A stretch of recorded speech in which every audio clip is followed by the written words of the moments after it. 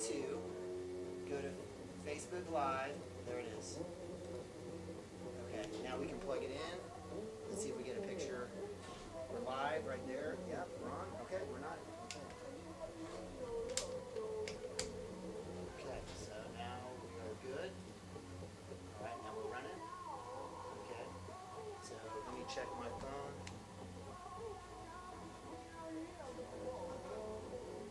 I'm going to go and check to see what we have. Let's turn up the camera mic a little bit for now. Is it going up? Yeah. All right.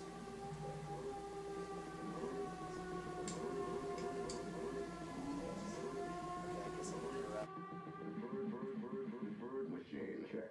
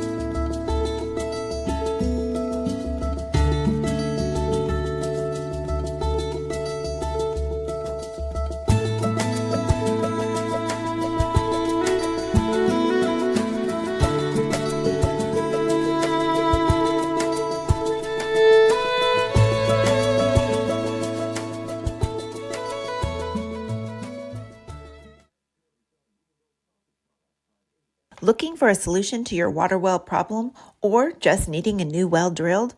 Western Drilling does water well drilling and repair. They are experts in pumping system installation, troubleshooting, and repair. Western Drilling works with domestic, ag, and irrigation. It's game day, Cashion Wildcat fans. Welcome to Cashion, Oklahoma. Maxon Field, Cashion Wildcat TV production of Cashion Wildcat football as the Wildcats taking on the cross-county Northwest Red Dirt foes in the Thomas Terriers. I'm Neiman Ababi. Appreciate you guys joining us here this Friday night as it is Rough Riders Military Appreciation Night for the Cashion Wildcats, as the Cashion football team will be honoring the Rough Riders and our man, Mr. Cashion, as the Wildcats, again, will be taking the field for game number 3. Again, I'm Neiman Ababi. My man, Chris Gibson, will be joining us soon, but in the booth, producing today, we've got my man Drake Jackson, Jackson Drake. I'm sorry, Jackson. You know, we'll get that right one of these days. I apologize. And up top on the camera, we've got Maddox Gibson, and on the ground, we've got Gage Beddick. But we appreciate you guys joining us here on another fantastic Friday. There's nothing better here in the fall time period in Oklahoma than Friday night lights, Friday night football, and it's we're blessed to have the Cashion Wildcats on streaming live here on CWTV for you. If you guys are new to Cashion Wildcats TV, we are one of many Squirtle networks here across the state. We'd like to think as one of the best. Over 750,000 folks over the last 4 years have tuned in to watch Cashion Wildcat activities, from sports to music and programming. Again, we've got a good one today as the Wildcats 0-2 will be taking on Coach Bob Ward and the Terriers 1-1. Terriers coming off a big win earlier in the season against Watauga 19-12. Recently lost to 2A foe Alva 14-39. Thomas Terriers, again, a powerhouse historical football program under Coach Ward. They've had a fantastic run, have a lot of pride. This year's team, as like last year, a little bit young, like the Cashion Wildcats, but we'll definitely get their best shot here today as the Wildcats have faced the Terriers multiple times, including in the state title 2 times in the past 6-7 years. Wildcats and the Terriers splitting 1-1 in state title matchups. But today it's a fresh new deal. And again, the Wildcats are looking to get their first win of the season. The Wildcats dropping a tough one to Pawhuska last week, 54-6. Again, it was Class 2A powerhouse Pawhuska coming to town. Coach Hennessy and the guys, they don't lack offense, and it showed early on. The Wildcats got behind early 28-0 or 32-0. I apologize. Were able to kind of hang tight, buoy the ship a little bit, and were able to get their first score of the season there behind the legs of Riker Johnson. Wildcats led by quarterback Ethan Waswo, the sophomore, getting his 3rd start today. He was 10 for 30 for 108 yards with an interception. Max Higdon, the junior, one of the leaders on this team, one of the captains, was the leading receiver again for the 2nd straight week, 4 receptions, 73 yards. He also had an interception. And then on the defensive side, it was junior Timmy Jones. Timmy was able to get another 8 tackles. He leads the team with close to 16 tackles on the season, and certainly will definitely need to see more out of Timmy tonight. Wildcats, again, coming in 0-2, but coming back down as they start to face into district play here very soon. Wildcats definitely looking to get back out, and then when you're a young team, that's definitely the case. Get back out, learn from what you got, and continue to grow. If we take a look at last week's stats, again, the Wildcats were a little bit overmanned with the Pawhuska Huskies. Wildcats were able to get 60 plays. Basically, were able to get up to about 285 yards in total yards for the Wildcats. Again, the story was a little bit of balance, a little bit of running and passing, and parts were there as the Wildcats were able to get into the red zone several times. Just weren't able to cash in until late in the 4th quarter. As the Wildcats in the waning minutes were able to get that score. We will see if Chris is anywhere nearby. I'm not sure, but definitely miss our guy, Chris Gibson. Chris, again, with Legacy Insurance and Financial Services, one of our fantastic sponsors, one of our key cornerstones here at Cashion Wildcats TV. While we wait for him, I definitely want a big shout out to all of our fantastic sponsors here at Cashion Football. That would be the Sean Brown family, Camberland LLC, Jeremy Branson family, NAFTA Mud, Superior Construction, Divine Investment, CMS Willowbrook, Legacy Insurance, Legacy Lending, South Hall Supply, M&D Law, Dr. Dieselhorse, Dr. D out there in Kingfisher, Squirtle, of course, Amber Waswo Design, Fuels Marketing, the Zach Lloyd and family, and then Cimarron Electric. Can't do this without them. Again, the Wildcats, very appreciative of those fantastic football sponsors, and of course our Squirtle sponsors. You'll see them in the right-hand corner, Western Drilling among others. You'll see that we've got some updated commercials and some new updated sponsors here for this year, and certainly appreciate them keeping this free of charge for all of us here on the interweb. With that, we'll take a quick timeout. We'll be right back as we'll break down the Terriers a little bit, and we'll hopefully get you ready for kickoff. So hang tight. We'll be right back. Cashion Wildcats TV. Wells. Give them a call today and explore all the solutions. Western Drilling supports Cashion High School. Go Wildcats!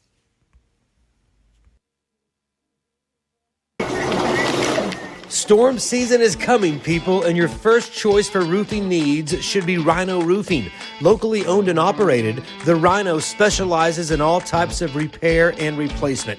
Large scale, traditional, modern, unique roof lines, they can do it all. Protect your home and your family with the specialized services of Rhino Roofing. Visit our Facebook page today and make an appointment. Rhino Roofing is all the hype for any roof type. Absolute Pools, Lawns, and Landscape is not your ordinary pool builder. From traditional to exotic and anything in between, our staff offers paramount quality and service through the entire design and build process. We provide service to the entire OKC metro and surrounding towns. So relax, knowing our team is wholeheartedly committed to building a trusting and lasting relationship with you. Visit us on Facebook or give us a call today at 405-285-9729. Absolute Pools, Lawns, and Landscape. Cashion FBC is a church seeking to grow in Christ and our love for the body of Christ. With ministries from children to youth to adults, We strive to present the gospel in an engaging and meaningful way. Sunday school meets at 9:45 a.m. and worship starts at 11 a.m. Children and youth meet on Wednesdays at 6 p.m. Please check our website at cashionfbc.org for more information, and we hope to see you this Sunday, located a half-mile east of Cashion.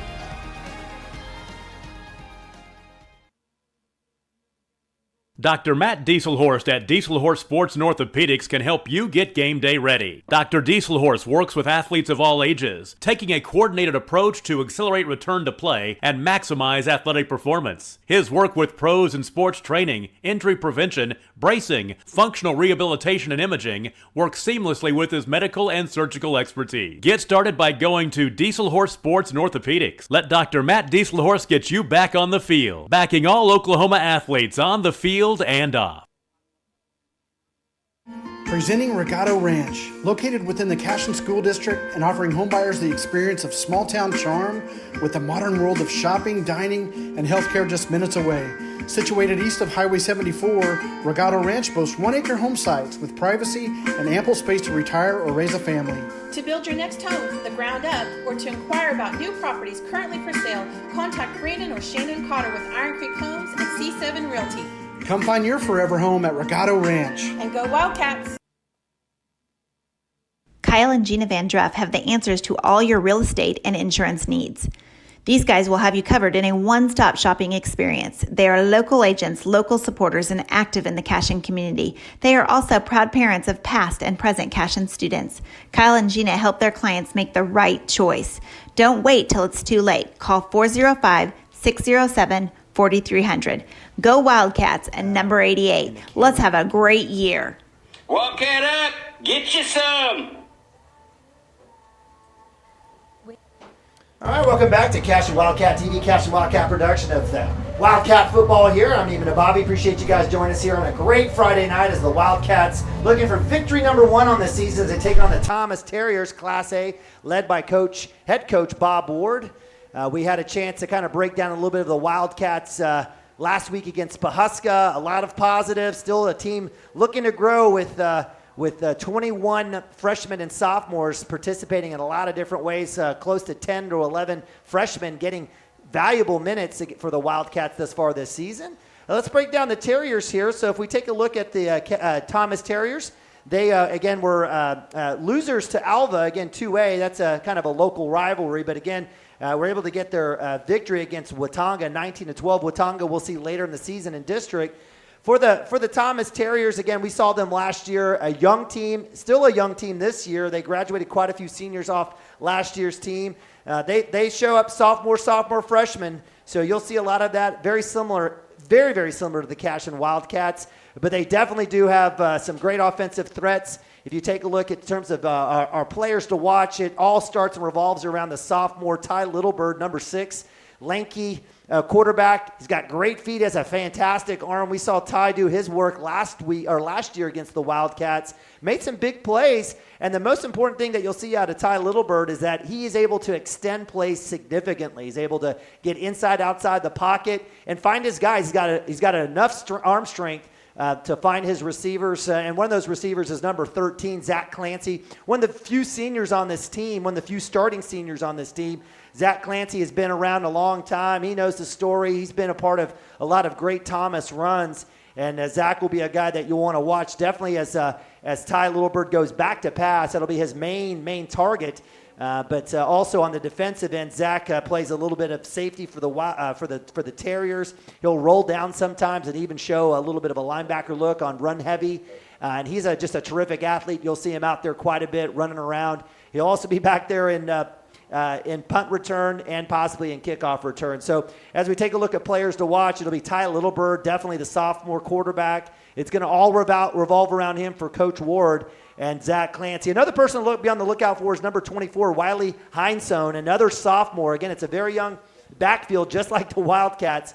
Wiley, number 24, again, will be running back, but he'll also be manning the middle for Coach Ward. And Again, as we take a look at the roster, again, a lot of sophomores, freshmen, juniors, just a few few seniors. The seniors to note, again, we talked about Zach Clancy, the kicker, Isaac Miller, number 35, an excellent kicker. We'll see a lot in terms of high onside, as well as deep kicks.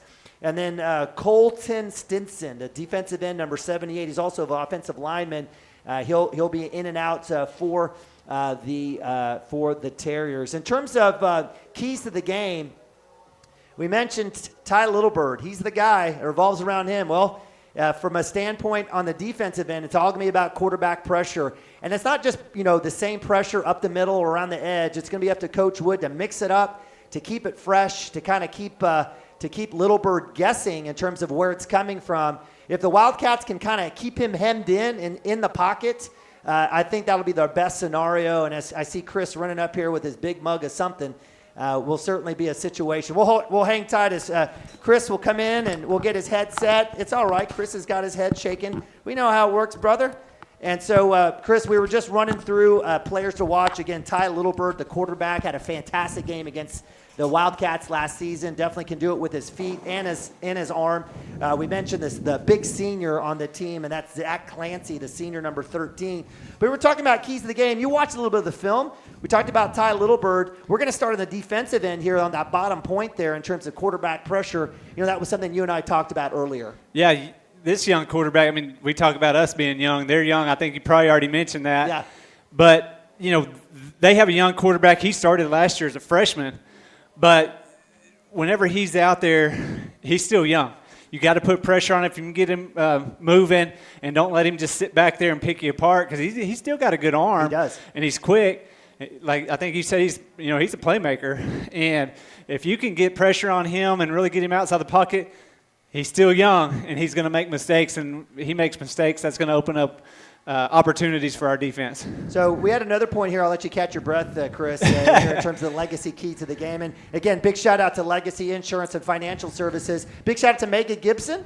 That's right. Legacy Lending. And Legacy Lending. So, it's a conglomerate. It's growing here. Yes, You're going to be the king of Cashion here pretty No, soon. I don't want that. I want that. This will be a little small part. No, I'm just messing. But we also talked about some of those basics and some things that we did see last week that were better, and that was better tackling, even behind the line of scrimmage. And we talked about gang tackling, 11 hats on the ball, and I think that's going to be really important, again, as the Wildcats don't want to give up possessions. They don't want to give up opportunities to allow for long drives. Field position was a big part of the Pawhuska success last week. If we can get them stopped, 3 and out, get a punt, maybe get the ball, that's certainly going to help the offense. What are your thoughts around gang tackling and just the defense in general before we shift over to keys on offense? Yeah, I talked about in the Rejoice game, our young kids that were out there on defense just looked like they were a step behind. They were taking bad angles.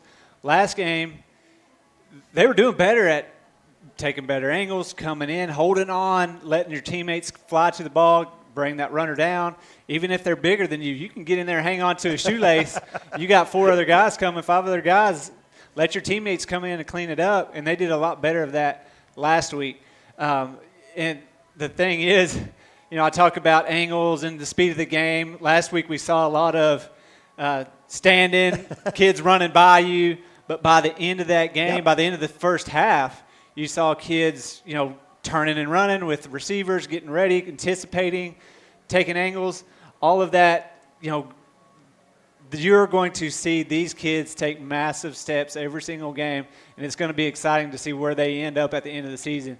So that gang tackling is going to be a huge part of it. You got kids taking the right angles, getting there now, and if you can hang on just for a little bit, you get that gang tackle coming, it's going to be a fun game to watch. All right, I love it. I totally agree. And Kellen Smith is an example that I can think of earlier in the game versus, second quarter on, his adjustments, almost got an interception.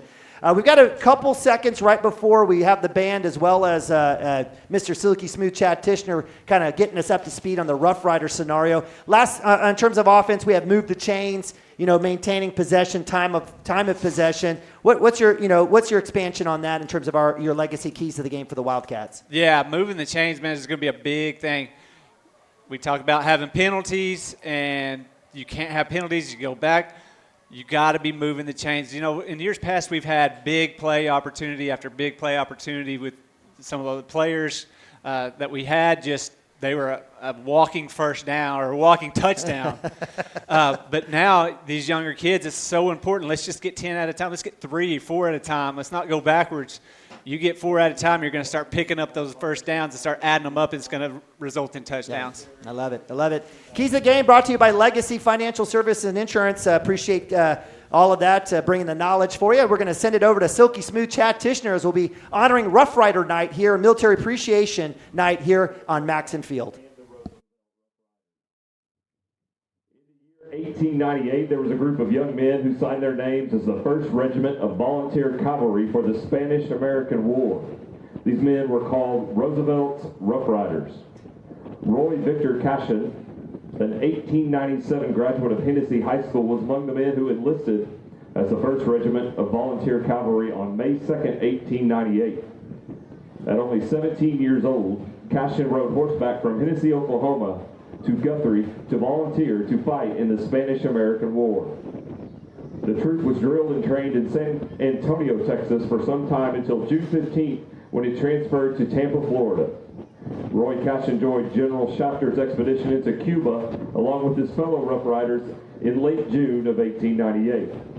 After an engineer had an altercation with the enemy, the Rough Riders advanced to Santiago and the San Juan Hill on July 1st, 2nd, and 3rd. The cavalry rushed San Juan Hill. Roy Victor Cashion was willingly serving on that front line. He was mortally wounded during that battle on July 1st, 1898. Roy Victor Cashion was the first Oklahoman to be killed on foreign soil. It was not until 3 days later when his remains were identified. The terrible news traveled back to his father in Hennessy, Oklahoma, where he immediately began efforts to get his son's body back to American soil. His father spoke eloquently and emotionally of his son's death and the bravery that he demonstrated throughout his short life.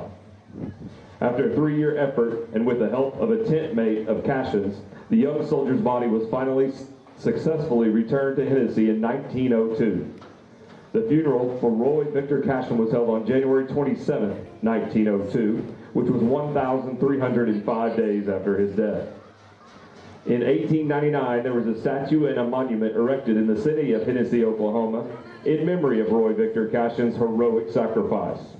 It is still standing in South Park, where many go to read the story and honor the memory of Roy Victor Cashion. Also during that time, a small town that we all know and love, about 36 miles south of Hennessy, was founded and named in the memory of this heroic young soldier, Roy Victor Cashion. The town Cashion, Oklahoma, was named and incorporated in the year 1901. The distant family of Roy Cashion could not make it this evening, but we are forever grateful and thankful for the sacrifice that Mr. Cashion made many years ago for our country and our state.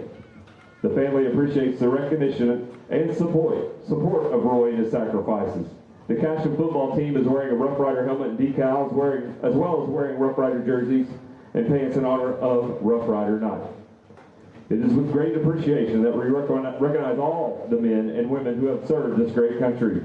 If you have served in the military or are currently serving our country, please stand, and we'd like to express our sincere gratitude for your heroic sacrifices to keep this country free.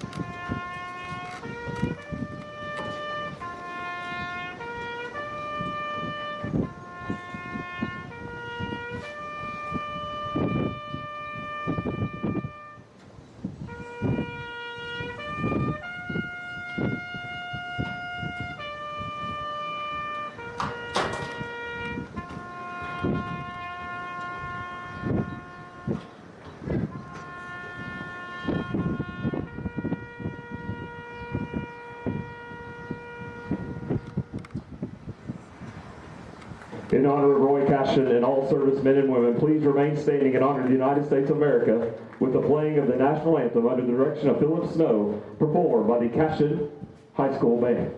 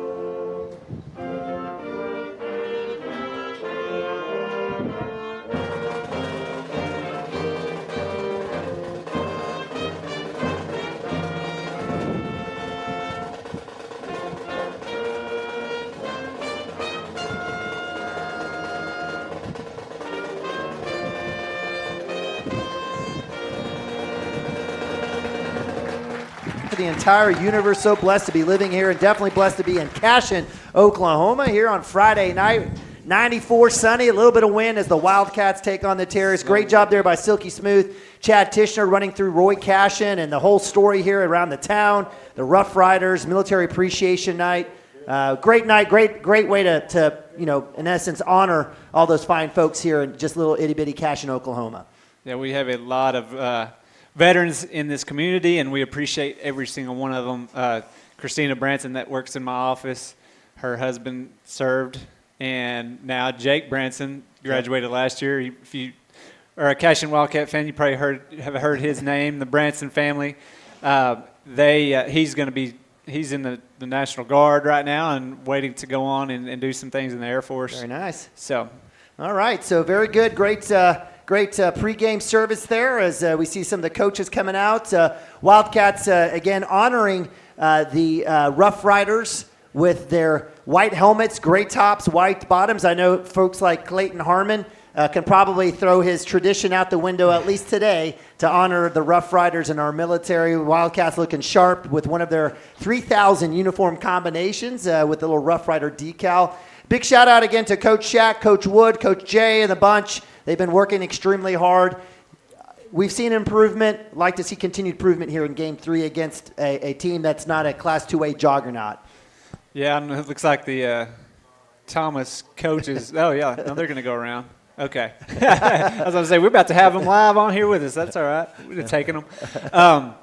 Yeah, these coaches, I mean, they've got a little different job this year. You know, last year, the previous years, you had a lot of upperclassmen kind of leading the way, doing some coaching on the field, where this year, I mean, Tommy Branson really about one of the only ones that had a lot of experience of meaningful minutes. And so those coaches now, they've got a teaching, more of a teaching environment than just, hey, here's game plan. And whenever you have that, and that's fine. The coaches take that as a challenge, and they enjoy that kind of thing. I've talked to Shaq, and he said, yeah, some of my best years I can remember having are years where we had young, unexperienced people, and we got to really coach them up and see them develop. Well, here we go. That's exactly what you have this year. And Neiman and I talked about the excitement we had for this game earlier, just because you kind of get through those two very, very high caliber opponents in Rejoice and Pawhuska, and then you get back down to Class A football right here against Thomas. That is kind of in the same situation we are with a lot of young kids out on the football field, and it's going to be a competitive contest tonight, and I'm excited to see that. Absolutely. Well stated, Chris. Really well stated. So Wildcats, again, looking to get that first win on the season. Certainly it would be a great night here again, honoring Roy Cashion, the Rough Riders, and our military. Let's take a quick time out. It looks like teams will be coming out in the field. We'll have the introduction of the captains. We'll talk about our officials, and we'll have kickoff here in a little bit. So hang tight. Be right back. CWTV. Sewell and Ogletree is dedicated to championing our clients through complicated and challenging litigations. We pride ourselves on a proven track record of success, brought forth by fierce litigation skills.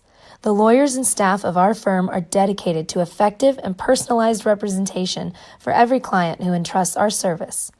Uncompromising integrity, unparalleled results. Call Wiggins, Sewell, and Ogletree, 405-232-1211.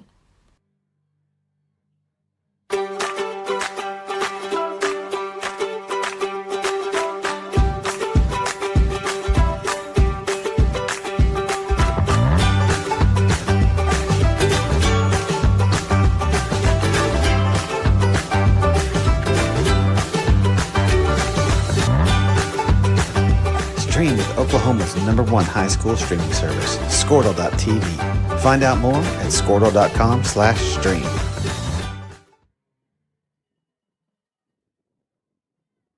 All right, welcome back. Cashion Wildcat TV, Cashion Wildcat Football. Wildcats taking on the Terriers. Friday night, Neiman and Bobby, Chris Gibson bringing tonight's action as we have captains going out to midfield. And for the Wildcats, again, white helmets, gray tops, white bottoms taking on the Thomas Terriers visiting from Northwest Oklahoma. White tops, green pants with a green trim. Wildcat captains, junior Max Higdon. We've got Wildcats, looks like linebacker and tight end, number 44. That's junior Caleb Duran. Number 9, Timmy Jones, linebacker, as well as running back. Offensive lineman, defensive lineman, senior Tommy Branson. And Caden Seeley, the junior center defensive lineman. He's sitting back here today. Looks like we do have a flip. Big shout out to our officials. We don't always agree with them, but we can't have the game without them, right, Chris? Hey, you cannot have a game. We figured that out last night, junior high game. We had some officials lined up, and they backed out, I think, the day before, and we couldn't find any to line up, so we wound up having a scrimmage. So that is important part, the major part of this game, and we appreciate those guys. Don't get enough appreciation for showing up, taking time out of their busy schedules. I know it pays a little bit, but not enough. Not enough, and we sure appreciate those guys taking the time out of their day and evenings to come out here where we can have and enjoy football games on Friday nights. That's right. So, again, we don't always agree with them, and sometimes we have our opinions. We don't. But we appreciate everything they do out here. It's because we have such great eyesight. We see everything fantastic, from up fantastic. here. Got eagle vision. Anyway, so it looks like, did Wildcats win the toss there? I think so. I was talking. Okay. I wasn't even paying attention. I was trying to set up another camera, so I wasn't paying. Jackson, get on the mic. We got you on the mic. Welcome to the production. Who won the top? The flip? I'm pretty sure Cashion did, yes. All right. We're going to receive? Yeah. Absolutely. That's in true Shaq form. Certainly appreciates his aggressive nature, and certainly looking forward to the Wildcats. It is a significant wind out here. You weren't here during warm-ups. I was watching Ethan. Ethan has a strong arm, and this wind is contention. I mean, it's out there. It's definitely moving from east to west, right to left on our screen. So as we welcome the Cashion Wildcats on the field, that'll be something to take a look at on kickoffs, field position. Wildcats will be going into the wind here with our first possession in terms of the kickoff. You're going to do a prediction for us, Chris? Yes. We are. I'll do one. Okay. You ready? Okay, I'm ready to hear it. Cashion Wildcats, 25. Okay. Thomas Terriers, 13. Okay. Let's go. Defensive. Let's go. Showing up for the Wildcats. I love that number. I think that 20 number is a good number for the Wildcats regardless today.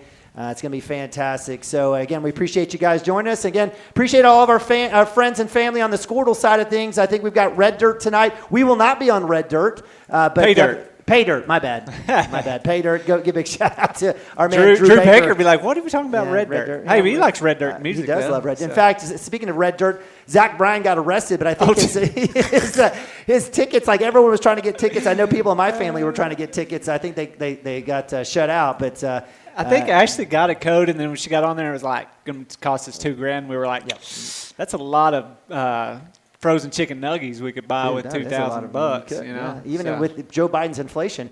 All right, so Wildcats will be back in kickoff return again, moving from west to east, left to right. Max Higdon, the junior, as well as my man number 3, Grayson Davis. Saw them at church this last Sunday. They're super excited about watching Grayson and the Davis family. Kicking off for the Terriers will be number 35, the senior Isaac Miller, fantastic kicker, onside, high onside. We expect basically anything under the sun. Wildcats, again, will be looking to take over here first down and 10, hopefully after a good little return here from my man Grayson Davis. So with that, folks getting ready, hooping and hollering. And we've got football. It's going to be a low liner. Davis right off the chest, right at the 20, 25, 30. It's going to cut up the middle. It's got a lane. And that's quickly going to close as number 78 quickly comes in. That is for the Terriers. That's that's Colton Stinson, the senior, coming in to make the tackle. But a nice job there by the freshman, Grayson Davis, to get it right around the 35-yard line.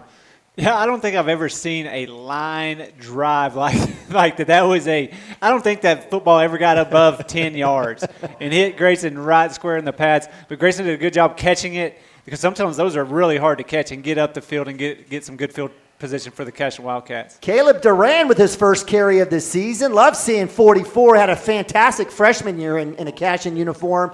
And that state title run, he kind of came in every so often. New look here for the Wildcats, double back look with Jones and Duran. I talked about, 3 yards, 4 yards a pop right there. Keep moving forward, keep pushing 3 or 4 yards. You don't have to score a touchdown every play. Just get 3 or 4 yards every play. That time kind of snuck him out, got him down before that before 3 yards. But we didn't go backwards. That's right. Keep pushing forward, and you pick up 3 or 4 yards right here. Shaq's going to go for it. Heck yeah! Give credit to tackle to the freshman Evan Eister. He's done a great job. I watched him in film. He attacks that edge quite a bit.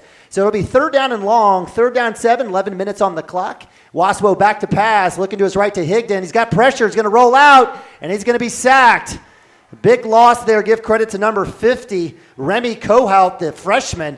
And the 2 freshmen coming in big for the Thomas Terriers, and the Wildcats will get a goose egg and will have to kick with 4th and long. Yeah, that time, they had Max kind of one-on-one over here, and he ran by the guy and was open, but before Ethan could really turn his head and square his shoulders to throw it, he was already engulfed by Thomas Terriers. The line right there must have been a breakdown in communication. Somebody came through free, and that's not good, over the head of the punter. And it's in the end zone. It's loose. And they're going to call safety. Thankfully.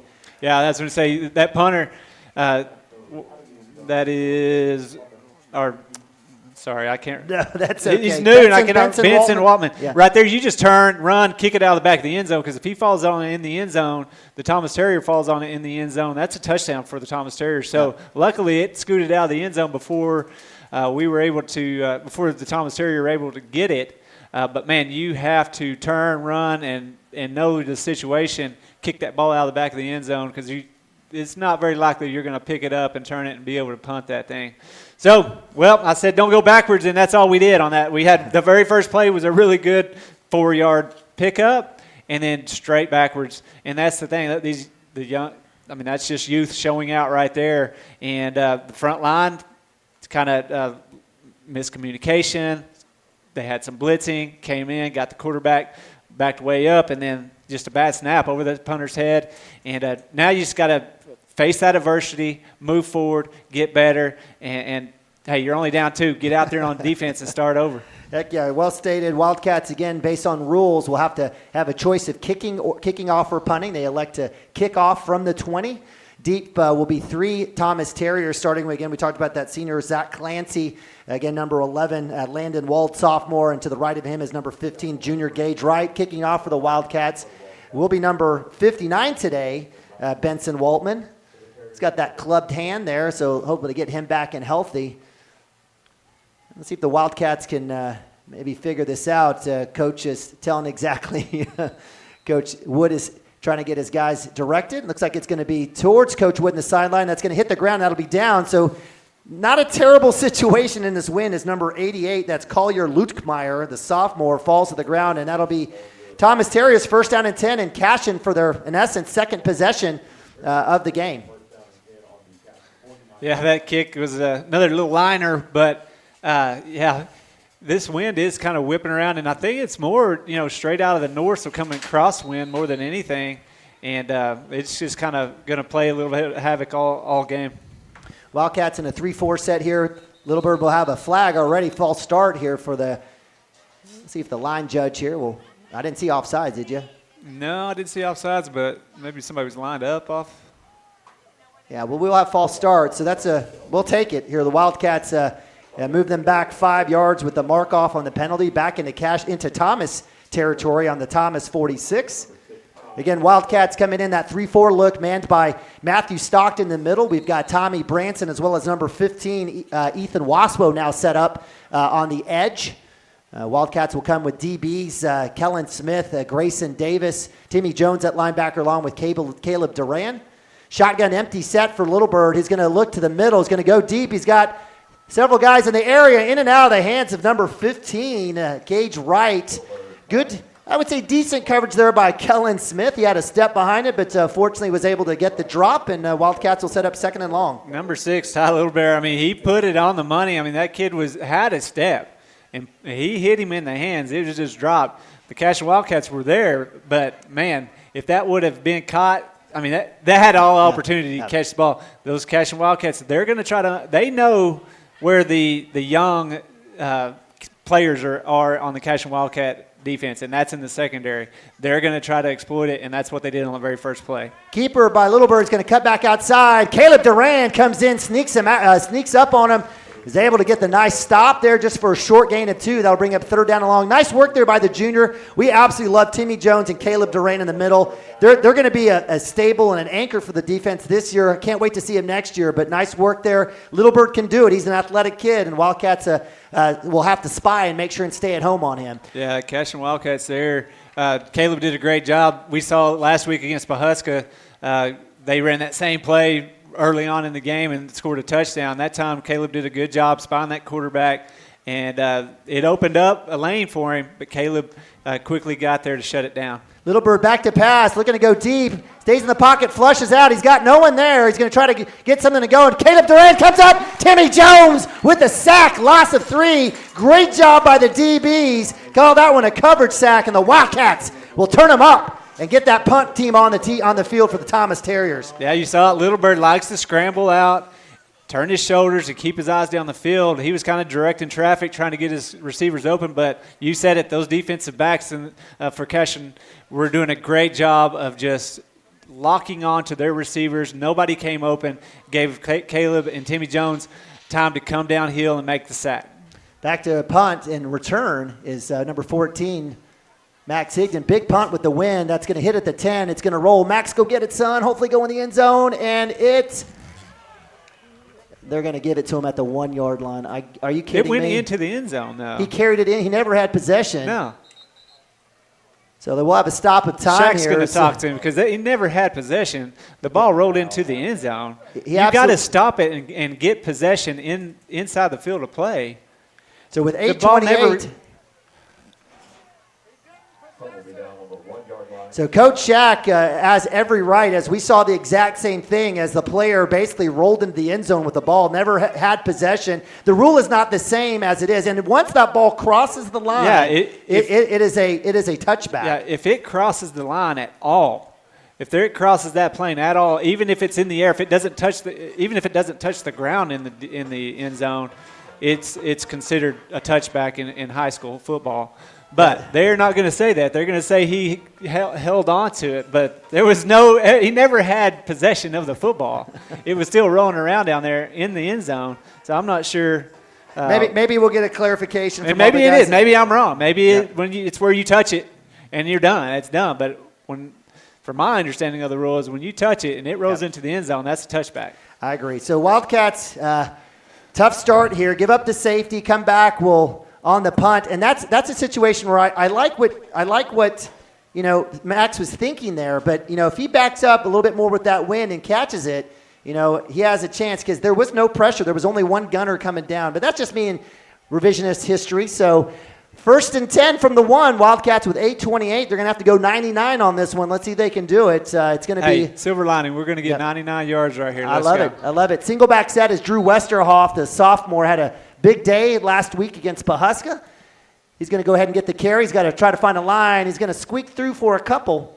Let's see what happens. They're going to try to ask for a safety. It doesn't happen. No. Thankfully, the line judge there understands the line of where the end zone is and forward progress. That'll be a minimal gain of, actually, it looks like if it's a loss, it stays 2nd and 10 from the 1. I think I would have liked to have seen Ethan keep the ball in that particular scenario, but Let's see what happens here. Wildcats may stay conservative. Westhoff split out, double tight end set. And we're going to have, you know what, Caleb, that ain't going to hurt us. Half the distance of zero half is of 6 zero. inches. I don't know. I mean, so Caleb Duran jumps off. Looks like he was going to go out in pass coverage or in pass. He was in a pass route. Excited to get down the field for a pass. So, all right, kind of blew the cover on that deal. So really no harm there. 2nd down and 10 from the inch line there for the Wildcats. Definitely need a good snap. So Caden Seeley definitely will have to be all on. Everybody in the box. We've got 8 guys in the box for Thomas. Coming back to hitch to Higdon, and he just drops it. Yeah, that time Higdon just turned to run before he had it in his hands. And when you do that, a lot of times you leave it on the sideline. That's exactly what happened there. But Max will learn from that. He'll catch it, focus, tuck it before you run, and have a big play here before long. All right, so Wildcats 3rd and 10 from the inch line. 7:34 back to pass. Waswa is going to look for on the comeback to Higdon. He catches that one right at the 10. It should be enough for a first down.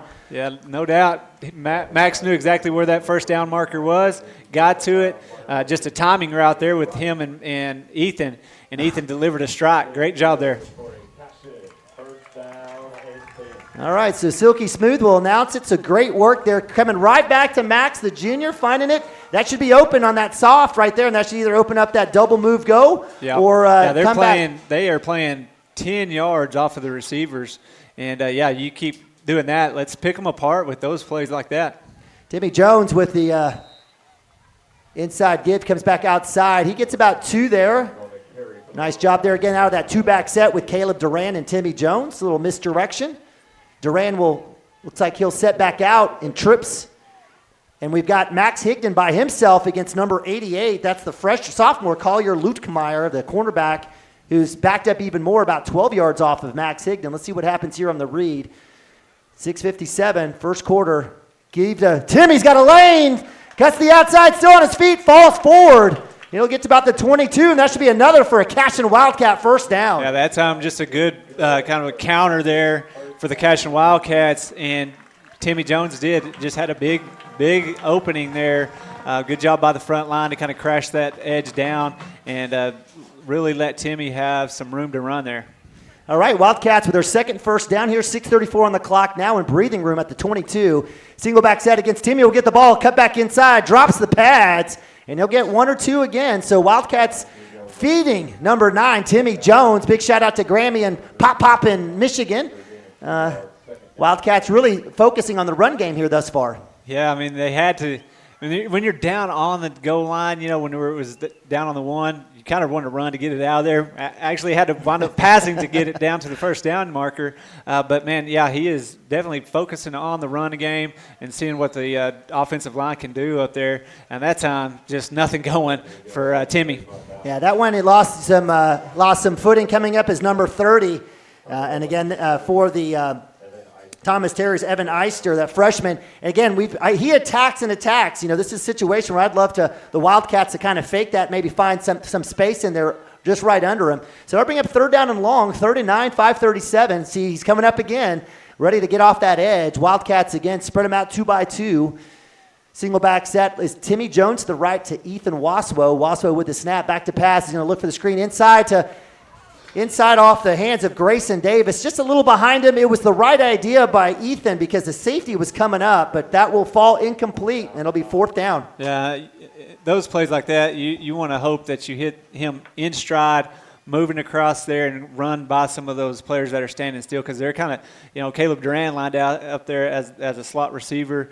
He backs up like they're going to run a screen out to him. Everybody kind of has their eyes on Caleb. If he had caught that in stride, he could have ran for a first down. So back to pass, much better snap. That one is off the ankle there, and that one's going to roll back into Thomas' favor and downs at the 36-yard line or 34-yard line. So about a 5-yard punt there, unfortunately. It's tough wind, and you got to give credit there to our man Waltman,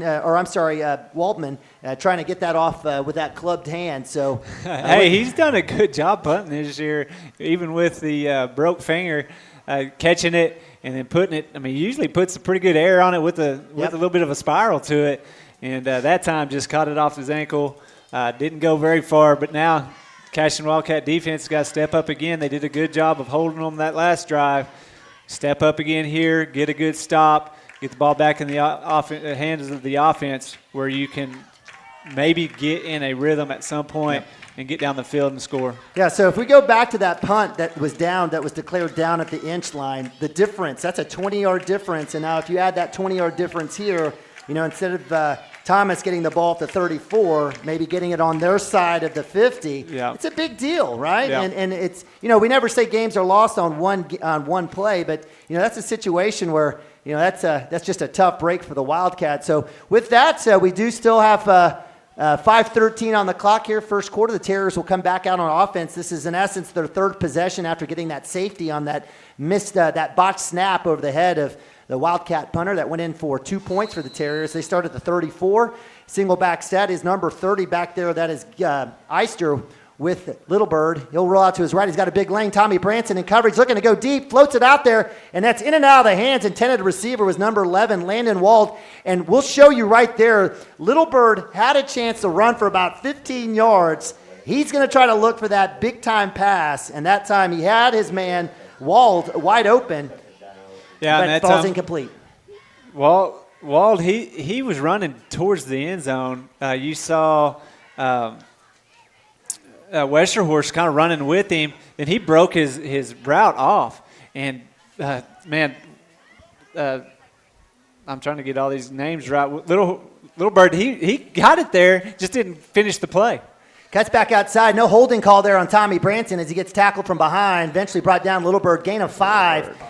Give credit to, it looks like Timmy Jones as well as Caleb Duran. We're going to call their names a lot. It's Ethan Waswo.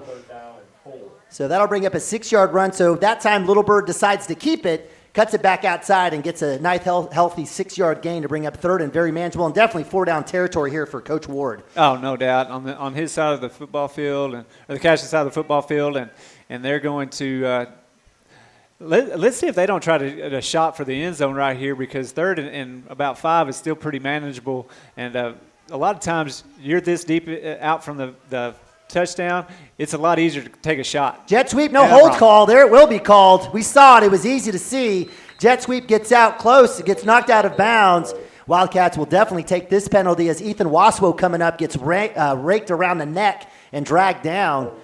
And it will be a holding call. Spot foul from the 30, so the ball will be right around the 40-yard line. So a big mistake there for the Terriers. Yeah, we talked about the Terriers and their youth on their side of the football field, and those penalties like that are just are drive killers. Not only for us, but for them. That when you're youthful and you make those mistakes, you had 3rd and 5, was able to run a jet sweep and almost pick up a first down, and now you're looking at 3rd and very long, and going to probably have to pass the ball down the field. All right, so with the mark off, it'll move it back to the 38-yard line. 4 minutes on the clock here. Empty set here for Little Bird and the Terriers. Trips up top. Back to passes Little Bird. Pressure up the middle. Waltman rolling out. Passes complete. Or no, rolls out. Intended receiver was number 3 for the Terriers. Gage Johnson, the senior wide receiver. Good spot in and out of his chest. Falls incomplete, and they'll bring up 4th and long. Yeah, I think he would have had it if Timmy wasn't coming in there to kind of clean up the play, knocked it out before he got it secure. Yep. So good job by Timmy to keep it 4th and about, 14? Yeah, 4th and 14. 3:52 clock stops there on the incompletion. Hey, I just want to say, too, Waltman, number 59 for the Cashion Wildcats, he's a big, strong kid, and he hasn't got to play much down low just because of that hand. I think they finally let him get out there and play, and just watch him. He is a difference maker right there on the middle. All right, so Coach Ward, I like the call, trying to draw an offsides. Doesn't get it. We'll call timeout. We'll take a timeout. Wildcats on D, trying to hang tight, get that ball back. We'll be right back right after this. Is he not on him? Yeah, change numbers. I think he was 60.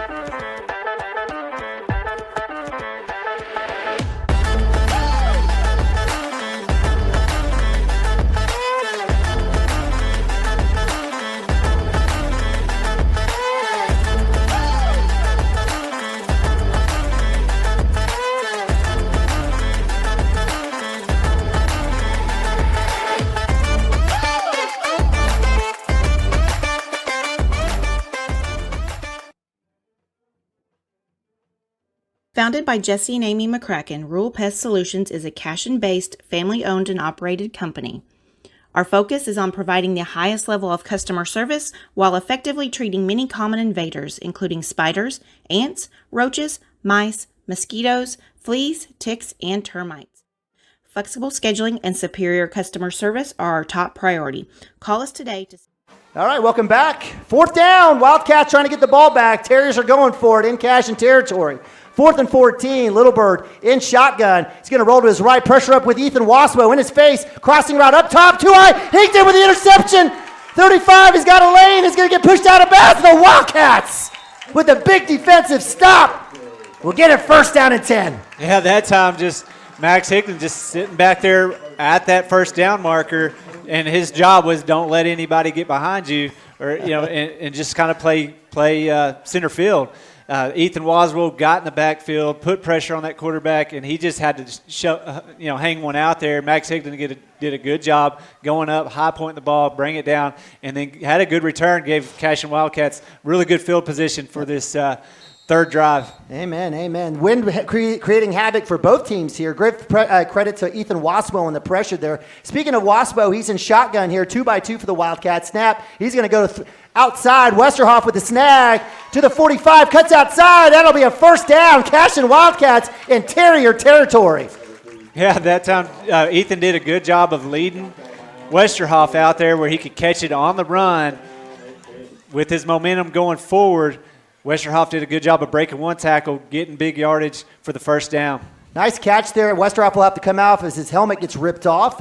Kellen Smith, the freshman, checks in. Excellent placement there, as you stated, by Waspo to be able to catch and run at the same time. Timmy Jones in the backfield here, 1 back set. We've got Davis up top for the Wildcats, down below Higdon and Smith. Caleb Duran in motion is Davis. He'll get the jet sweep. He's looking for a block, trying to get the outside, use that speed, cuts back inside to the 40, falls forward, gets hit. But nice 6-yard gain there for the freshman as the Wildcats are moving the ball. Yeah, that time, the Thomas Terriers thought he was going to try to get to the edge. Grayson did a good job of recognizing that, putting his foot in the ground and just going straight up the field and getting the yardage he could. A good job by Grayson. Good vision there to pick up 6 yards on that 1st down play. Yeah, actually a healthy 7. 2nd and 3rd from the 39. 3:05. Wildcats looking to move the ball. Grayson Davis in motion again. Waspo will keep it. He's got a big lane up the middle to the 5. Keeps his feet. Falls forward. 1st down. Ethan Waspo with his biggest run of the day. And it's a good one inside the 30-yard line for the Wildcats. And see, that's what happens when you pick up good yardage on 1st down. You can use some of that stuff to get momentum built. That time, Shaq just ran the same play going the other direction, but that time, and that way those Thomas Terriers kind of got to leaning one way, and then Ethan just pulls it down, gets the 1st down. 2:38, Wildcats 1st and 10 from the 28. Jones, motion again is Davis. He's going to go ahead and look for the fake. Waspo will keep it. Another big lane. Credit the line there. Great job there. Juan Melendez. We've got Caden Seeley, Tommy Branson. Fantastic. And that's a big 9-yard run for Waspo. Yeah, you see Shaq just using that motion to kind of open things up for the Cashion Wildcats. You had Grayson Davis coming across the formation again. And then, like you said, the line did a great job of blowing out those kids up front and giving big hold to Ethan Waswell for a big run on 1st down. Double back set here, Wildcats with Duran and Timmy Jones. The give will go to Duran. He's got a small hole. He's going to try to cut up, keeps his feet. Moves forward, falls down at the 20, looks like the 20 or the 15, and that should be enough. Wildcats, another 1st down as the chains are moving. You talked about a partner. Move those chains, and Wildcats are in scoring position here with 1:52 left in the 1st quarter. We talk about the freshman out there running the ball, but that time Jacob Reese, number 67, did a good job of blowing out that lineman right in front of him to open up a hole for Caleb to pick up that 1st down. Wildcats 1st down at the 15, clock running here, 1:34, snap.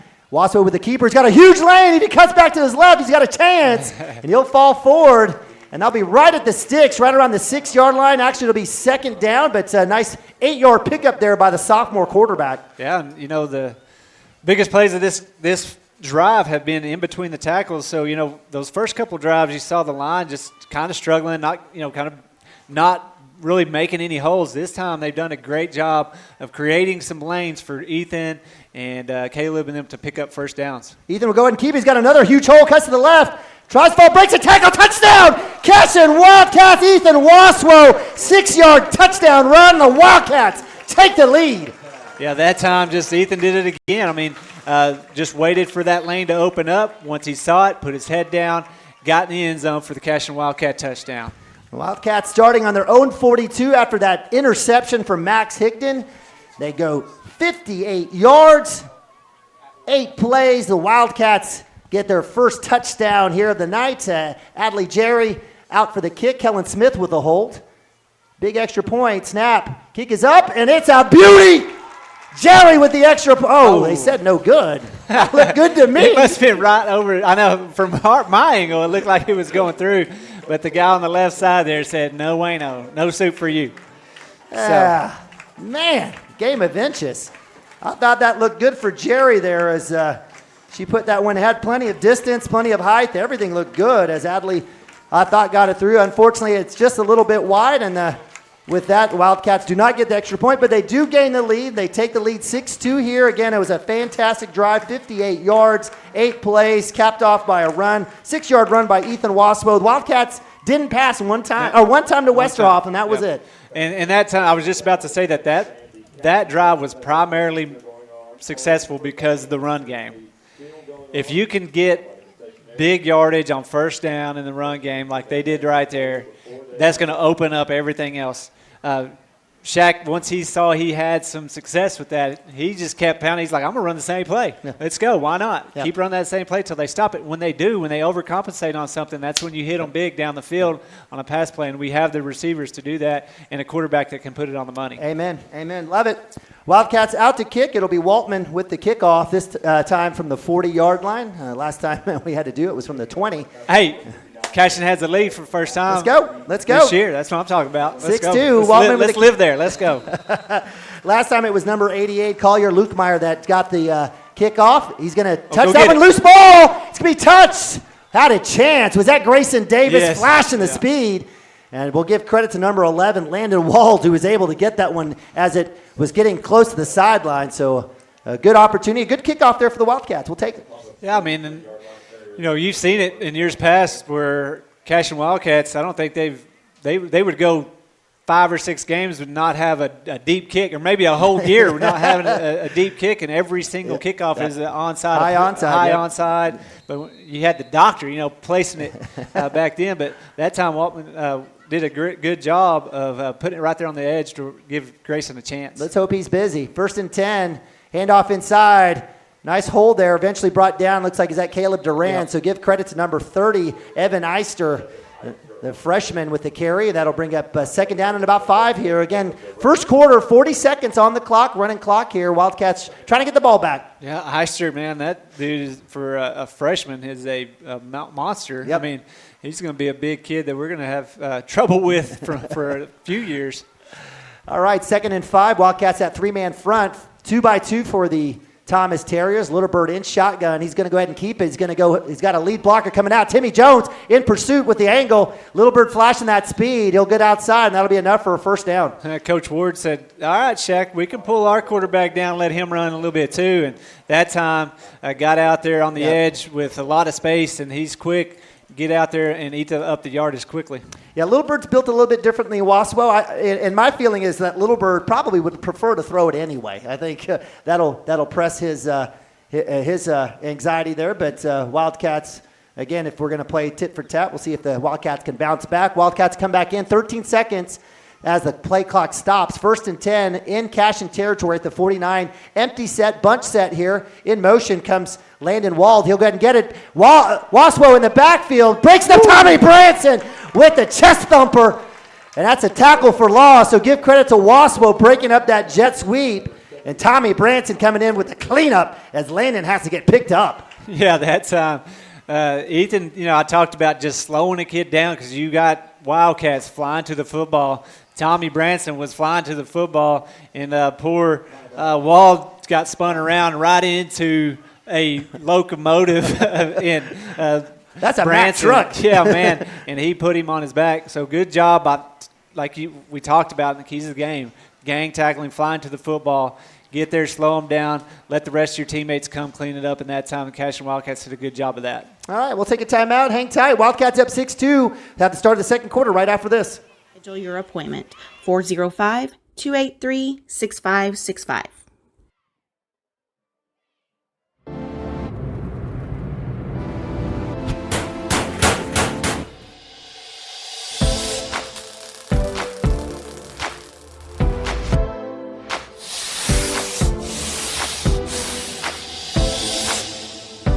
I'm Todd Miller, and this is Grain & Grange, still the coolest furniture store you've never heard of. Come see us.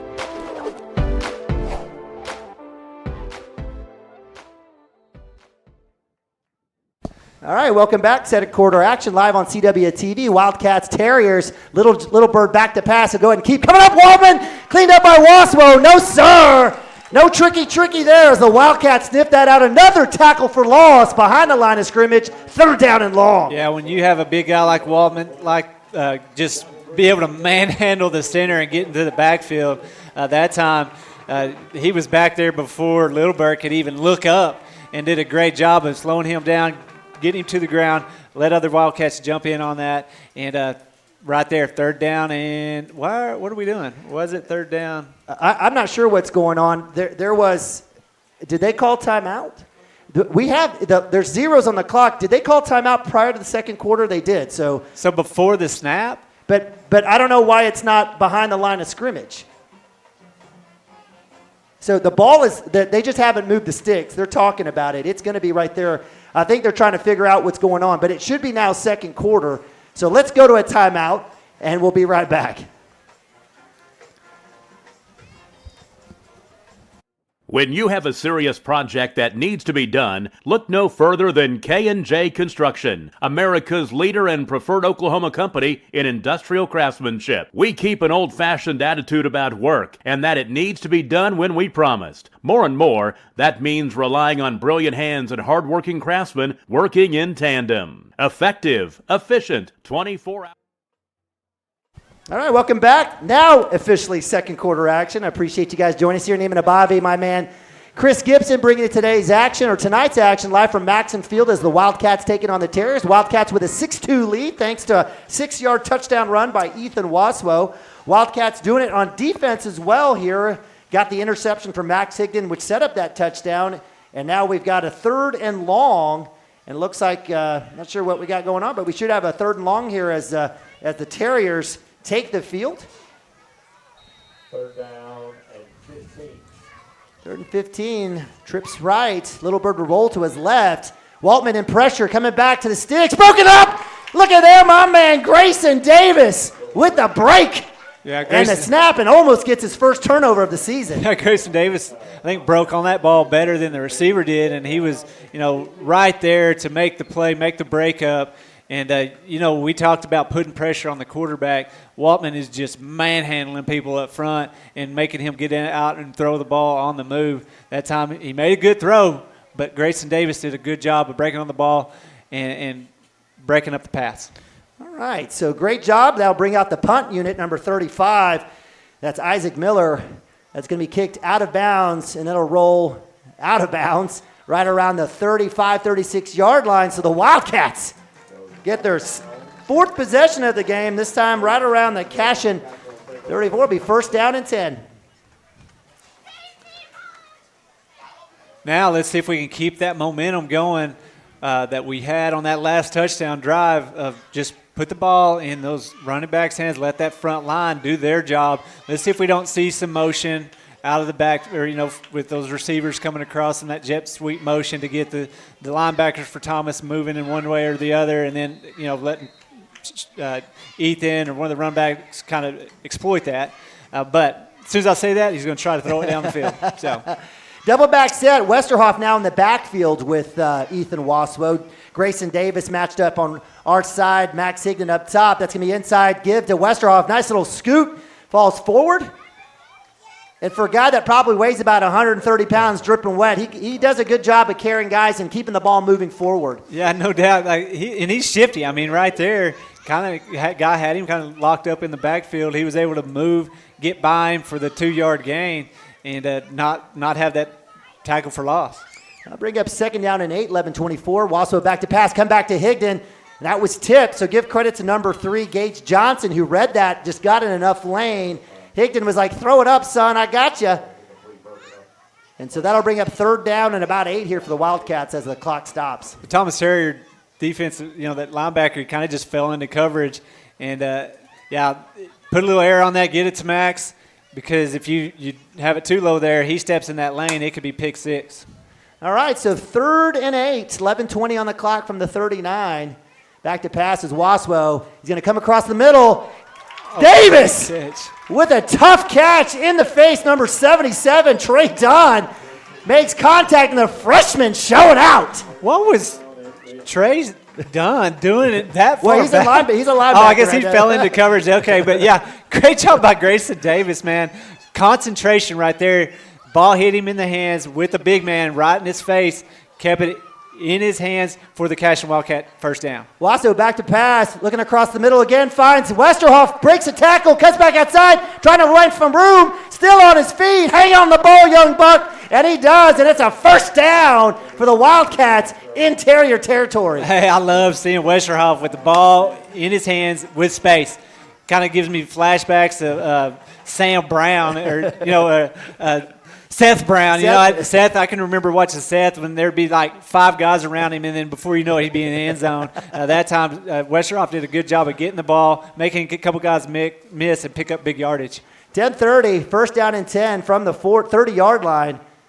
In motion is Davis. Jet sweep. Davis will keep. He's got a big lane, cuts it up, hang on the ball, spin move, still on his feet, and the young freshman says hello and gets another first down for the Wildcats. There's that jet sweep, that motion coming across that time.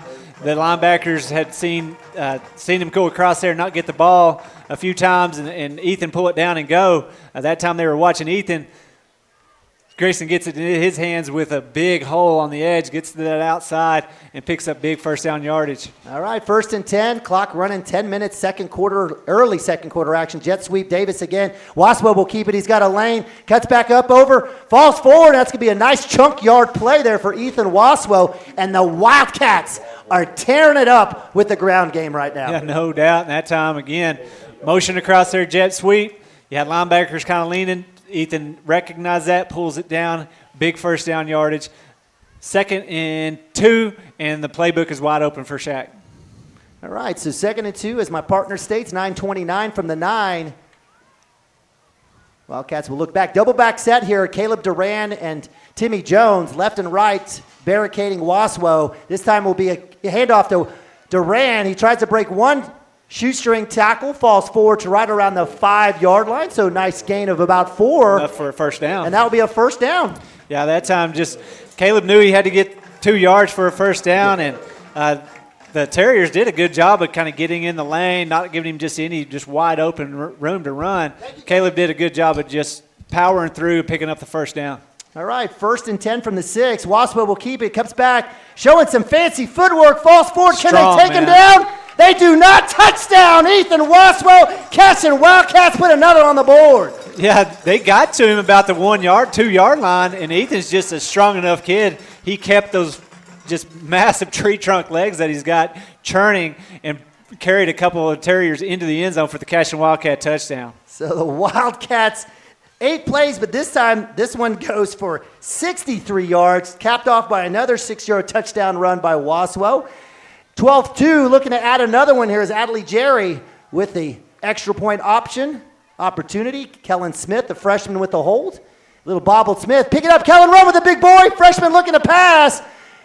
Nothing there. That's the right play. That was trying to turn chicken poop into chicken salad. But unfortunate for the Wildcats. Got the snap on the first one, just wide. Don't get the snap. This is definitely young team, and you're seeing here. But the Wildcats with another big-time drive, getting the score and extending that lead out to 12-2. Yeah, they're gonna figure that out. They'll get the snap down, and she's a good enough kicker that once they do get that snap down, she's gonna start knocking it through the uprights on a consistent basis. But man, how exciting is it to see the Cashion Wildcat offense kind of clicking, figuring things out. Those first 2 drives were just kind of kept going backwards. The 2 following drives, the scoring drives, we we talked about it. Keep moving those chains.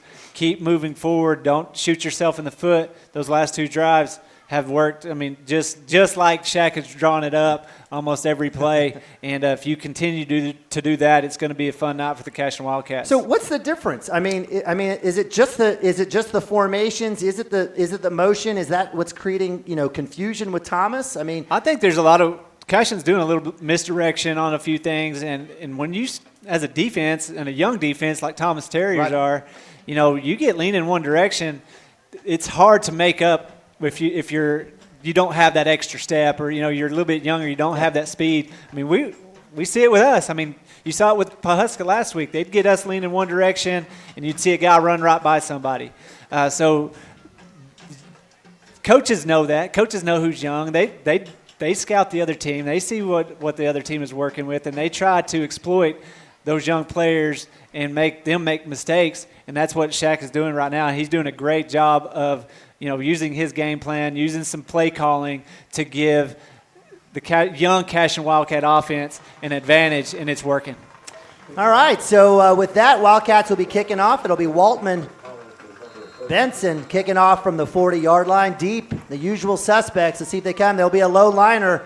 That one will eventually roll to Zach Clancy. He'll scoop it up. He'll cut back to the all the way to the far side. He's got a big lane coming back through, breaks a tackle, and that'll be number 12. Rorden. That's a rocket there. That's our man, Aiden Rorden, coming in. But give credit to Zach Clancy with a nice return. And give credit to Thomas. Their up guys let that one roll all the way to their receivers, their specialists. And you can see the difference there for them on that last return. Yeah, no doubt. You see that letting that go by and letting the skill guys get it.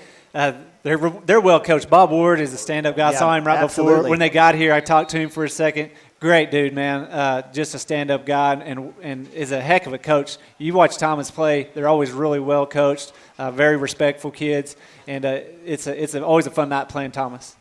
All right, so for their 5th possession of the night, the Terriers take over at the 40. Back to pass. Little Bird going deep. In coverage.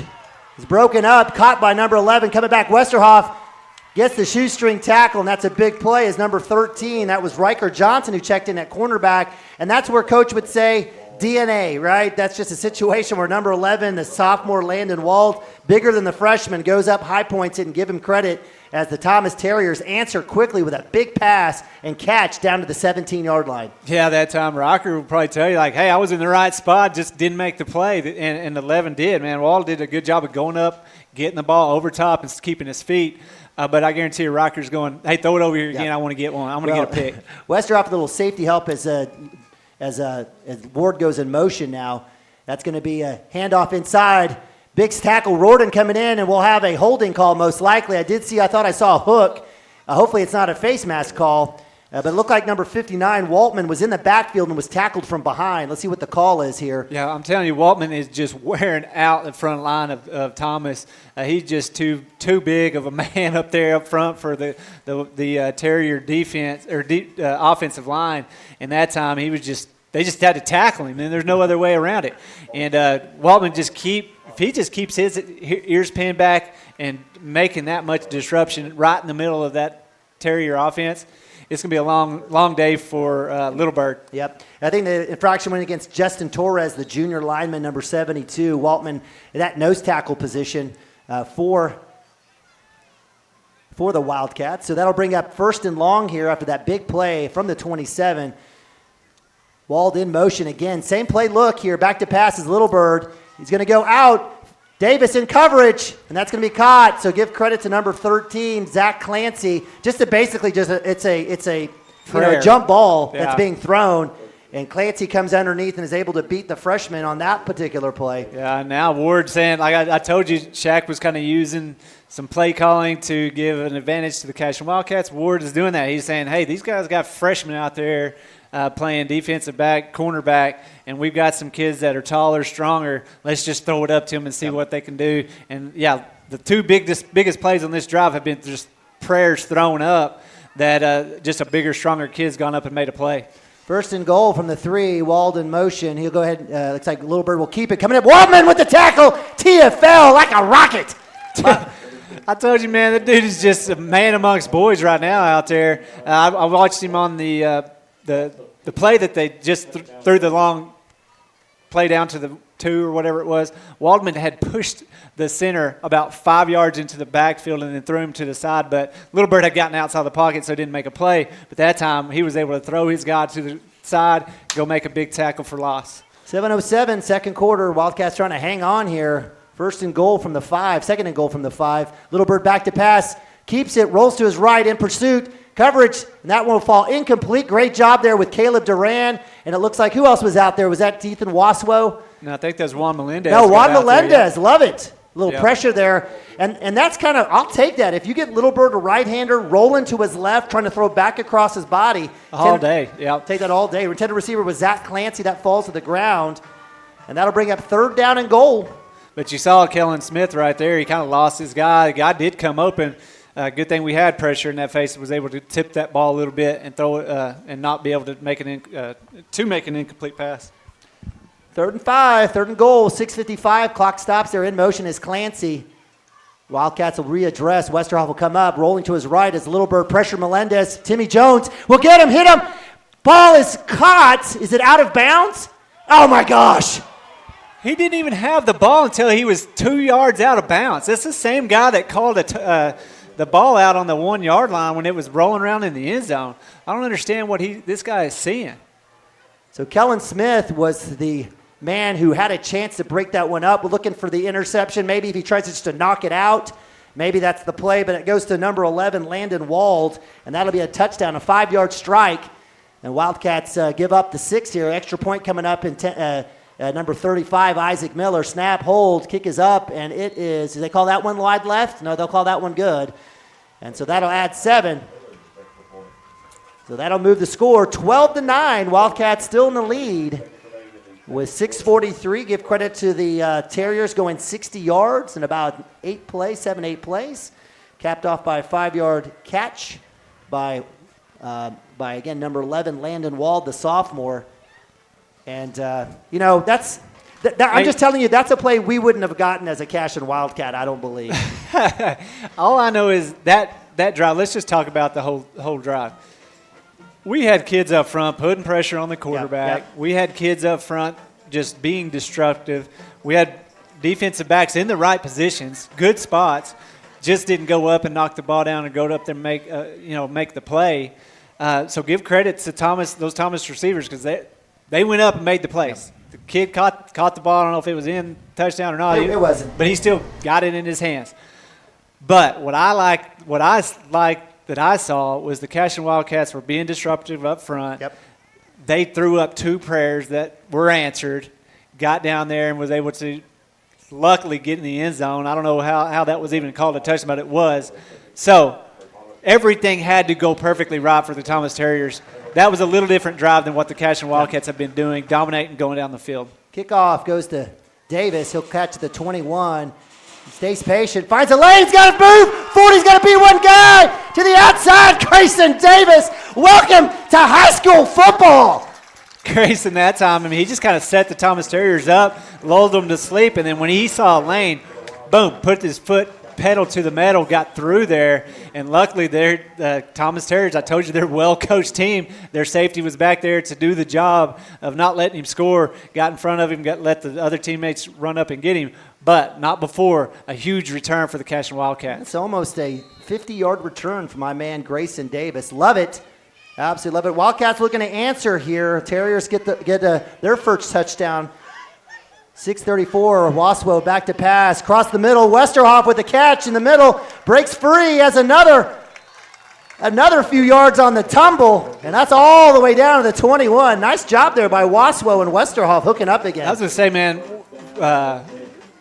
Westerhoff did a good job running that route, but what made that play was where Ethan placed that ball, where he kind of let Westerhoff get turned, threw it to that outside shoulder, let him catch it on the move to where he could start making some kids miss. And then Westerhoff did a good job of picking up an extra few yards after the initial contact. All right, so 1st and 10, 6:06. Caleb Duran in motion. Handoff to Timmy Jones up the middle. Huge hole. Great job, great vision by the junior, finding the lane, moving forward, and that's going to be a big run. That should be a first down for the Wildcats. Yeah, that time the front line for Cashion just blew a massive hole right there between the guard and tackle, and just Timmy Jones I think he was planning on hitting the outside, saw that hole, put his foot down, and got huge yardage. Durant in motion. Waspo will keep it this time. He'll curl up. Breaks one tackle, pushing the pile forward. Still on his feet. Touchdown. Cashion Wildcats. Ethan Waswo. Backpack version 2. A 12-yard run. Yeah, those kids hit him about the 5-yard line. And this, you just hear Ethan saying, I'm a man. Give me the ball. The kid hit him at the 5-yard line, and Ethan just pushed him, stood him up, and then just started driving him into the end zone. A couple kids jumped on, rode backpack style. But Ethan Waswell, what a run for the Cashion Wildcat touchdown. Literally in a flash, the Wildcats answer with a 41-yard touchdown drive. Adley Jerry with the extra point. Is it over? Yes, she gets it. First extra point for Adley this season. The Wildcats all I know completed. is my wife and little girls were sitting right where the ball like smashed into the stands right there. Well, but luckily they must have walked over to the concession stand. Good job, Adley. Knocking it through, though. Great kick. Great job keeping her composure because it wasn't the best snap and hold, but she was able to put her foot on the ball and drive it through for the extra point. All right, so the Wildcats' three-play drive goes under a minute, goes 59 yards. I'm sorry, I apologize, 41 yards, capped off by an Ethan Waswo touchdown. That's his third of the game. He's got runs of 6, 6, and 12. But give credit to Grayson Davis, the freshman, who was able to get that huge kickoff return, 50-yard kickoff return. And we have Adley Jerry siding on kickoff as well. Let's see if she doesn't try to – they don't let her try to do a pooch punt up and use Grayson Davis' speed over here to get down there and try to get an onside kick. You got Carlos Martinez, another quick kid over here. You got Royden. So let's see if they don't let her try to, pooch one up the doctor style and place it over on the sideline where Grayson can maybe get underneath it and get an onside kick. Yeah, we got some speed on this side. We've got Carlos Martinez. We've got Davis. We've got number 12, Aiden Roarden. So Wildcats flexing that speed over here on this side on Military Appreciation. Young speed. That's right. Military Appreciation Night on Rough Riders Night. Wildcats sporting their grace in honor of Roy Cashion and all the folks under Teddy Roosevelt doing their thing. So appreciate my man number 13, Riker Johnson, setting that up for Adley. That's another speedster right there. Jerry, kick towards the side, little high poocher. That'll be caught by number 1, Harper Hamer. He's going to cut back, has a chance, and it'll be tackled right around the 30. So mission accomplished as Adley Jerry puts that pooch right up there. Hamer gets about 5 yards, but eventually brought down by number 6, Austin Compton, among others. Yeah, Royden, again, man, just a heat-seeking missile, man.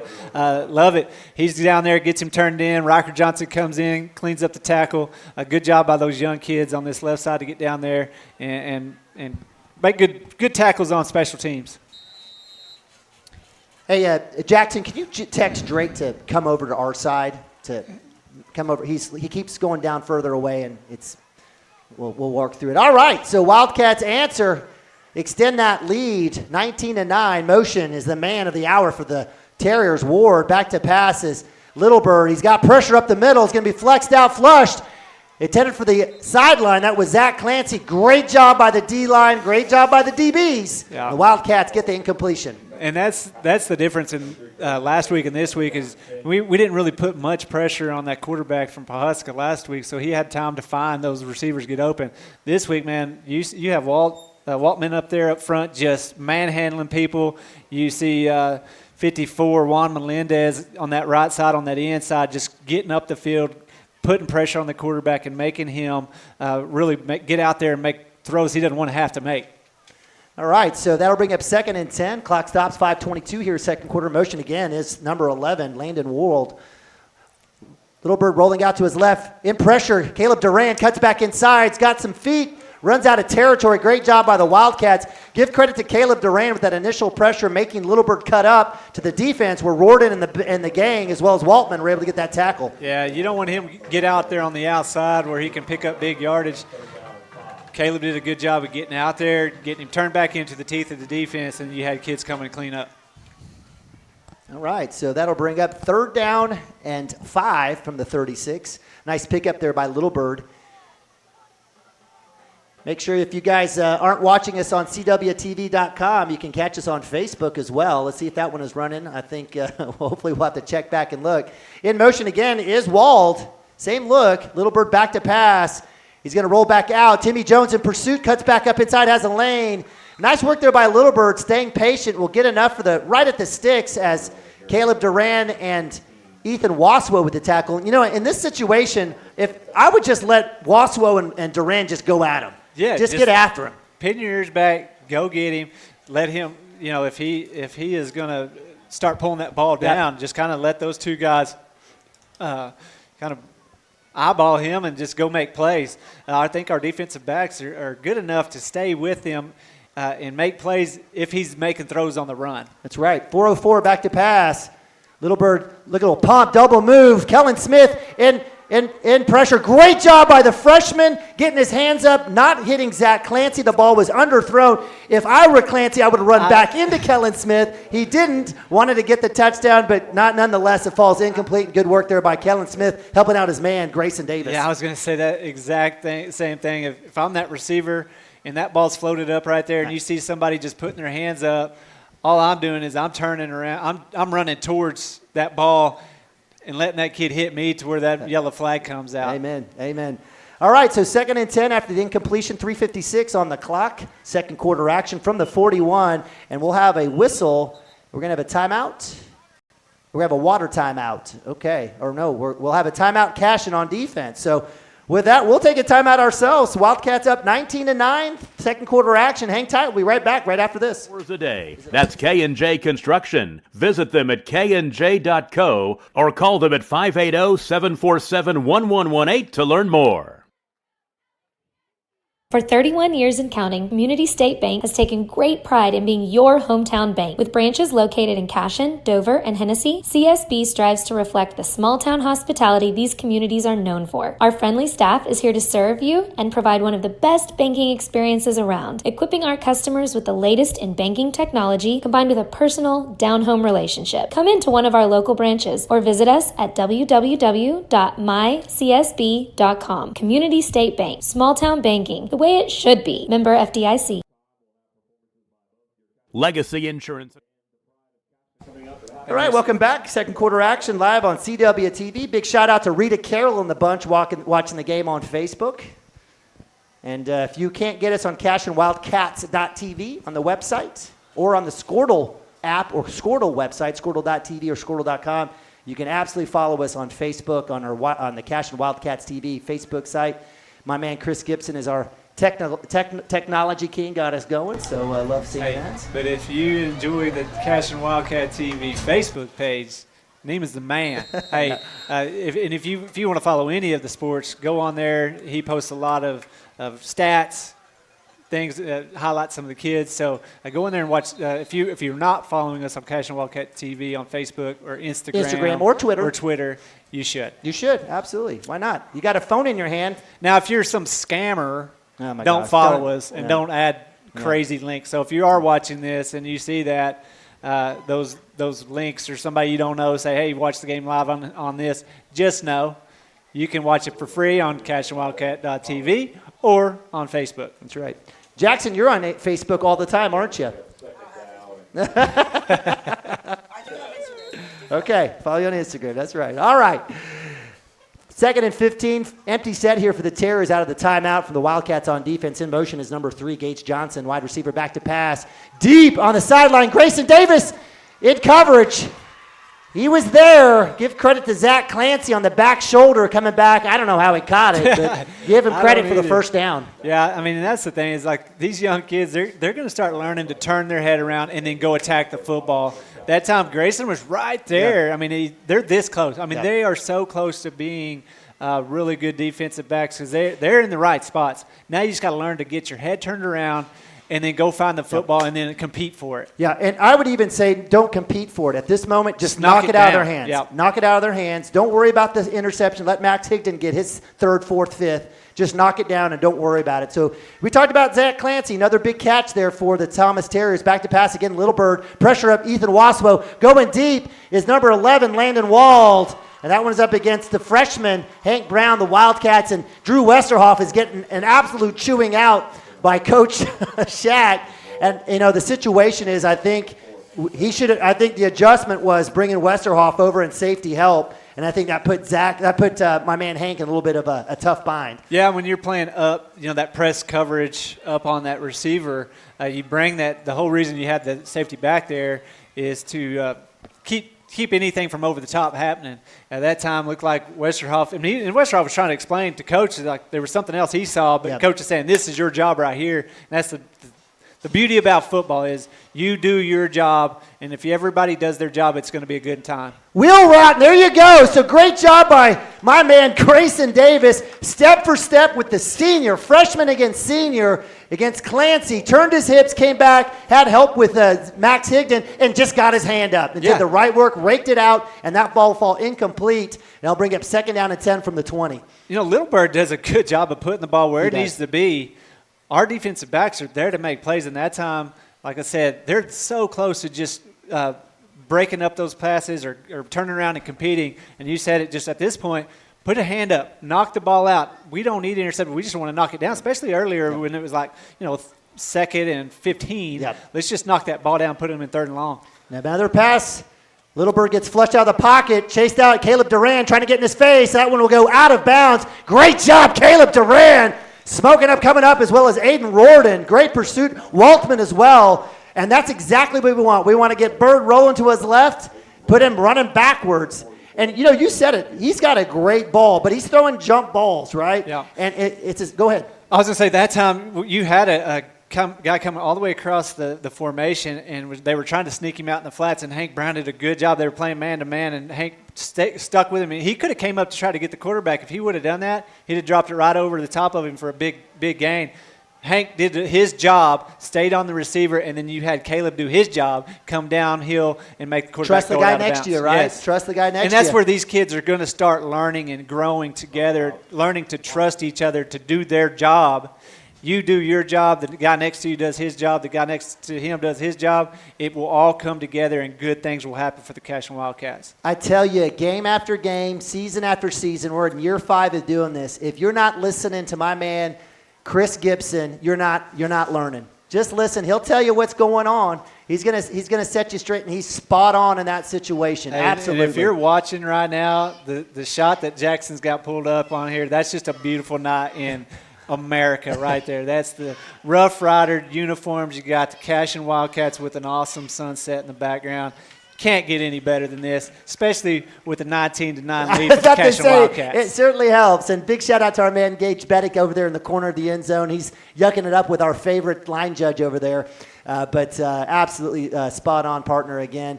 Wildcats, again, need to bow up here. It's a big 3rd down. It's obviously 4-down territory no matter what for Coach Ward.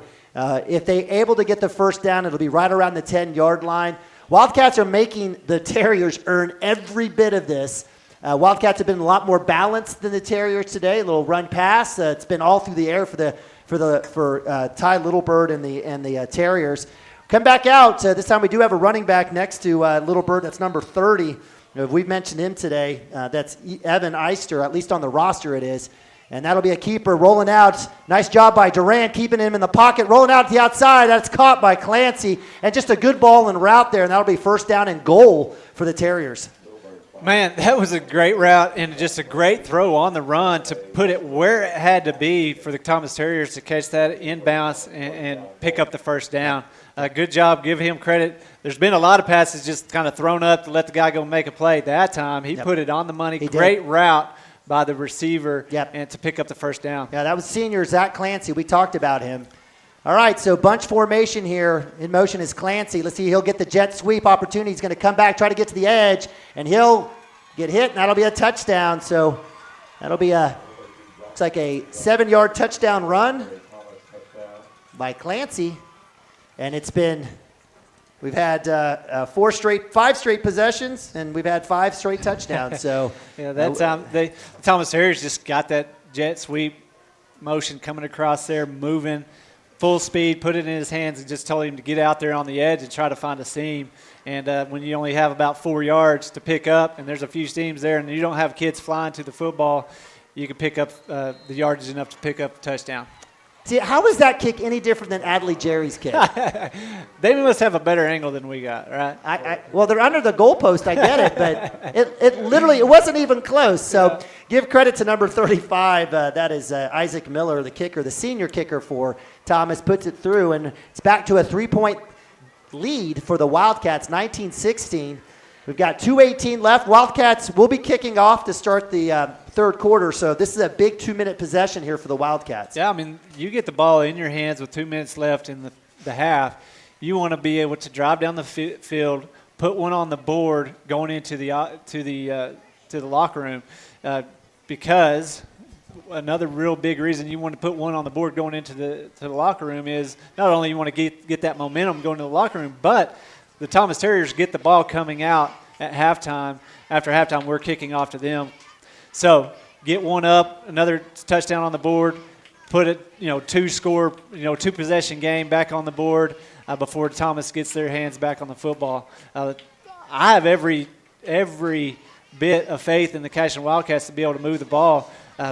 Ethan Waswell has done a good job of sitting in the pocket, make some good throws down the field, and then the front line has done a good job of just blowing massive holes in that front, massive holes in the front line of defensive line for the Thomas Terriers to give Ethan and the running backs some big lanes.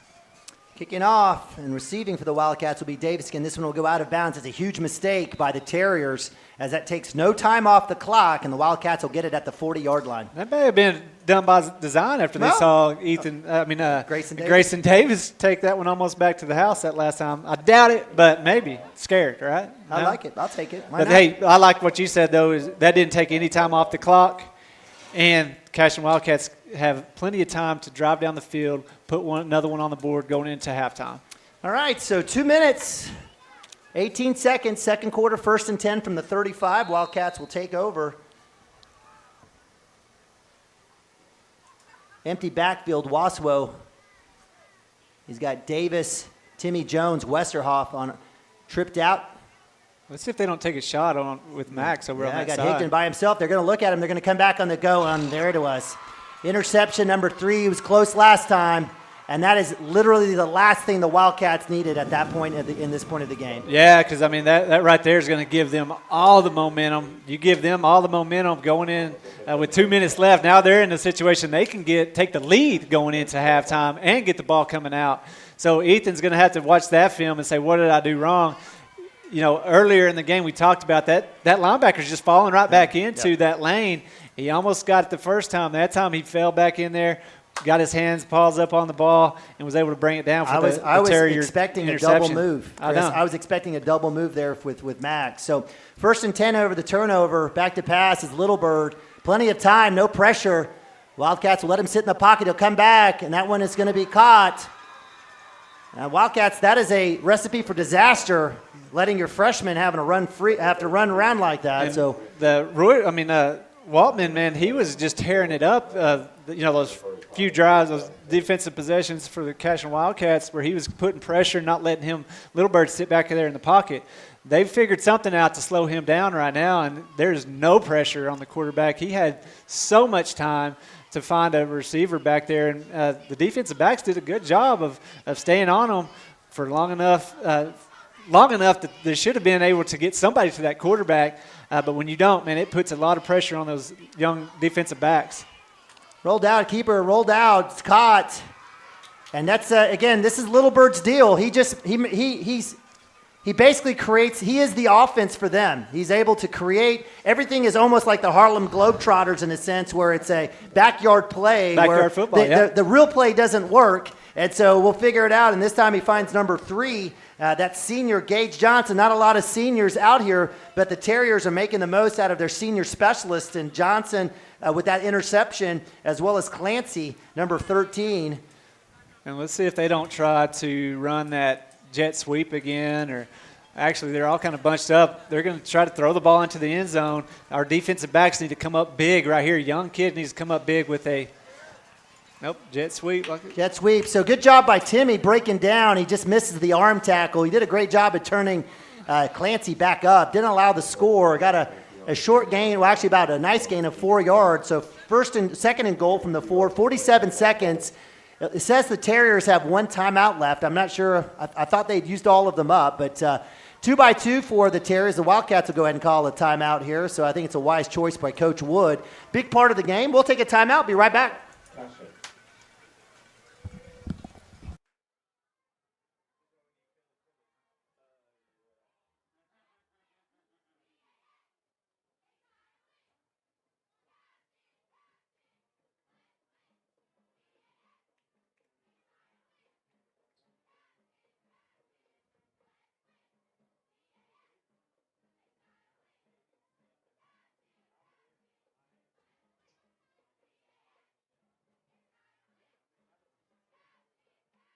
Specialize in repairing and replacing all water heaters. We service the OKC Metro and surrounding towns with fast, reliable service. We keep our vans fully stocked with essential parts needed for basic repairs, and new tanks are always on the vans ready to go. We offer free estimates on all jobs with financing options available. We match manufacturer's warranty for all newly replaced water heaters. We'll get your water heater back up and running as fast as possible so you don't have to put your life on hold waiting for service. Give us a call today, 405-844-TANK. That's 405-844-8265. Go Wildcats! Welcome back. Big opportunity here for the Cashion defense to bow up and maybe get the ball back. Second and goal from the 4, 37 seconds here. Terriers looking to take the lead here in the second quarter. Little Bird empty set. He'll burst to his left. Pressure's on it. Loose ball! Wildcats had a huge chance in front of them. Waldman with the pressure in the strip on Little Bird. And that's a huge TFL. Clock running. Terriers have 1 timeout left, 20 seconds. Not sure why Coach Ward hasn't called it. Coach Wood's getting a signal. An empty set here with Little Bird. Wildcats will show pressure again. Blitz outside. Throws it up in the air. Hank Brown. And we'll have out of bounds, not even in the vicinity. Hank with a little bit of contact, but definitely well thrown out of bounds. So good job there by the back judge. And so that'll bring up 4th down and goal. Yeah, that time just brought pressure off the edge to get something going at the quarterback. He chunked it out there, and you know, the guy had some space there. If it would have been in bounds, it could have maybe been a pass interference. But when the ball lands 10 yards out of bounds, they're not going to pull that.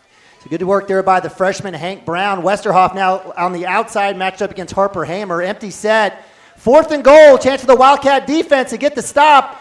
Throws up in the corner, and it's no good. Hank Brown with the defensive pressure on the intended receiver, number 11, Landon Wald, and it is a huge turnover of downs for the Wildcats. Wow, I mean, great job by the young Cashion defense there to step up when it's a 1st and goal situation with under a minute left when you have no momentum. And to stop that, that's giving us momentum going into the halftime. We'd love to have had a score going the other way. Yep. And who's to say it don't happen here? But man, what a great job by the Cashion defense to get that stop, not let them go up going into halftime, take a lead to the halftime, come out, and get ready to play the second half. So with 1 second left on the clock, Ethan Waspa will take his first negative play of the day and take a knee. And the Wildcats hang on to that lead. 19-16 as the boys head into the locker room. Wow. Well, kind of a slow start. Yep, 6-2. To the first half. 6-2. For the first half, those first couple of possessions, we went backwards, didn't really get anything going. And then that third possession, we had just everything started clicking and was able to do whatever we wanted to until that last possession where we just, it's a young quarterback trying to make plays. Didn't see the linebacker falling into coverage, interception. But the Cashion Wildcat defense did a great job stepping up, getting the stop going into halftime. I'm excited for the second half. All right, well, we'll turn up the camera mic. Thank you, Jackson, as the cheerleaders led by Coach Amber Hobgood and Casey Williams. And, the girls will be heading off to, I believe, Game Day State cheer competition. High School Cheer Squad.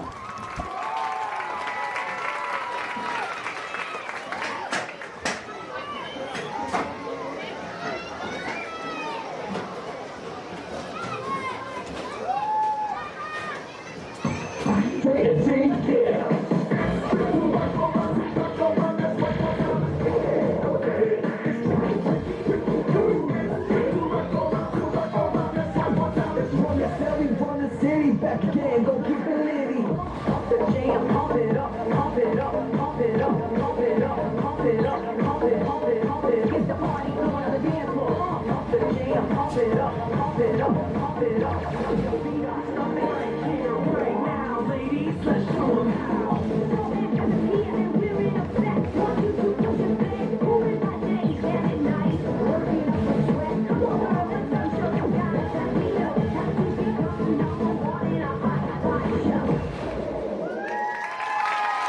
Your Cashion High School cheer squad.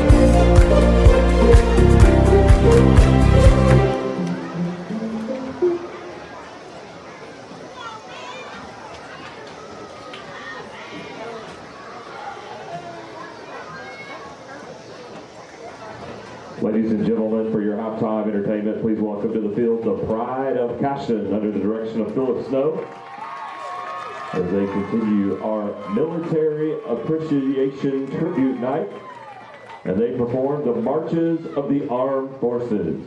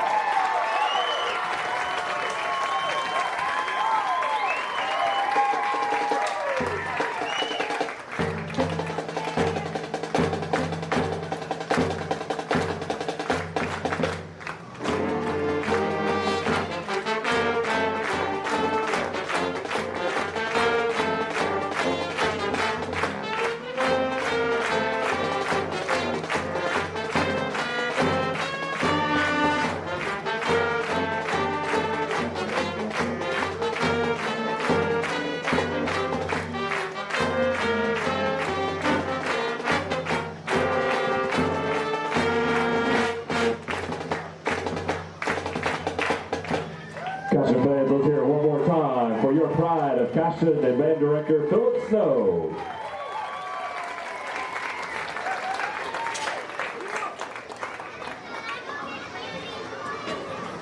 At Maples Nixon Diesel Horse, we've helped a lot of people, and our goal was to treat each and every person like a friend.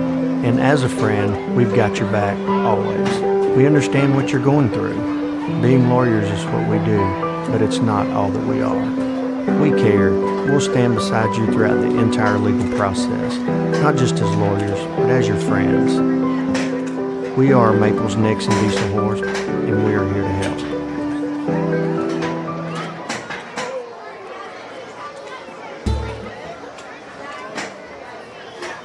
All right, welcome back to halftime here, live from Maxon Field in Cashion, Oklahoma, as the Cashion Wildcats have the lead. Woo! 19-16 over the Thomas Terriers. The first thing you said as Lane Broadbent, Lessons with Lane, enters into the press box was, it's nice to play a Class A team. Yeah, and we're playing against kids our age, too. There's, Thomas has a lot of freshmen and sophomores on that line and skill players, and we do, too. It's nice to not be playing against grown men. Rejoice had some really big kids, really adultish looking kids, and Pawhuska was just flat out better than us, but we look good tonight. Well, it looks good when you're able to move the chains. That was one of Chris's keys to the game, move the chains, maintain possession, and while I see here our starting field position was the 31 versus Thomas is at midfield. If we did keep track of time of possession, I got to believe we had a nice improvement this season, or this game versus the season. But it kind of has revolved around Ethan Waswell right now. Statistically, he's got all 3 of our touchdowns. Shaq kind of really going to the ground game with the double back set. Did that surprise you, Lane? Not really. I mean, this is kind of, I believe, is what he's wanted to do all along. He's got some older kids involved. Ethan you can see Ethan growing since the first of the year. He's gotten so much better as far as confidence, and just a big kid and running with a lot more confidence. And you see these freshmen are just growing up. They're having to grow up. Number 3, Grayson Davis. Grayson Davis has grown up. We just had several kids that stepped up when, this first 2 games, they really didn't have a chance. They were against much better competition, older kids too. Well, and that's going to have to happen because Ethan threw his interception, and that they basically were bracketing in essence. They're trying to take away Max Higdon, and they're daring us to have to use other guys. Drew Westerhoff, I believe, had numerous catches. He's in fact the leading receiver with 3 catches with 46 yards. Grayson Davis had that one for 16. So it's getting to your point. Those guys, those younger guys, the freshmen and sophomores, are going to have to step up, especially when these other defenses are going to try to take away Max Higdon from the offensive set. And I think this is kind of his go-to mode of operation. Ethan Waswell is going to run the ball a ton, going to pass it some. We're going to have a lot of Tommy Jones. We're going to have a lot of Caleb Graham. Yeah. And Caleb stepped up tonight. The first part of the first quarter, he had 5 or 6 tackles and looked good. So we're gonna see these older kids step up, and we'll see these younger kids getting better and better too. Chris, if you're thinking about second half adjustments or not adjustments, I mean, we're going to start on defense. Let's start there on defense. What do you think, Coach Wood and the bunch are going to have to do? As there's been a lot of 50-50 balls. If you move safeties over to help, that's going to put your linebackers in a tough position. So what do you think Coach Wood will do here in this situation? Yeah, I mean, Coach Wood's going to say, boys, knock the ball down. Don't try to go for the interceptions. Just you're in good position. Go knock the ball down. I talked about Coach Ward and how good a coach he is. He sees that's where they have the advantage, out there on the edge with taller, bigger, stronger receivers. I think number 13, is he a senior? He's a senior. He's going against, every one of our defensive backs besides Max, but he's backed up there at safety, is a freshman. Every corner that is going one-on-one with those guys are freshmen. And he sees that, and he's like, hey, let's go. Hey, I'm going to put it on you, senior. You're bigger and stronger. Go get the ball. And you said it when you came in here, too. We were talking about Little Bird. And he's putting it in little bitty windows, man. And really, some of the times there's not even a window. It's just the guy went up and made a better play than our guy did. And so Coach Wood's probably telling those young guys, like we talked about, get your head around there, just knock the ball down. Don't even try to get an interception at this point. You'll get there. But right now, just knock it down, because there's a couple times it was second and long, third and long. He throws up a prayer, and he just goes up and that kid goes up and makes a play where if he just knocked it down, it'd be fourth down or third and long. You could see Little Bird last year as a freshman. Like he is a player. He is. And he just got better and better. And that 13, that Zach Clancy, he's a senior. Mm-hmm. We got Grayson Davis is not a great big kid. He's a freshman, and so that's just a big task to try to have him go out there, and he's on the island against that kid, and he's played pretty well tonight. Yeah, I agree. And, I think too that Coach. You ask what Coach Wood is telling them. He's saying, guys, you boys up front don't take any plays off. Whenever those boys up front put their ears back and get and really get after that quarterback, there's differences. And the difference is that quarterback has to move, run. He's still good at getting the ball to receivers down the field on the run, but he's really good when he's sitting in the pocket and kind of come float where he wants to and then throw a strike. I'm going to ask you guys how many catches or how many passes. They had one pass attempt in the middle was the very first play. After that, they have not gone to the middle once. Every single play have been wheels and fades and go routes to the outside. And so, in that situation, that's with Little Bird rolling to that side. I wonder, if Coach is going to bail and give away the middle and try to maybe extend some pressure to try to get after him. Offensive side, hey, 19 points, 3 touchdowns. Yeah. I mean, that's a big day for us. Does Coach Shack change anything? They're going to get a big dose of Ethan Wasswell, I think. Quarterback draw. They're just going to run him a lot. He's so big and so physical, and he's going to get, the way he looks right now, wait till he gets a junior, senior, he's going to be a beast. Yeah. Yeah, and we talked about this earlier, reminds of the Bowers kid or the Crescent or maybe a little bit of the kid Jeremy Seaton. You mentioned that earlier, so absolutely. So how old's Hank Brown? Freshman. He's a freshman? Every DB been rolling out there at corner has been a freshman. The only defensive back that's upperclassman is Max Higdon, and he's back there at that safety spot. And you see him kind of floating around. He's already got an interception. He's got 2 on the end. But, he can only do so much. So these young kids are going to have to step up because even you have Westerhoff, he's a sophomore. Yeah. Royden, he's kind of back there. He's a sophomore. A kid in high school since '84. 50 years. I'm sure they don't appreciate it. And every one of them are fast. I told them, I said last year, I'm like, if I had a herd bull, Sean Brown would be my herd bull. They produce some athletes. No doubt. So Hank is learning by fire, trial by fire. And we just noticed, he was able to help out on 2 pass plays. We're thankful we didn't get that pass interference call as it was thrown out of bounds. Right. But nonetheless, he gave up 1, but has come back and defended a couple, and certainly has done his part. Don't forget Kellen Smith's come in at DB as well as a freshman. And we've also had a few other guys. Riker Johnson jumped in there. That's right, Riker Johnson was in there as a freshman. Oh, Riker did play a little bit. Yeah. Which, let's see if, I think we saw it where there was a play deep on the down the sideline earlier, and Shaq got on to Westerhoff because he's saying, hey, get over the top. I bet we see a lot of bracketing, a lot of kids, we see Max going to one side saying take away the deep throw on this side. Westerhoff come over here, just go up and get the ball and knock it down. Play center field, and go be a ball hawk.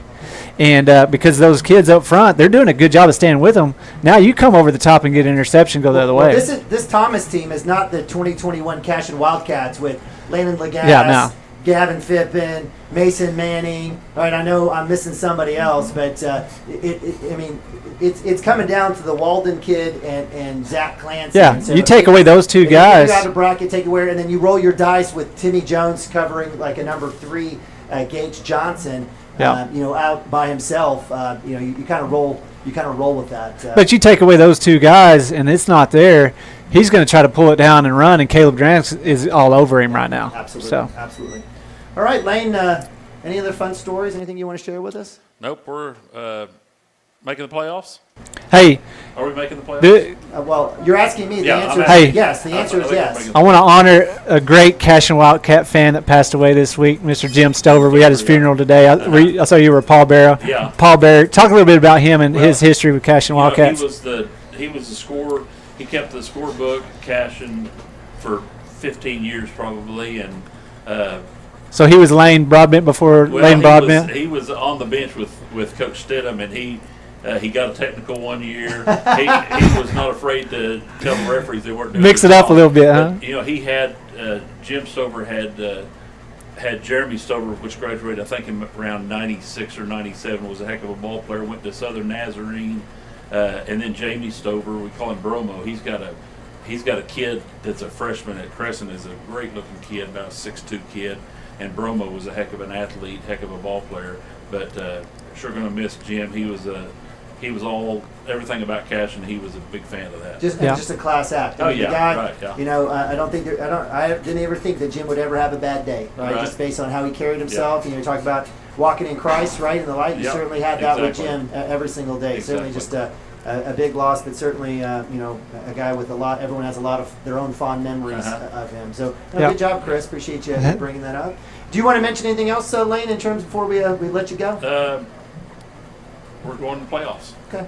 You feel good? I'm liking it. I'm with you. I'm thinking we can. I really do. I mean, and when you started it the first year and we get just run over at Rejoice was so dominant, and we're like, man, I don't know if we're ever going to get a first down.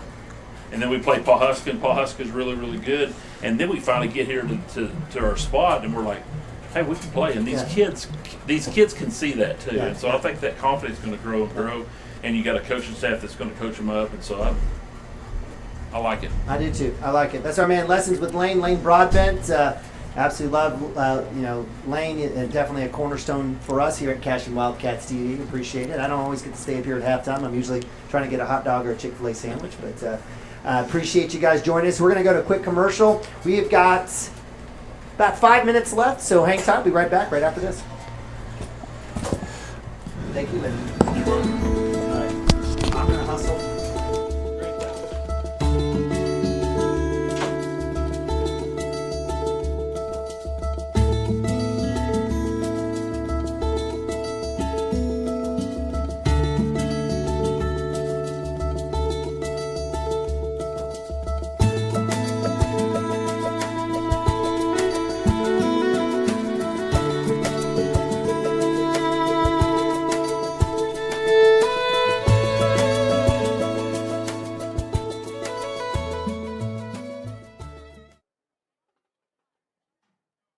Looking for a solution to your water well problem or just needing a new well drilled? Western Drilling does water well drilling and repair. They are experts in pumping system installation, troubleshooting, and repair. Western Drilling works with domestic, ag, and irrigation wells. Give them a call today and explore all the solutions. Western Drilling supports Cashion High School. Go Wildcats!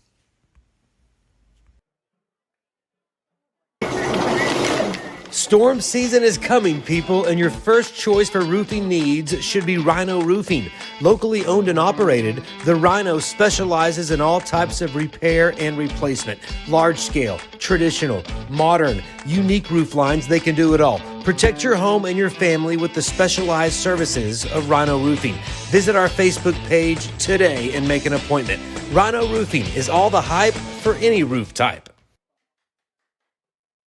Absolute Pools, Lawns, and Landscape is not your ordinary pool builder. From traditional to exotic and anything in between, our staff offers paramount quality and service through the entire design and build process. We provide service to the entire OKC metro and surrounding towns. So relax, knowing our team is wholeheartedly committed to building a trusting and lasting relationship with you. Visit us on Facebook or give us a call today at 405-285-9729. Absolute Pools, Lawns, and Landscape. Cashion FBC is a church seeking to grow in Christ and our love for the body of Christ. With ministries from children to youth to adults, we strive to present the gospel in an engaging and meaningful way. Sunday school meets at 9:45 a.m. and worship starts at 11 a.m. Children and youth meet on Wednesdays at 6 p.m. Please check our website at cashionfbc.org for more information, and we hope to see you this Sunday, located a half-mile east of Cashion.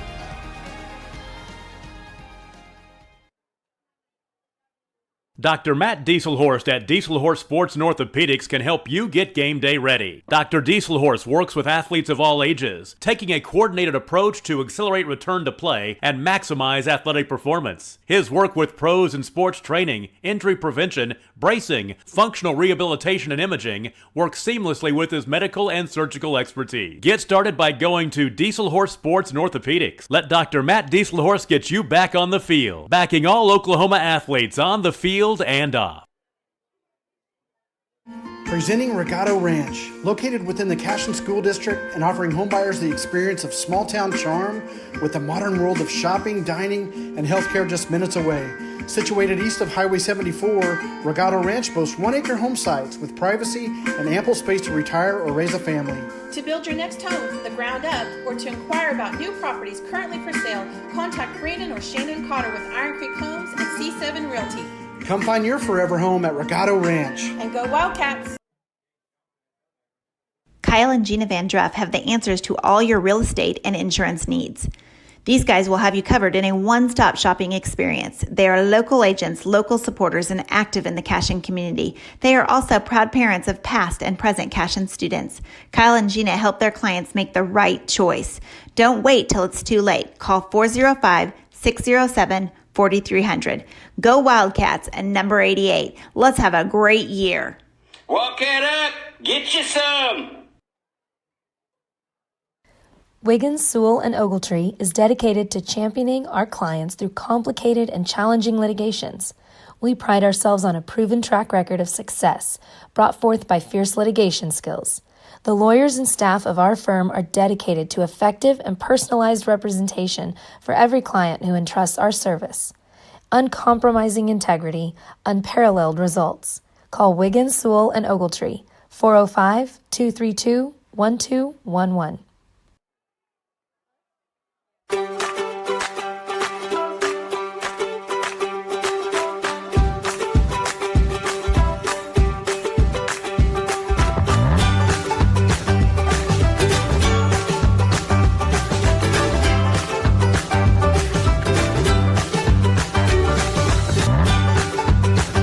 Stream with Oklahoma's #1 high school streaming service, Squirtle.tv. Find out more at Squirtle.com/stream. All right, welcome back. Second half action about to start here live from Maxon Field in Cashion, Oklahoma. With your Cashion Wildcats here on CWTV looking for win number 1 on the season. And right now, it's a good start with a 19-16 lead over Class A Thomas. The Wildcats, with 6 possessions on 3 of those touchdowns, had a couple of punts and an interception. Wildcats will be kicking off here to the Thomas Terriers, who were able to answer out of their last 2 out of 3 possessions with 2 touchdowns behind the strong arm of Ty Littlebird.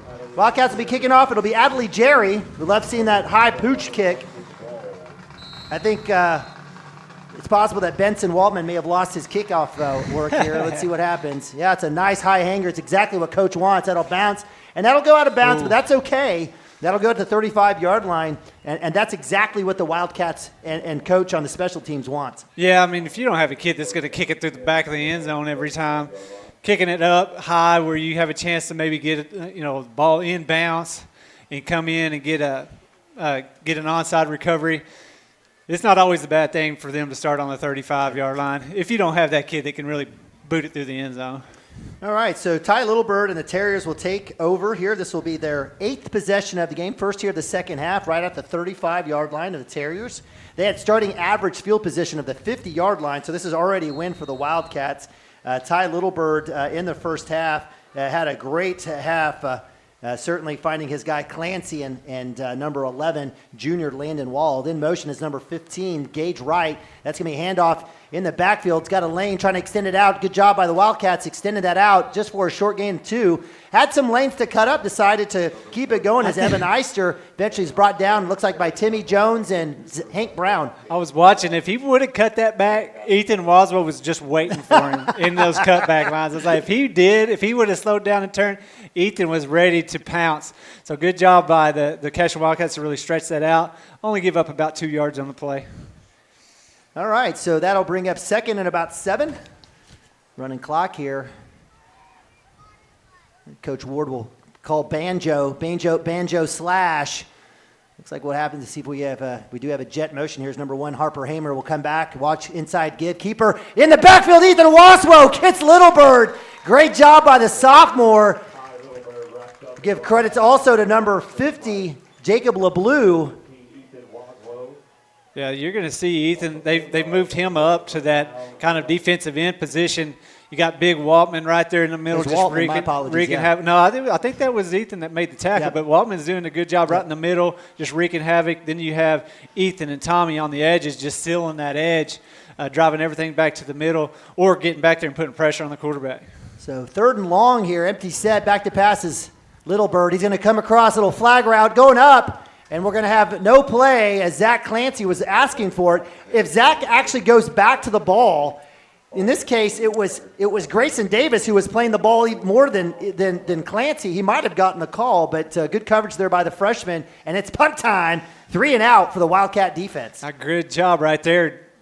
You give them the ball coming out at halftime with the chance to drive down and take the lead. Defense came ready to play. Front line, pinned their ears back, made some big stops, and then great coverage by the young freshman. We talked about the defensive backs, the young age of the defensive backs for the Cashion Wildcats, and they did a great job right there. Nobody back to receive that punt, and Grayson just get away from it. But at that point, Grayson just move away. Wildcats stay in that prevent. I don't blame them.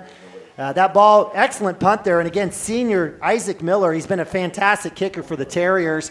Special teams, again, doing their part for the Terriers. And that ball will flip the field as it goes all the way to the 20, where the Wildcats will take their first possession of the second half from their own 20-yard line, 1st and 10.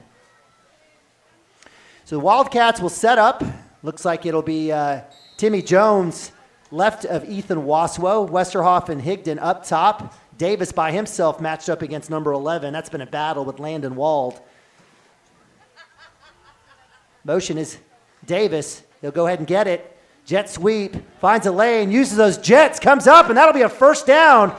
I don't know if that's a pass or run, but that's going to be a first down for the Wildcats. Hey, right there, you just get him moving at full speed with the ball in his hands and get on the edge, and that time that's exactly what happened. Got out there on the edge. You had some good blocking out there by your 2 wide receivers, and he was able to get big yardage on that first down. All right, so with 10 minutes on the clock, Wildcats to the 32, 1st and 10. Westerhoff now in the backfield. He'll take the ball. Nice little breaks. 1-2 tackles, carrying number 15, Gage Wright. I don't know where Drew Westerhoff channels this inner strength, but that was a fantastic run there by the sophomore. Yeah, he's got great vision and can see things, and whenever he puts his foot down, he's shifty. He's moving. And that time he finished off with a little power saying, come on at me. I'm going to drive through you and pick up those few extra yards. Fantastic run by Drew. He sets up now to the right of Ethan Waswell. Waswell will keep it. He'll cut back outside, and he'll fall forward, and that's enough for a first down. So great job. Patient run by Waswell. Watching his blockers. He had Matthew Stockton over there, and that'll be a first down for the Wildcats at the 45-yard line. Hey, I ran down there to see my girls in the end zone, and Matthew Stockton's mom said, hey, I want you to say on there, Big Mama loves you, Matthew Stockton. Okay. So there you go. There you go. She got her shout out. We love the Stocktons. All right, so 1st and 10 from the 45, 9 minutes on the clock. Waswell will hand it off to Westerhoff, cuts back inside. Slick move, breaks 1, 2, 3 tackles. And that's another huge run by Drew Westerhoff. And you see the run game just keep working for the Cashion Wildcats. And if it's going to work, Shaq's going to ride it. Because here's what it's doing. If we can keep these drives alive, eat up clock, get down there and score touchdowns, that's just going to keep the ball out of the hands of the Thomas Terriers, because all they're really doing is trying to make big strikes down the field. We keep the ball in our hands, eat up clock, get a big lead, or get a couple of touchdown lead. It's going to be hard for them to come back. Oh, no. fumble. Caleb Duran with a great Caleb run. was able to get it back in his hands. Ball gets stripped out. You got to chin up on that ball. Let's see who gets it here. It was loose for a little bit. It looks like it will be Timmy Jones on the recovery. So homeboy Timmy, TJ taking care of his man Caleb Duran. Great run by Caleb. Yep. And you know what? I love what Coach is doing is he's shuttling. He's got Timmy, he's got Caleb, and he's got Drew Westerhoff on top of Ethan Waswo as strong potential ball carriers here for the Wildcats. Yeah, spreading the love around. Then you got, Grayson Davis, Yep. on those jet sweeps. So you got lots of playmakers that could carry the ball. And then, at some point, I want to see him throw it deep to Max Higdon. Well, you might get your wish. Actually, you won't. Duran with a big break. Moving forward. The kid is an absolute beast. Falls forward for about 7-8 yards. Big chunks here for the Wildcats. Clock still moving here. 7:53, second and short. Wildcats interior territory at the 32-yard line. Looking to take their opening drive of the second half, starting from their own 20 after creating a 3-and-out punt in for a touchdown strike. Max Higdon out by himself, all by himself. Let's see if Coach can stay patient here. Let's see what happens. A little change of play here, a little meerkat. Let's see what happens. Duran will work to the right. Double tight end set as Timmy Jones and Travis Loveholz are in at tight end. This one will be a keeper by Waswell. He'll bounce back outside, stays patient. Still on his feet, breaking 1-2 tackles, eventually brought down by number 74. Close to a first down. Looks like a first down. You talked about the great runs by Caleb Duran and Timmy Jones and Grayson Davis and Westerhoff. But, man, that time, if you watched the front line there, it was awesome. That front line just cleared out the front line of defense for the Terriers and gave Ethan that big cutback lane to pick up the first down there. Great job by the front line on this drive. Love it. 1st and 10 on that big run by Ethan Waswo. Double back set here, offset here as Timmy Jones goes in motion. That's going to be handoff to Caleb Duran. Cuts back left. He's undercut by number 34. Give credit to Jacob Gibson, the freshman, shooting the ankles of Caleb Duran. He'll fall forward for about 2 yards. Hey, I don't care if that was only a 2-yard run. The front line is just blowing off the ball. Like, if you were watching them, it's impressive how far they are driving back that front line. The linebacker for Thomas did a good job of getting through there and making the tackle. But, man, the front line, you just watch them. They're doing work on that front line of Thomas. Waspo will go ahead and keep it. He'll get the outside. He'll break one tackle. Can't get past number 34, Jacob Gibson, as he hits him on the thigh pad. Waspo falls down for a yard. Or maybe no gain. That'll bring up 3rd down. 4th down territory, no doubt here for Coach Shack and the boys. Wildcats will set up, and that's probably what we're seeing here as we had a run back to the left to open up the wide side here nearest the Cashion sideline that has Duran and Grayson Davis hooked up. We still have Max Higdon lined up over on the left. Let's see what happens here as Timmy Jones to the left of Waswo. Drew Westerhoff is checked back in at slot. 6 seconds on the play clock, 5:54 on the game clock, and we'll have to have a timeout as the Wildcats can't get their play set. And so Coach Shack will get them over. So catch your breath. It's been this particular drive started at the Cashion Wildcat 20 after getting the punt on the opening drive by Thomas. All the way down now to looks like about the 25-yard line. It's a pretty nice response here. And you talked about that line. So Matthew Stockton, Juan Melendez.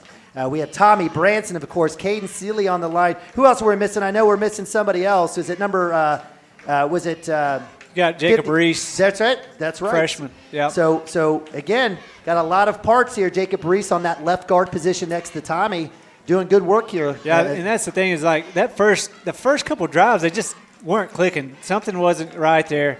But, man, after that second drive, they kind of huddled up together, got something figured out, and they've been doing a good job of just making holes, making lanes that these multiple running backs are being able to take advantage of for big yardage. Right here, it's 3rd down. Playbook's pretty open for Cashion here. Shackelford, you're not going to punt, not going to kick a field goal, so you got 2 downs here to make 1st down. Trips right, Higdon by himself up top.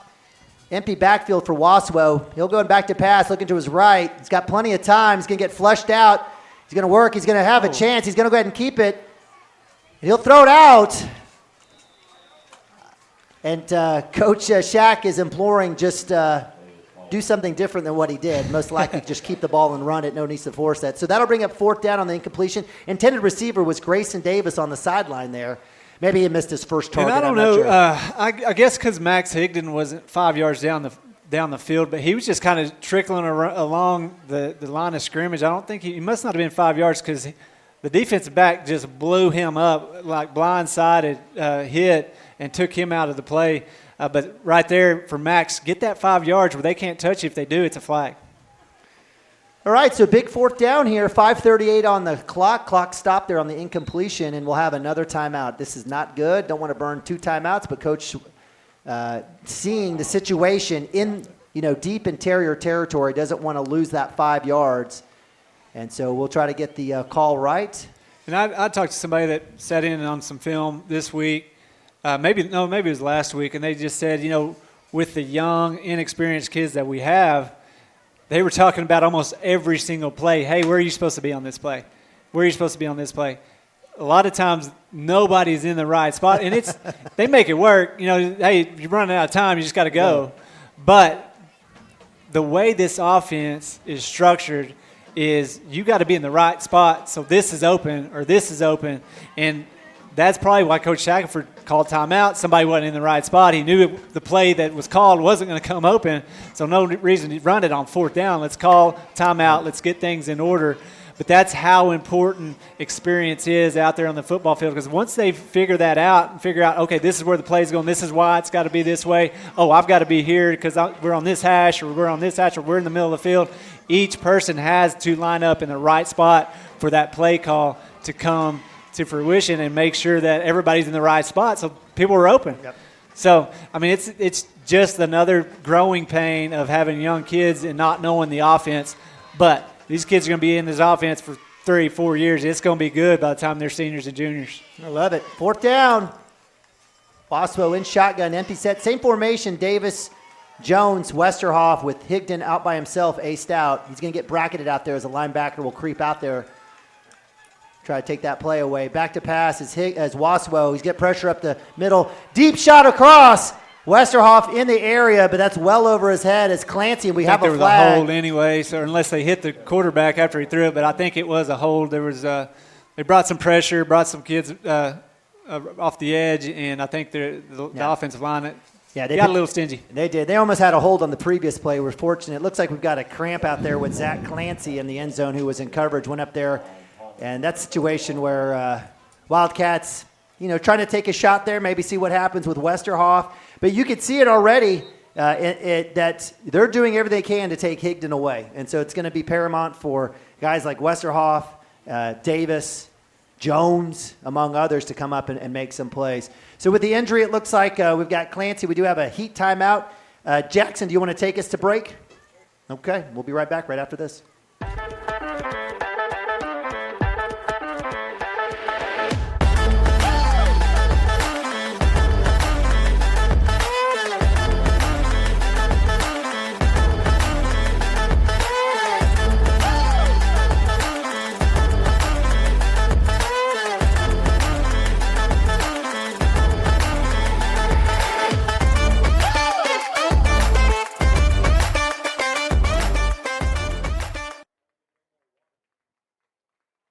Founded by Jesse and Amy McCracken, Rural Pest Solutions is a Cashion-based, family-owned and operated company. Our focus is on providing the highest level of customer service while effectively treating many common invaders, including spiders, ants, roaches, mice, mosquitoes, fleas, ticks, and termites. Flexible scheduling and superior customer service are our top priority. Call us today to schedule your appointment. 405-283-6565. All right, welcome back. Third quarter action here. Thomas Terriers with the ball starting at their own 26 after the turnover of downs. 1st and 10. Second possession here for the Terriers in the second half. A little jet sweep handoff in the backfield.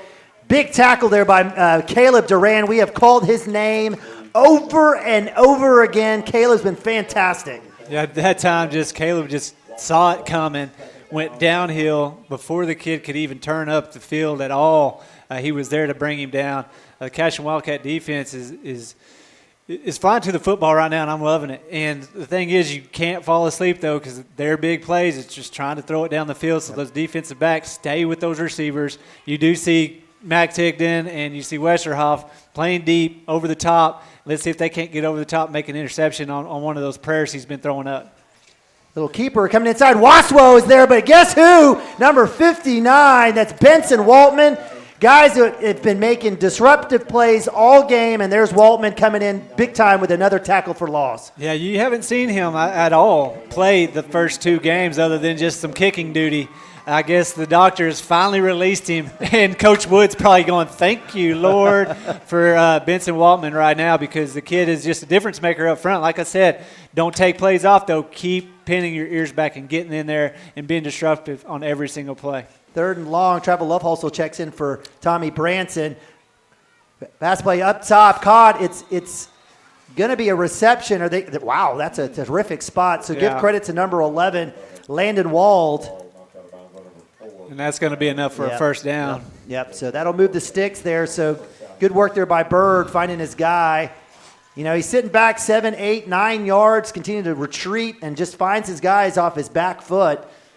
Yeah, and you keep doing that. You're playing with fire. I mean, the dude is making great pass plays. I mean, give him credit. Dude is making great pass plays. But you keep throwing off your back foot into some traffic, it's going to end badly. I'm not sure how you can move 2 guys at the same time. That should be an absolute flag. Nobody threw one. Oh, wait, they called a timeout? No. You have 2 guys in motion. Have 2 guys in motion and then call a timeout. That's not how it works. And I don't know if Coach Shack is look, we love our officials, but this is week 3. They're going to say that he called timeout before both guys went into motion is absolute garbage. No. But Coach Shack is not going to – he's going to live to fight another day. So. Well, this guy over here, he should have thrown the flag even if he didn't know that anybody threw well, they got a headset. I don't know. But nonetheless, that'll be the first time out to Coach Ward and the Terriers. Wildcats just have 1 left. Terriers have 2 after the big catch there by number – and I got to tell you, again, it's even though the senior, number 13, Zach Clancy – has a touchdown. Wald's been the guy. Yeah, Wald has been the go-to for, and I guess maybe just to our point, we're working to try to take their guy away too. Yeah, taking away 13, just put Max over him, I think, mostly. Yep. And so you want to.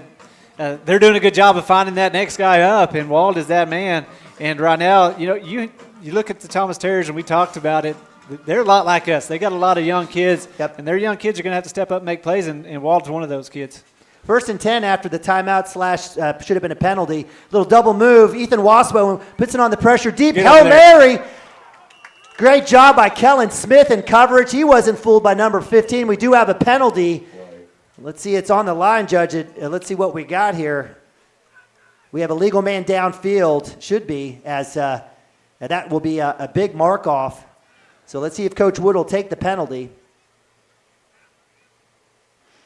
So great job there. Drew Westerhoff, safety spot. He was the closest to the ball. Looks like Coach will take the penalty.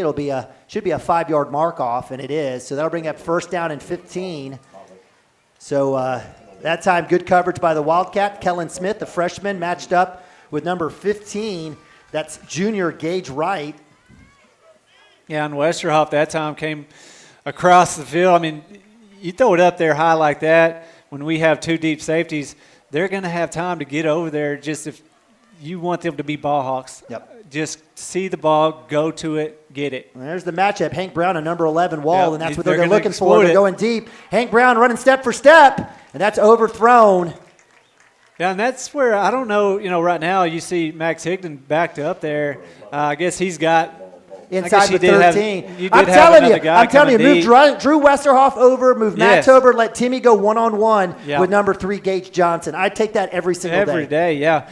And because right there, if you would have had Max over the top with that floater, because they're not used to that yet. I mean, they're not used to having Max over the top. If you just shift on that kind of play where you see that they see it, we see it, and then have Max fall back in there and just pick that off. But there's reasons for what they're doing out there, and we'll see if they make that adjustment at some point in this game. Little Bird back to pass, looking across the middle, throws another deep ball. That one is well over the outstretched arms of number 13, Zach Clancy. That was Drew Westerhoff in coverage there out of the safety spot. Timmy Jones also running back.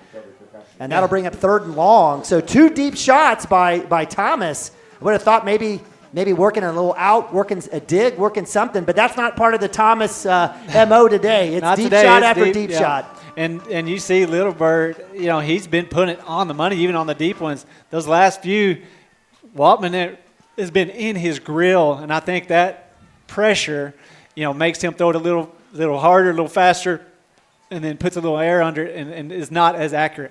3rd and long, pressure inside. Tommy Branson scoots him out. Ethan Waswell coming up. He's not fooled. Ooh. Big hit. Westerhoff, yes, sir. Actually, is that number 6? That is 6. Is that Austin Compton? Or is that Westerhoff? No, it is Westerhoff. No, it's Compton. No, it was Westerhoff. It was too. His jersey's kind of wrinkled up there. But no, Drew Westerhoff showing the moves coming in with the hit. Yep. Kid just plays football. So big 4th down on a short gain on the keeper. Great job by the DBs in coverage. Great job initially by Tommy Branson and Ethan Waswo. And punt, nobody back Nobody again, back. just kind of safe. But this kid last time put a boot in it now. He did. At least put some pressure on him. Yeah. That one's a high hanger. That one's going to hit right around the 30 and get a Thomas roll all the way inside the 20-yard line into the 15. Golly. And I've seen that before with Cashion where they just say, let's not put anybody back. Was that no reason to get a penalty. Yeah, I mean, get the ball back. But, man, burn some clock. You got a kid like Max that's a pretty sure-handed kid that's fast. Get back there and just tell him, fair catch. I mean, the kid's been putting it up there high enough. And if you bring everybody up, let's go ahead and try to get to the punter. But at the same time, like you said, then you run at the risk of running into the punter, first downs. Let's just put the ball back in the Cashion Wildcat hands on the offensive side of the ball and see if we can make a big drive down the field for a touchdown. First and 10 from the 15. Grayson Davis on the jet sweep keeper, cuts back inside, breaks 2 tackles. Another huge run by Grayson Davis, the freshman, coming out party for my man, CD. Yeah, that time he could have. Yeah. I kind of guess ATV. Yeah, that time, he could have just kept going to that sideline, tried to stretch it out and get to the edge, but he did a good job of just putting his foot down, going upfield, getting big yardage, and making people miss. He'll come back in motion again. He'll go ahead and keep it. He's got a couple blockers, finds one, breaks a arm tackle, breaks another tackle. Take care of that ball, son, and gets thrown out of bounds. A little late hit, but no call. As number 15 comes over Gage Wright, he gets an earful from the Cashion faithful, and another first down run for Grayson Davis. You know what I like about Grayson Davis is the dude is straight old school, no gloves.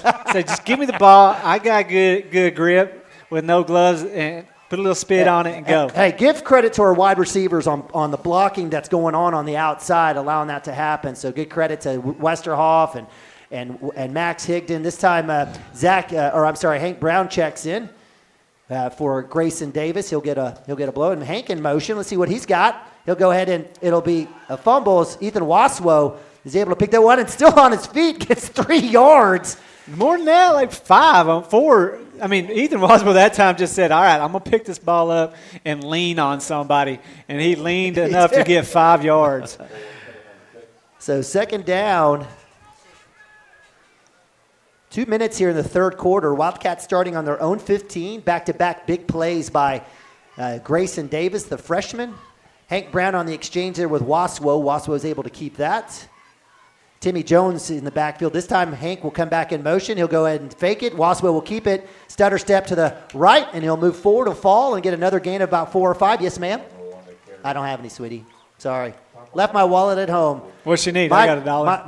My daughter, she doesn't want to come say, Daddy, you're doing a great job. I love seeing you doing the play-by-play. Do you have any money? Got any money. Got any money. I love my daughter. She's turning 14 tomorrow. Nice. Yeah, September 9th, 9909. The girls had a great week of softball. They had El Reno hosting, and then away they'll be at the road to Watauga.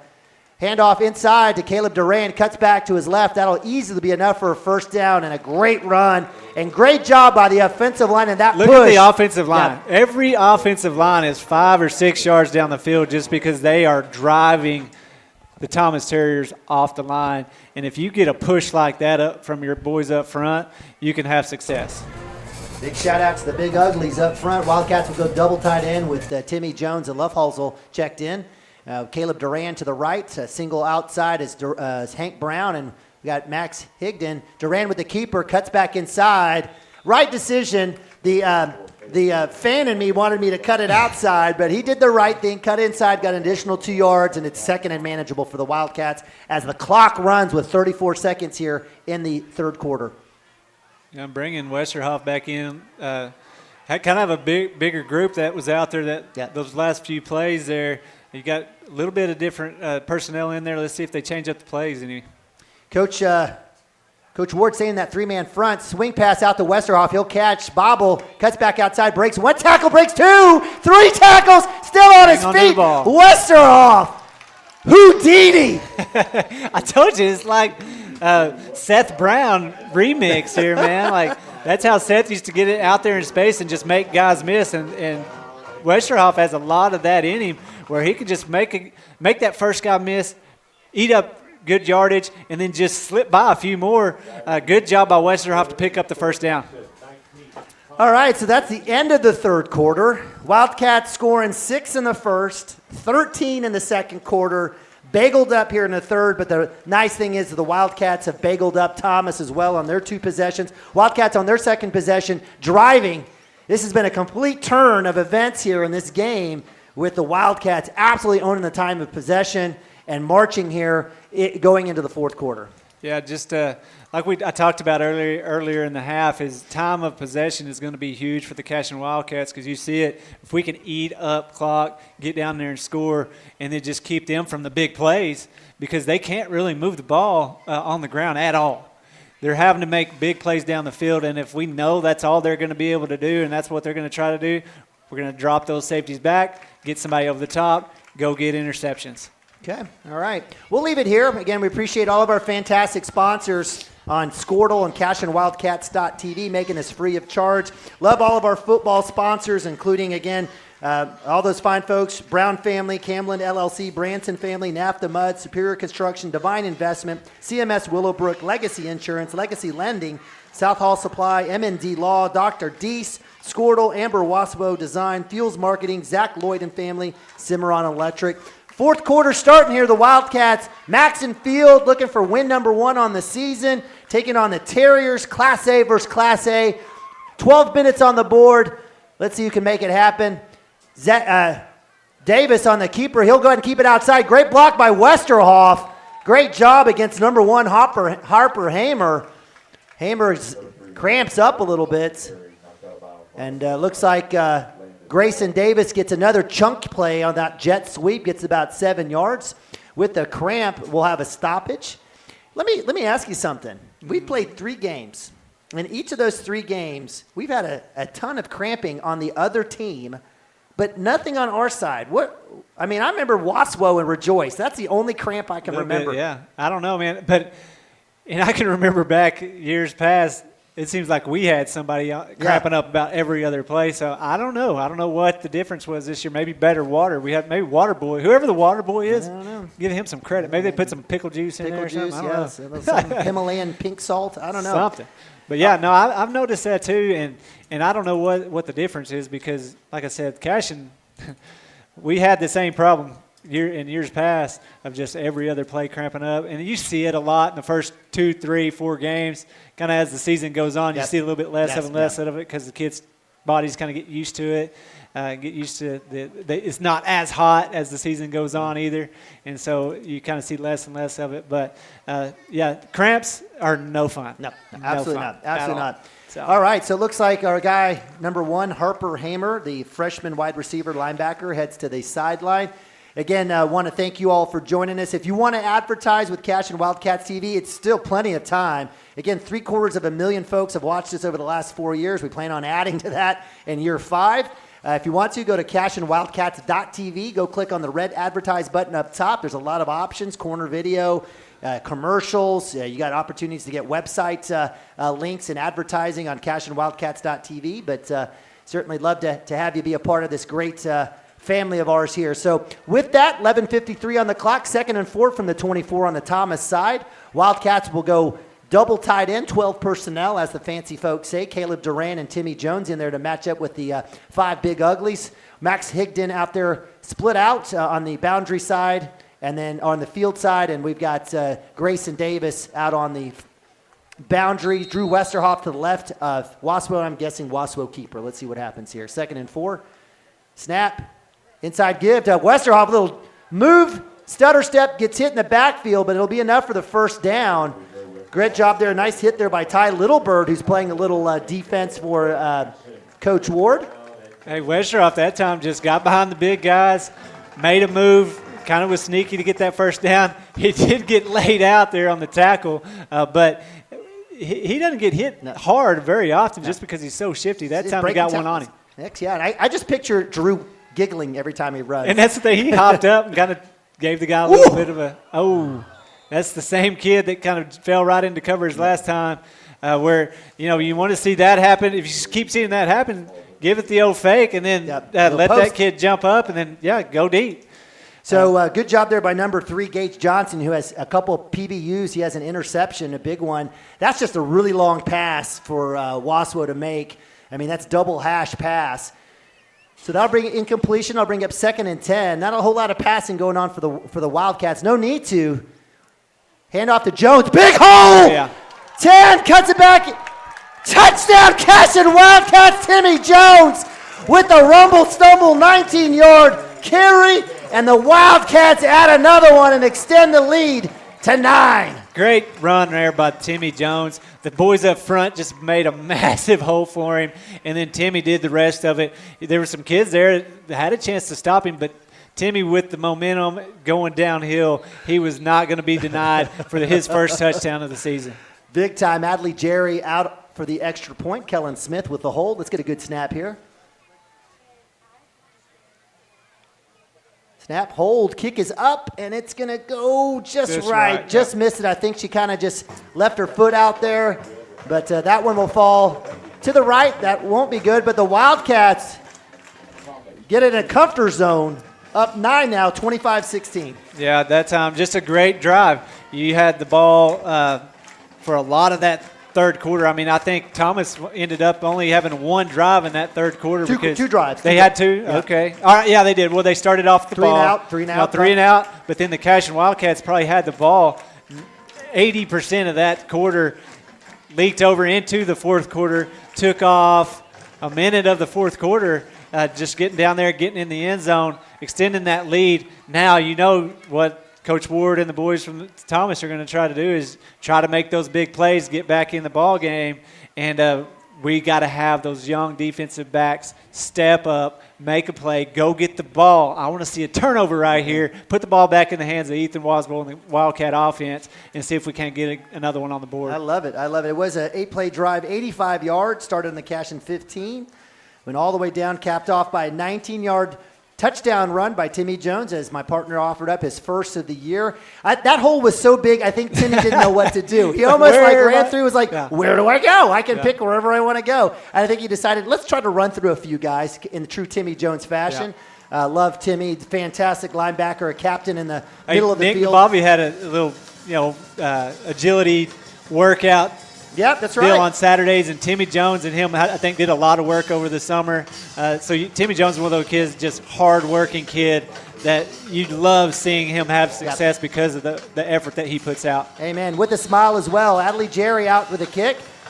Right footer's going to curl back around. It's going to be a high hanger sideline. That one's going to be catched by Hamer. He's going to catch at the 22. Travel up also with the bullet and coming in, number 80.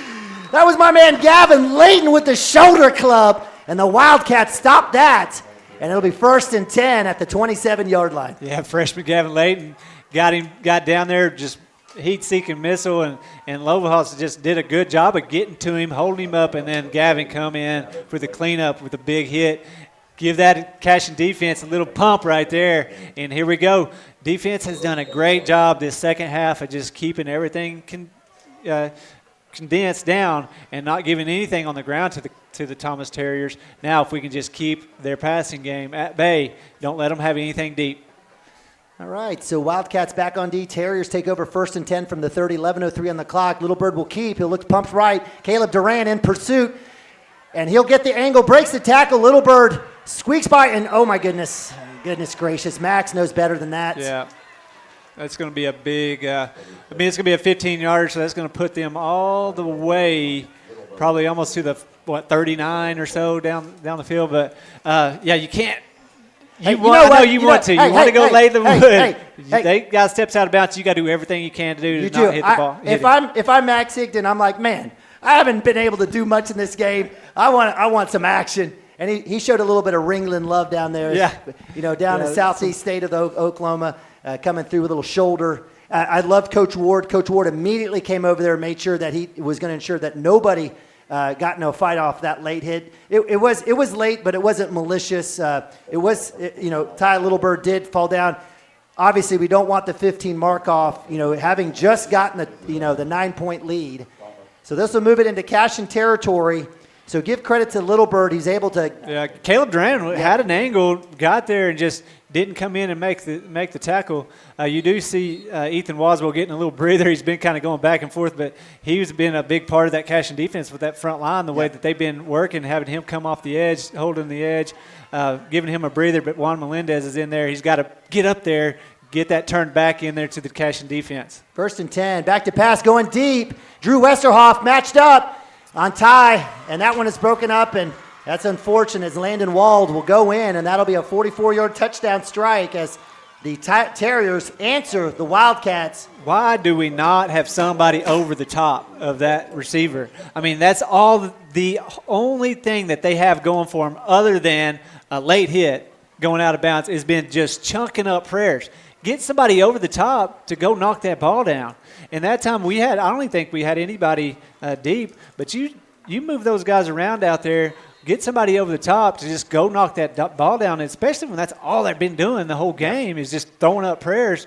We got to make that stop, make that adjustment to where they can't have those big plays, because big plays is scoring quickly. It does give us the ball back to where we can maybe keep the ball in our possession and really whittle this game clock down. But, man, you want to have somebody in there over the top, if that's all they've been doing, to go be a ball hawk, go get the ball, and break those up. Yeah, it's unfortunate. It's a big drive there. It was aided by the 15-yard late hit. 3-play drive. They go 70 yards, 44-yard touchdown pass. That was Wald's second touchdown of the night. And the unfortunate part to that is that the Wildcats, while outscoring the Terriers, it's been the extra points that have kept the Terriers within distance, and they're now within 2 points. A field goal definitely is a big difference with a senior kicker like number 35, Isaac Miller.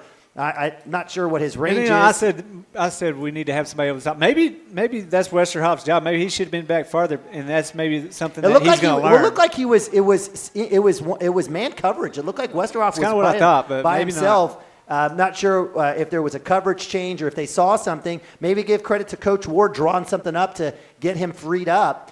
But nonetheless, do we have an onside? Looks like we might.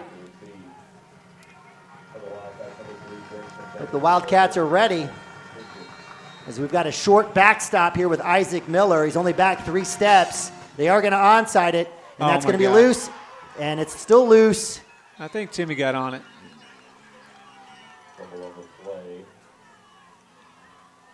And we have Cashion football. Thankfully, it was Timmy Jones, or no, it was Bryson Beitler. Oh, Beitler, okay. Yeah, good job. Good recovery by Beitler, because that bounced right off of his face mask. But he was able to recover quickly, get his paw out there, and bring it in to secure the ball for the Cashion Wildcats. Well, and give credit, the Wildcats saw it. They moved both their lines up. They had the coverage they needed to. Good work there by Beitler on the recovery. It'll be 1st down and 10 for the Wildcats. Their best starting position of the day from their own 45. Oh, that should be offside. He jumped all the way across the line. So instead of a 1st and 5 for the Wildcats, stay here. 7 seconds on the play clock. Jet sweep. Grayson with a huge hole, cuts back up, makes past the first player, and you know what? That's an automatic 10 yards for Grayson Davis tonight. Yeah, get him with some speed and momentum going around that edge, and man, they're having trouble catching up to him. And yeah, great blocking there to where nobody even is there to touch him until 10 yards down the field. So great work there by the O-line, sealing that off. 1st and 10, clock running, 10:15 here. 4th quarter, Wildcats up 2. This is a big drive. Grayson Davis, Waswell with the keeper, big hole. He's going to spin through a couple, breaks 2 or 3 tackles, still on his feet, takes a late hit. Loose ball. If he was down, looked like a targeting to me, in my opinion. Kid was already kind of slowed down, and the Thomas Terrier came in and just put his helmet down and put a shot on Ethan. Ethan did a good job of staying alive and keep going, keep driving his like I said, just tree trunk legs to pick up extra yardage, but it kind of held him up there and gave the Thomas Terrier safety an opportunity to come in and do a little head hunting. Yeah, so the rule on there is any play, right, that goes towards the head, right, in a defenseless, with a player in defenseless position, right, it doesn't have to be crown to crown. That's an automatic. But any play to the head in that fashion should be called for targeting. In my opinion, that was the case, as I saw Waswo basically on his knees on the ground, facing backwards, and took a shot to the back. So, it should have been a whistle at that point, in my opinion. Thankfully, Waswo is, he got a little bit of thickness to him. Yeah, so. he jumped up, and it wasn't much of a I don't know if this is cramping or if this is something else. I think it is. Yeah, number 50, that's Remy Kohout, the freshman lineman for the Terriers.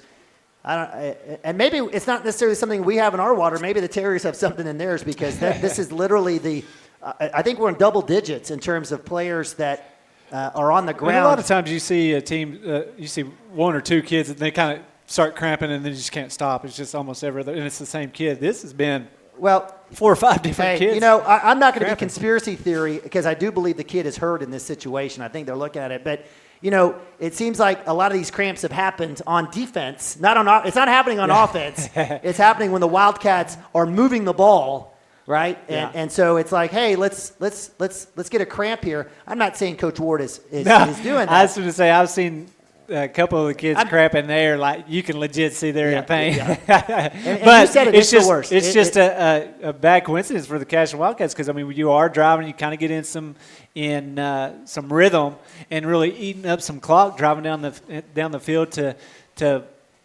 put that second score, that 2 possession score on the board, and then you have to set on the sideline and think. But I think this is more the cramping. I think this is something else serious. Here. All right, let's out of respect to our player on the field for Thomas, let's go to a quick timeout. Be right back. CWTV.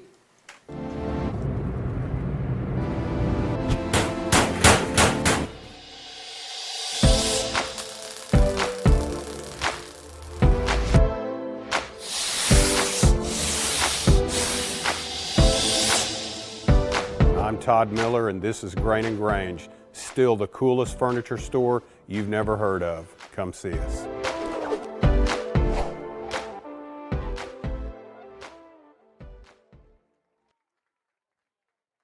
When you have a serious project that needs to be done, look no further than K&J Construction, America's leader and preferred Oklahoma company in industrial craftsmanship. We keep an old-fashioned attitude about work, and that it needs to be done when we promised. More and more, that means relying on brilliant hands and hard-working craftsmen working in tandem. Effective, efficient, 24 hours a day. That's K&J Construction. Visit them at knj.co or call them at 580-747-1118 to learn more.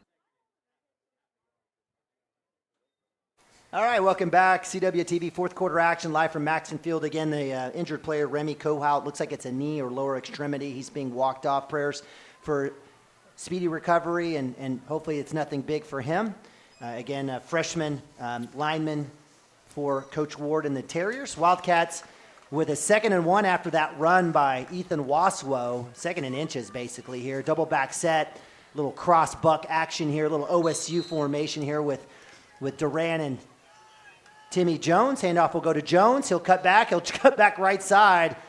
It should be enough for a first down as he falls forward.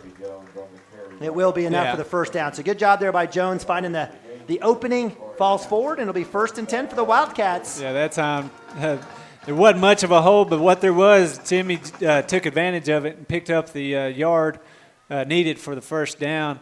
Let's see if Coach Shackelford doesn't try to take a shot down the field. You've seen him really ground and pound, but with the 2 big boys in the backfield, I'm betting he's going to keep it on the ground, try to eat up clock. Handoff, Jones makes a guy miss, cuts outside, stiff arm, get off of me. Cuts back to the 31, so nice little run there by Timmy Jones, channeling his inner Nick Nabavi. I was going to say, was that Nick Nabavi down there with the stiff arm? But Timmy did a great job there. Again, good job by the front line, giving him plenty of room to do some work. And when the kid came up to make a tackle, he did a good job of just putting that hand in the face mask and saying, get off me, picked up a few extra yards, and give the Cashion Wildcats a great opportunity on second down and 4. Clock running, 8:46 in motion is Duran. Middle shot to Westerhoff. Great ball. Westerhoff with the catch. Go down, son. And he does. This is the time of the game where the Terriers are going to be looking to strip, so taking care of the ball is important. So nice little route combination. Found Westerhoff for a nice little pitch and catch, and that's a first down for the Wildcats. We haven't seen this formation yet in the ballgame from Cashion Wildcats, and they're motioning one of the running backs, Caleb Duran, out of the backfield, kind of gets those linebackers moving, and then Ethan Waspo did a good job that time and just finding the open man there for the big pickup. Caleb Duran with the give, left side, breaks one tackle, still on his feet, upended. That's going to be a first down run as Duran making people miss. Yeah, good job again. I keep saying it, but I love giving credit to those big boys up front that are just making massive holes for those running backs to make plays, and give credit to those running backs because they're seeing the hole, they're hitting them hard, and they're making Thomas Terriers work to bring them down. Hey, let me ask you a question as we have another Terrier cramping up. Look, we get to play. We get to be, Sunday. What is it? Sunday morning quarterback. We get to hang out in the couch, and look, I could put a game plan together to save my life. And here, for a high school. I don't game. know, man. I've seen you Casa football coach. That's before. Casa. Yeah, I was legit. No double wing. But let me tell you, Wildcats started off with a couple freshmen in the backfield, right? So again, no beef on any kid running the football game one. I was a little surprised we didn't see Duran and Timmy Jones toting the rock come game one. But we've seen him now. And even with the double tight end set with Travis Loveholz coming in, right, you're seeing some men carrying the ball right here in Duran and my man Timmy Jones. Do you think that, Coach was maybe outsmarting himself in a situation? Do you feel like, he was just trying to see how the team was going to respond? I think those two games, Coach Shackelford knew how important it was to keep kids healthy. Okay. And what he was doing was he was giving those freshmen, he was saying, guys, we're going to throw you into this fire, and you are going to see what football is about. Right. You're going to see what high school football is about. You were in junior high last year. Here it is. And it gave Coach Shackelford an opportunity to do that and be able to keep those other boys healthy, not running the ball as much. But now you're getting into the meat of the season to where you're playing, more of the competition that you're going to see throughout the season. And now you're seeing those kids tote the football. And when you're up there blocking and going against some big boys like that just toughens you up. So Timmy and Caleb, you saw them up there blocking during some of those first two games. And that toughens kids up, too, makes them tough. And now you get to see they're kind of getting the reward of getting to run the ball. And because those two kids never once, I guarantee you they never complain. No, not one time. Westerhoff will keep it, gets the outside, cuts up. We'll have a touchdown, but we'll have a holding on the outside. Looks like against Max Higdon. He's grabbing his helmet. I think he's calling it on Caleb Duran, he's calling it on. Caleb, all he was doing was just driving the kid backwards. He's showing you right now. That's exactly what he's saying. I mean, that's all Caleb was doing there. If we could go back there and watch, one of these days I'm going to teach Jacob, or not Jacob, that's your brother, Jackson, to do replay. But, yeah, I was watching Caleb because I'm like, that is a heck of a block. And then as soon as I saw that flag come out, I was like, and Caleb knew. He's like, what? He had his hands inside where it's supposed to be and just driving the kid backwards. But maybe he had a jersey and the kid tried to go outside. And if an official sees a jersey pull, they're going to throw the flag. Is this the first penalty for the Wildcats today? I think so. No. Maybe. You sure? If it was anything, it was a offside. No, I don't even think we had that. Waspo, the slant to Davis. Pass. Touchdown, Cashion. Holding, schmolding. We don't need it. Ethan Waspo with the 17 hookup to the freshman. It's a game of all ages for my man Grayson Davis. Yeah, no Gets doubt. the touchdown. The Wildcats put another on the board. Yeah, that time we've seen it all game long. They've been backed up. The defensive backs are backed up, or they've had Max bracketed. That time, Coach Shackford saw an opportunity to bring Grayson on a slant there, and then Ethan Waswell just stepped into that throw and put it on the number. I don't think if he wouldn't have caught that, if he wouldn't have caught that, it would have probably killed him. Stuck in his But pads. great job by Ethan Waswell to just put it on him for the Cashion Wildcat touchdown. Adley Jerry on for the extra point. Kick is up. Goes right, and it's just to the right. She needs to just continue that through, but I love it. Good distance, good arc. I love it. You got to, I don't think it's Adley as much as it is the hold and the snap.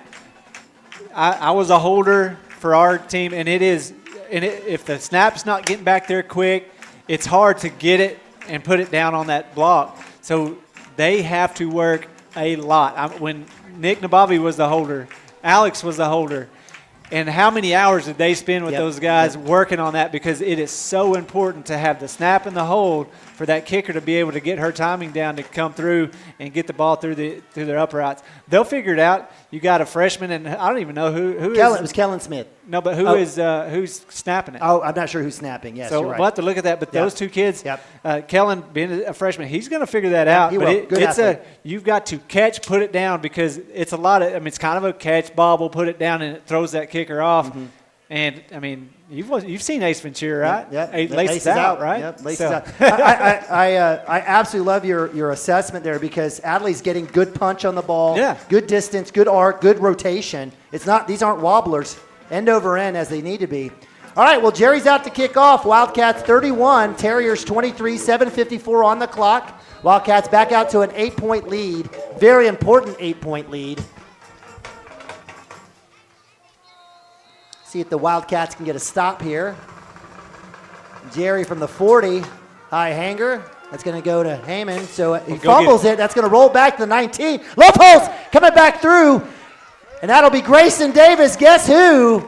With the tackle. So give credit to Loveholtz. Give credit to a great kick by Adley Jerry. And this is where having the wind in your back is also a great, great opportunity for the Wildcats. Yeah, good job by Adley to get it down there. Kind of a knuckleballer, and it threw the receiver off for the Thomas Terriers. Those are hard to catch. You saw it bounce off his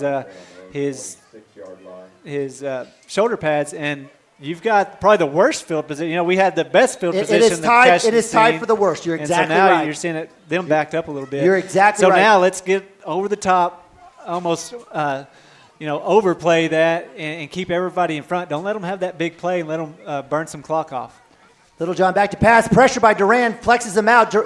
Looks like Waswell in pursuit with Waltman coming back, and that's a great job there as that one goes to the dirt. Give credit to freshman Grayson Davis on the coverage on number 13, Zach Clancy, the senior. But great job by Waltman, Duran, and Waswell pushing Bird outside the pockets. That'll bring up, looks like 2nd and 10. Just to let you know, we've got Hank Brown as well as Riker Johnson over here on the left side. Wildcats going with 5 DBs, 6 DBs actually. Yeah, you see you have, I think, 5 freshman defensive backs out there right now. For Davis, Smith, Riker, Hank Brown, Riker, and I guess 4 and then sophomore and Westerhoff. Westerhoff and sophomore and Aiden Rorden. So young bucks out there in motion as the man for the Terriers walled. Look, they're trying to get to him on a wheel. They get to the outside, and that should be called a pick play, but it's not, as number 15, Gage Wright, comes back in. If he makes contact with Hank Brown, they're going to have to call a pick on that. That's within the 5-yard limit there, and just, that's all that was they told 15 to get in the way and just kind of shield off that man-to-man defender. And if it would have been a well-delivered pass, he could have got to the edge and had a big play there. So with that, 3rd and 10, 7:35. Clock stops. 2-by-2 here for the Whose Terriers. call is that, by the way? Whose call is what? To call that pick play. That's the line judge, I think, or maybe the umpire. Duran pressuring, will have a hold and a sack. Great job, Caleb Duran. Hello. TFL. Are they going to say face mask the bet or not? No way. That was a hold all day, and that's what Caleb Duran got up and saw the flag, and he's like, "No way, no way." So do you take it, or do you accept the penalty? So it would be 3rd and At the about Jillian. 30. So I'd say back them up to put them on. He's declined. Well, you'd put them on the 5-yard line. I know. It would have been third. So 4th down. Oh, so it is 4th. down. Yeah. So it would be 4th. Yeah. So heck yeah, make it 4th down. Let's punt the ball, baby. All right, 7:25 running clock here with the sack. Wildcats up 8. This is a big stop, a big 3 and out for the Wildcats. Miller with the kick. That's going to be off his ankle, and that's going to be his worst punt of the night. That will roll out of bounds, and that'll lead to Cashion's best field position of the day, starting on the Terrier 33-yard line. Heck yeah, and that's the defense stepping up big right there because, with that miss for our extra point, you left the door open for, just an 8-point ball game because if they'd have gone down, they had a chance to tie. Now is your chance to get down here, really eat some clock up here, and get in the end zone and put it, a 2-possession ball game and then really put the Thomas Terriers on the rope. Davis with the carry, getting the outside. Timmy Jones with a great seal block, trying to get outside. Will turn it up, stay in bounds, and he'll go out of bounds. That'll stop the clock there with 7:02, a gain of about 2. That's, again, about 8 yards off his average on that play. And that time the Thomas Terriers did a good job of getting out there. Didn't really have any lanes, kind of just kept him going to the sideline where he didn't have anywhere to turn up. But that's few and far between for the Thomas Terriers tonight. Grayson's had a lot of running room on that jet sweep. Absolutely. So 7 minutes on the clock. 2nd and 7 from the 32. Timmy Jones with the handoff, cuts back inside, puts his shoulders down, and that'll be a first down for Timmy. Big run there by the junior for the Wildcats. Yeah, that time you did have a defensive end there for the Thomas Terriers get in the backfield, but he just not fast enough to get up the field enough to turn Timmy back in. So as soon as Timmy got on the outside shoulder of that defensive end, he was able to turn it up, get big yardage up the field for the Cashion Wildcats. Wildcats burning the clock here. 16 on the play clock, 6:40 running clock, 4th quarter, taking their time. Terriers with only they should have 2 timeouts left, not 3. Unless there was some sort of non-timeout, non-penalty on the false start. Jones cuts back outside, trying to break a tackle, does. Moves forward, still on his feet. Should have been a horse collar, looked like it. I didn't see any jersey grab, but that's enough for a 5-yard run for Timmy Jones. Back to back. That's a great move right there. I mean, the kid had him roped up in the backfield. Timmy Jones did a good job of just leaving Thomas Terriers in his wake right there to pick up 5 yards on first down. Clock running, 6 minutes, 21 on the play clock. Timmy Jones stays in, moves to the right. We got Higdon up top, Westerhoff, Duran, and Davis down below. Handoff to Jones. He's going to get caught in the backfield, still on his feet, and he'll fall forward, and he'll lose about 4 on that one. That'll bring up 3rd and long. It's probably one that Waswell probably should have kept. Yeah, and I don't know if that was even a decision for Waswell. I think they're saying let's just put it in Timmy's hands. Let's run the ball. Let's run some clock. And now that it's 3rd and long, still I think he's probably going to run the ball. Maybe get half. Yeah, get half of it, and then be able to pick it up for the first down on 4th down. 3rd and 8. Keeper Waswell. He's going to cut back outside, back inside, inside out. He's going to fall forward, and that'll be a big run by the sophomore. Ethan Waswell gets more than 8. Clock's run, chains moving. Wildcats looking to score. Yeah, you give Ethan enough space like that to really make some things happen, and it's going to be hard for those kids to bring him down. And as he grows and gets bigger and stronger, he is going to leave a lot of kids laying hurt on the ground as he runs the ball. I love watching it. Just a big, strong kid finding his way out there tonight and doing a good job throwing the ball too. That last touchdown by Grayson Davis, man, he threw a strike. He sure did. All right, 1st and goal from the 9, 4:40 on the clock. This one will go inside to Duran. Duran inside, over hurdles, falls right at the 1-yard line. I don't think Duran's gotten in the end zone yet this game. Nope, Maybe we've got they're going to reward him. Waswell, we've got Jones, and we've got Davis. We need a Caleb Duran touchdown. 4:20 clock running, 28 on the play clock. Wildcats can continue to milk as much as they can. 2nd and goal from the 3. Hanging on to an 8-point lead. Possession vital here for the Wildcats. They work it down to 15. Wildcats with 1 timeout left. Duran will stay in the backfield. We've got Grayson Davis double tight end with Lofholz and Jones. Hand off to Duran. Still on his feet. Is he in? Touchdown! Cashion Wildcats. Caleb Duran with the 3-yard run. And the Wildcats 2-score lead.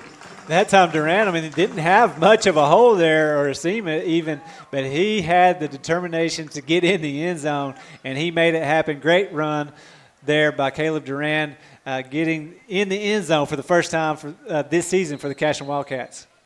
So Jones with his first touchdown, Davis with his first touchdown, Waswa with his first touchdown, and Duran. Adley Jerry on for the extra point. Good hold, good snap. Kick is up. Yes, ma'am.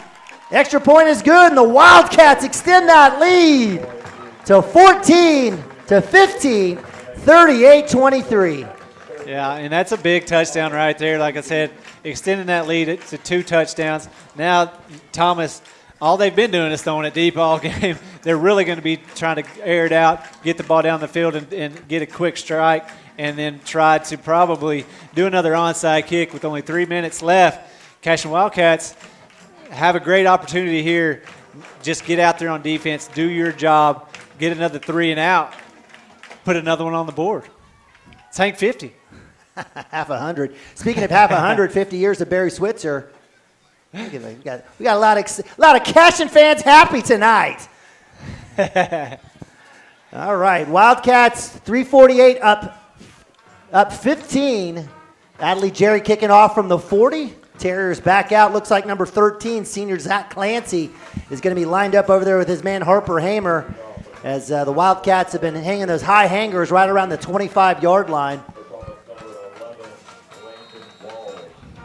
I'd just kick it out of bounds, partner. See what happens here. That one will be a little angle. Clancy will get it at the 26. Coming back out. Boom! Yes, sir! Austin Compton says, welcome to my world. Austin Compton, man, he was on a mission there, and you saw number 11, Ward Wald. He's had a pretty good game tonight. Kind of had to jump, got a little late start getting that ball in his hands, and he did not see Compton just come flying around that edge, put him down.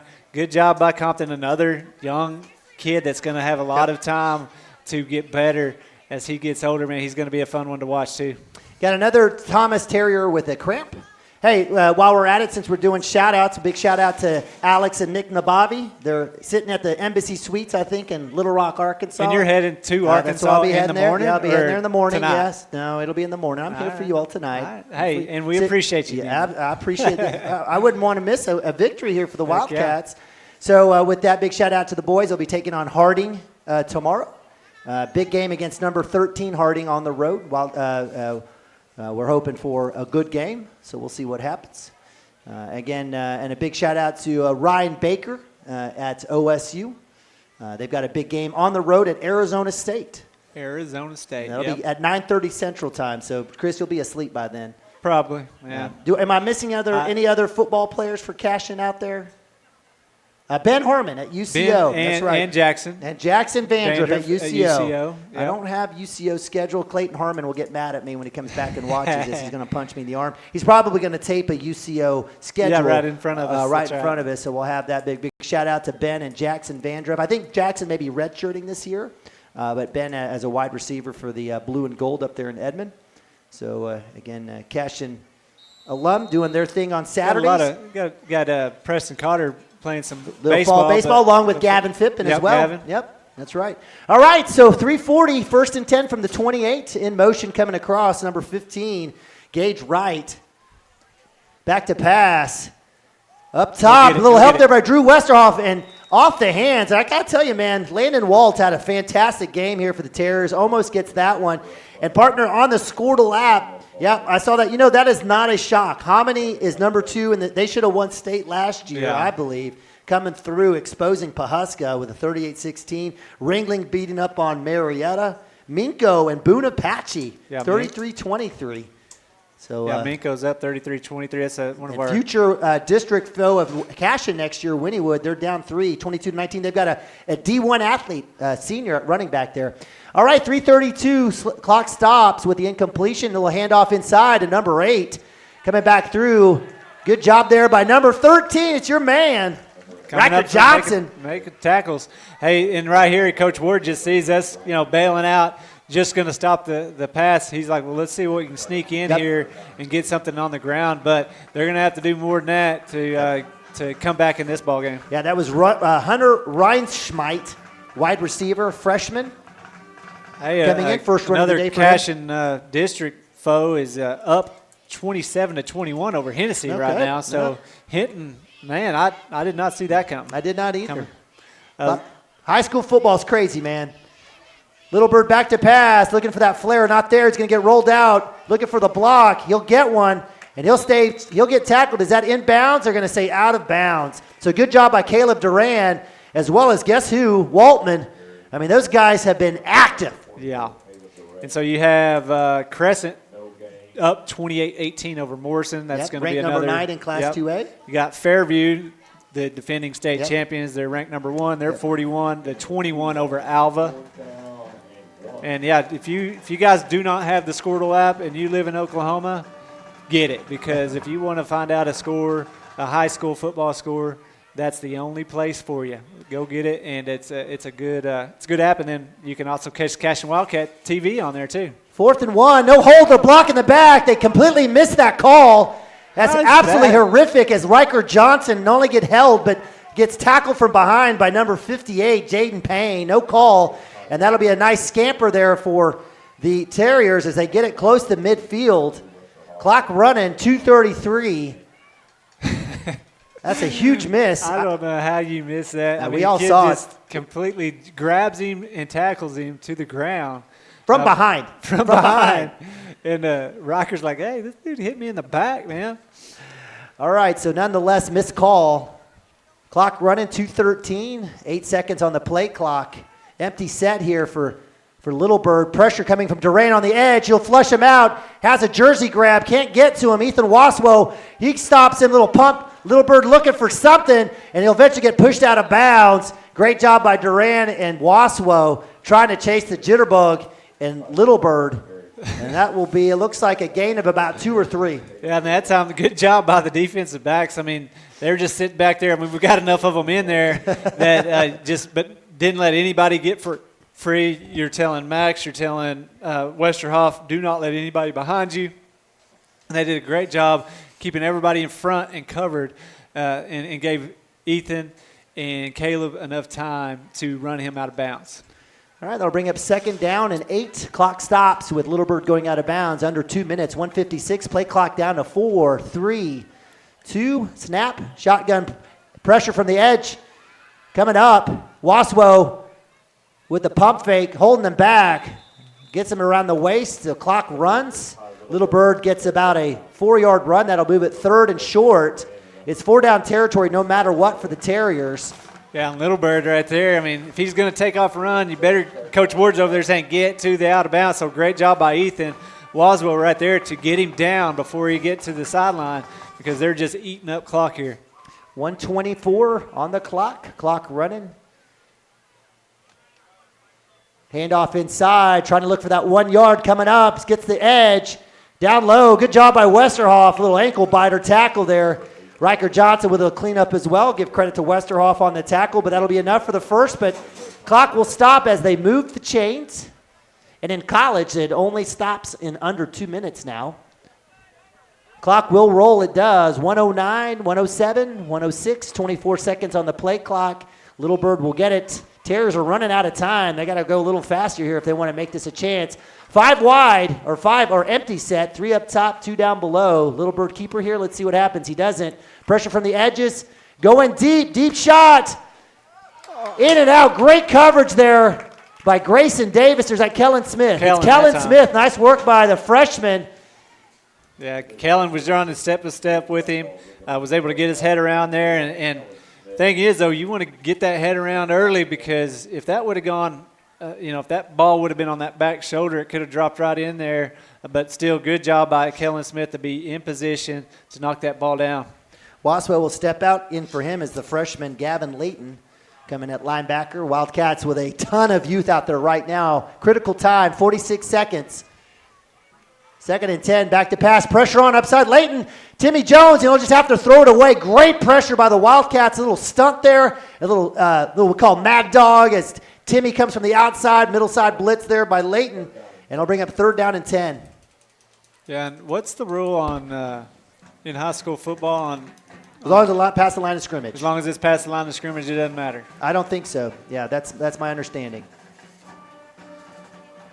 Well, on intentional grounding. Yeah, maybe outside the tackle box too, or no. I don't remember. Yeah. It's a different rule than what college and right. NFL is. We'll have to get a refresher on that. Talk to your brother-in-law. Find that out. Yeah, he's working tonight. I know that. Motion is walled. We've seen this formation quite a bit as they run that pick. Pressure on, cuts through, right by Riker Johnson, trying to find some space. Still on his feet, coming up. Finally, Hank Brown with the tackle. 27 seconds. Clock stops as they move the chains. That's a big run by Ty Littlebird. Yeah, and Shaq's going, hey, we'll take it. We'll take you running the clock, you running the ball, not getting in the end zone. And Shaq's okay with those kids playing deep and maybe getting a big run, but don't give anything quick and in the end zone right here. Pump fake, they're looking for it. He's going to go deep. Kellen Smith in the area, and that should have hit the ground. Oh, my God, it hit the ground. How in the heck are you going to call that a touchdown?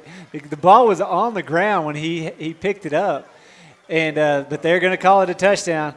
And right there, that's what I said. You're okay with them running the ball, getting some bigger plays, but keep the ball out of the end zone.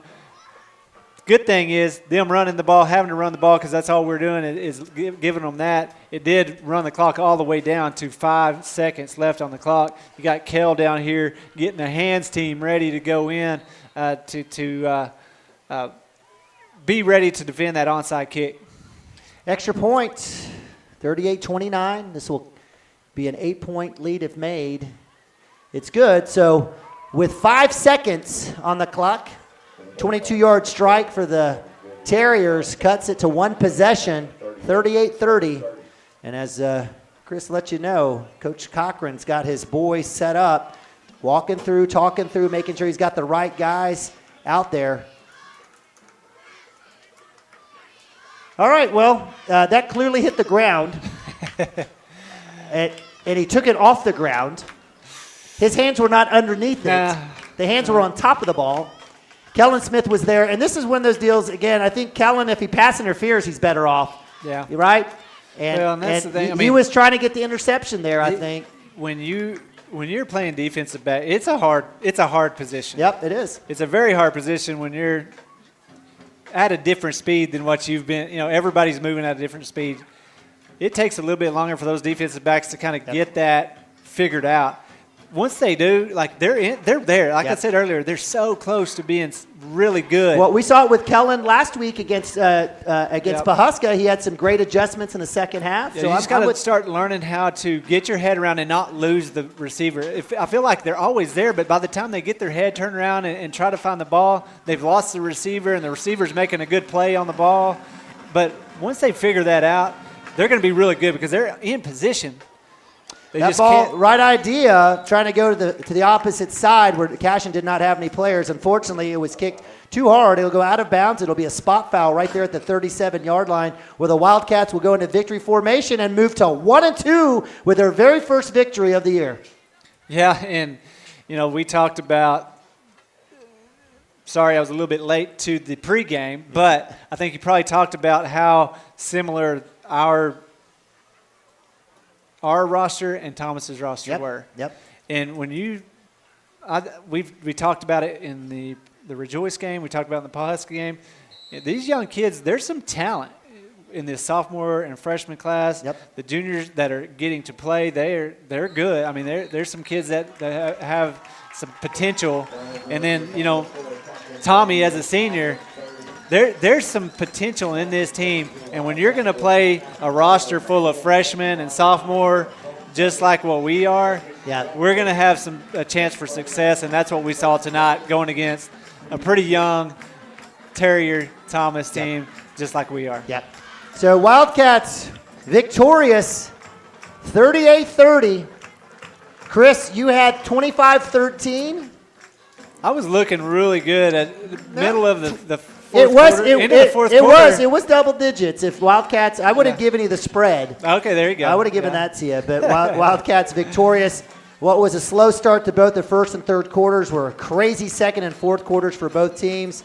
But on Rough Riders Night, Military Appreciation Day, the Wildcats bow up, show some guts, come out, and absolutely knock it down the throats of the Thomas Terriers for a 38-30 victory. Wildcats moving into 1-2. The Terriers worked to 1-2 as well on the season.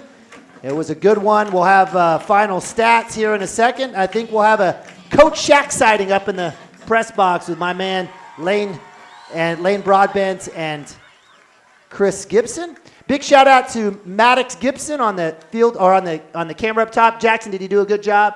I think so, yeah. I think so too. Maddox Gibson, thank you, sir. And of course, Gage Beddick on the field. Did a great job for us managing and capturing the sites. Wildcats on Military Appreciation Day is going to get a pick. I'm going to get a pick too as well as the squad is out on the field in their grace. Big shout out to the Harmons. Look, I got a Matt Harmon sighting. Big thanks to, again, all of our fantastic folks helping us out. Again, the Wildcats moved to 1-2. Chris, before we bring Shaq and the rest of the group up, one final thought. The young kids are growing up, and I love it. And that's everybody I've talked to, they're like, I don't know how you and Nima are staying so positive in these blowout games, but I'm staying positive because I see the potential in these young kids. And Justin Baker and I, we were talking on Saturday morning, I think after last week's game, and he was just like, you remember that year that Drew Baker was a senior? Right. And we beat, I think, Crescent 82-0 or something like that. Yes, on Halloween, I think. But he said that Crescent team, they were all freshmen. Yeah. And they got their butts handed to them time and time again as a freshman and sophomore. But by the time they were junior and seniors, what happened when they were seniors? Yep. That Crescent team went to the state championship game. Lost to Afton. They lost to Afton, to a really good Afton team, and they gave them all they wanted. But point of that story is you have freshmen that are getting thrown in the fire and getting hammered those first few games, and you continue to develop those kids, and they start getting gritty, and they start getting experience, and they start just learning those the offense, defense in and out. They are going to be dangerous when they're juniors and seniors, and that's why I'm staying positive, because I can see the potential in this group.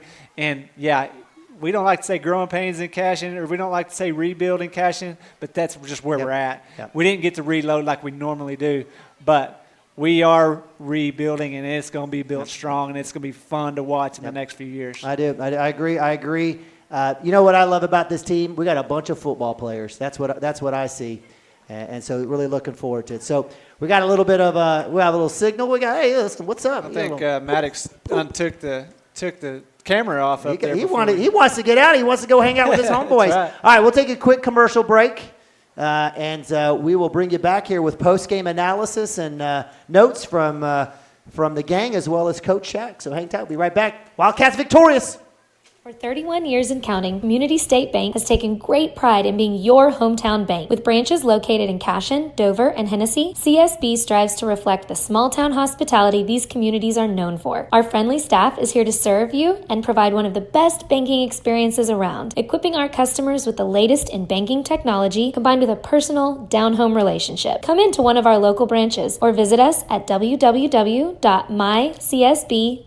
Community State Bank, small-town banking, the way it should be. Member FDIC. Legacy Insurance and Financial Services is proud to be on Main Street in Cashion, Oklahoma, supporting our Wildcats while riding business throughout Oklahoma and surrounding states. Legacy agents who share over 40 years of experience will shop many carriers to fulfill all of your insurance and investment needs. We welcome face-to-face meetings, but if your needs require an online virtual relationship, we are versed at those too. Let the team of Chris Gibson, Chris Cochran, Aaron Phoenix, and Christina Branson at Legacy Insurance and Financial Services help you build your own legacy, one you will be proud to live and to leave.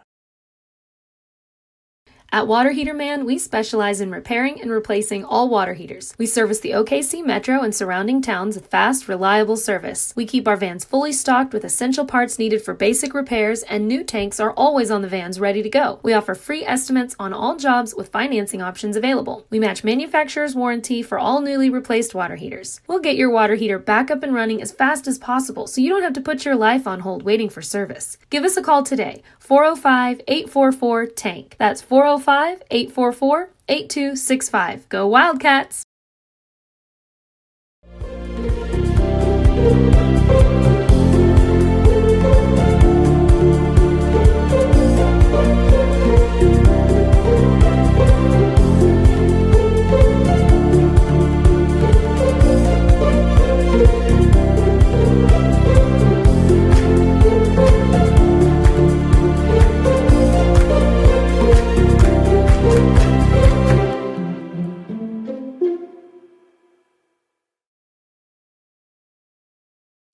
At Maples Nixon Diesel Horse, we've helped a lot of people, and our goal was to treat each and every person like a friend. And as a friend, we've got your back always. We understand what you're going through. Being lawyers is what we do, but it's not all that we are. We care. We'll stand beside you throughout the entire legal process, not just as lawyers, but as your friends. We are Maples Nixon Diesel Horse, and we are here to help.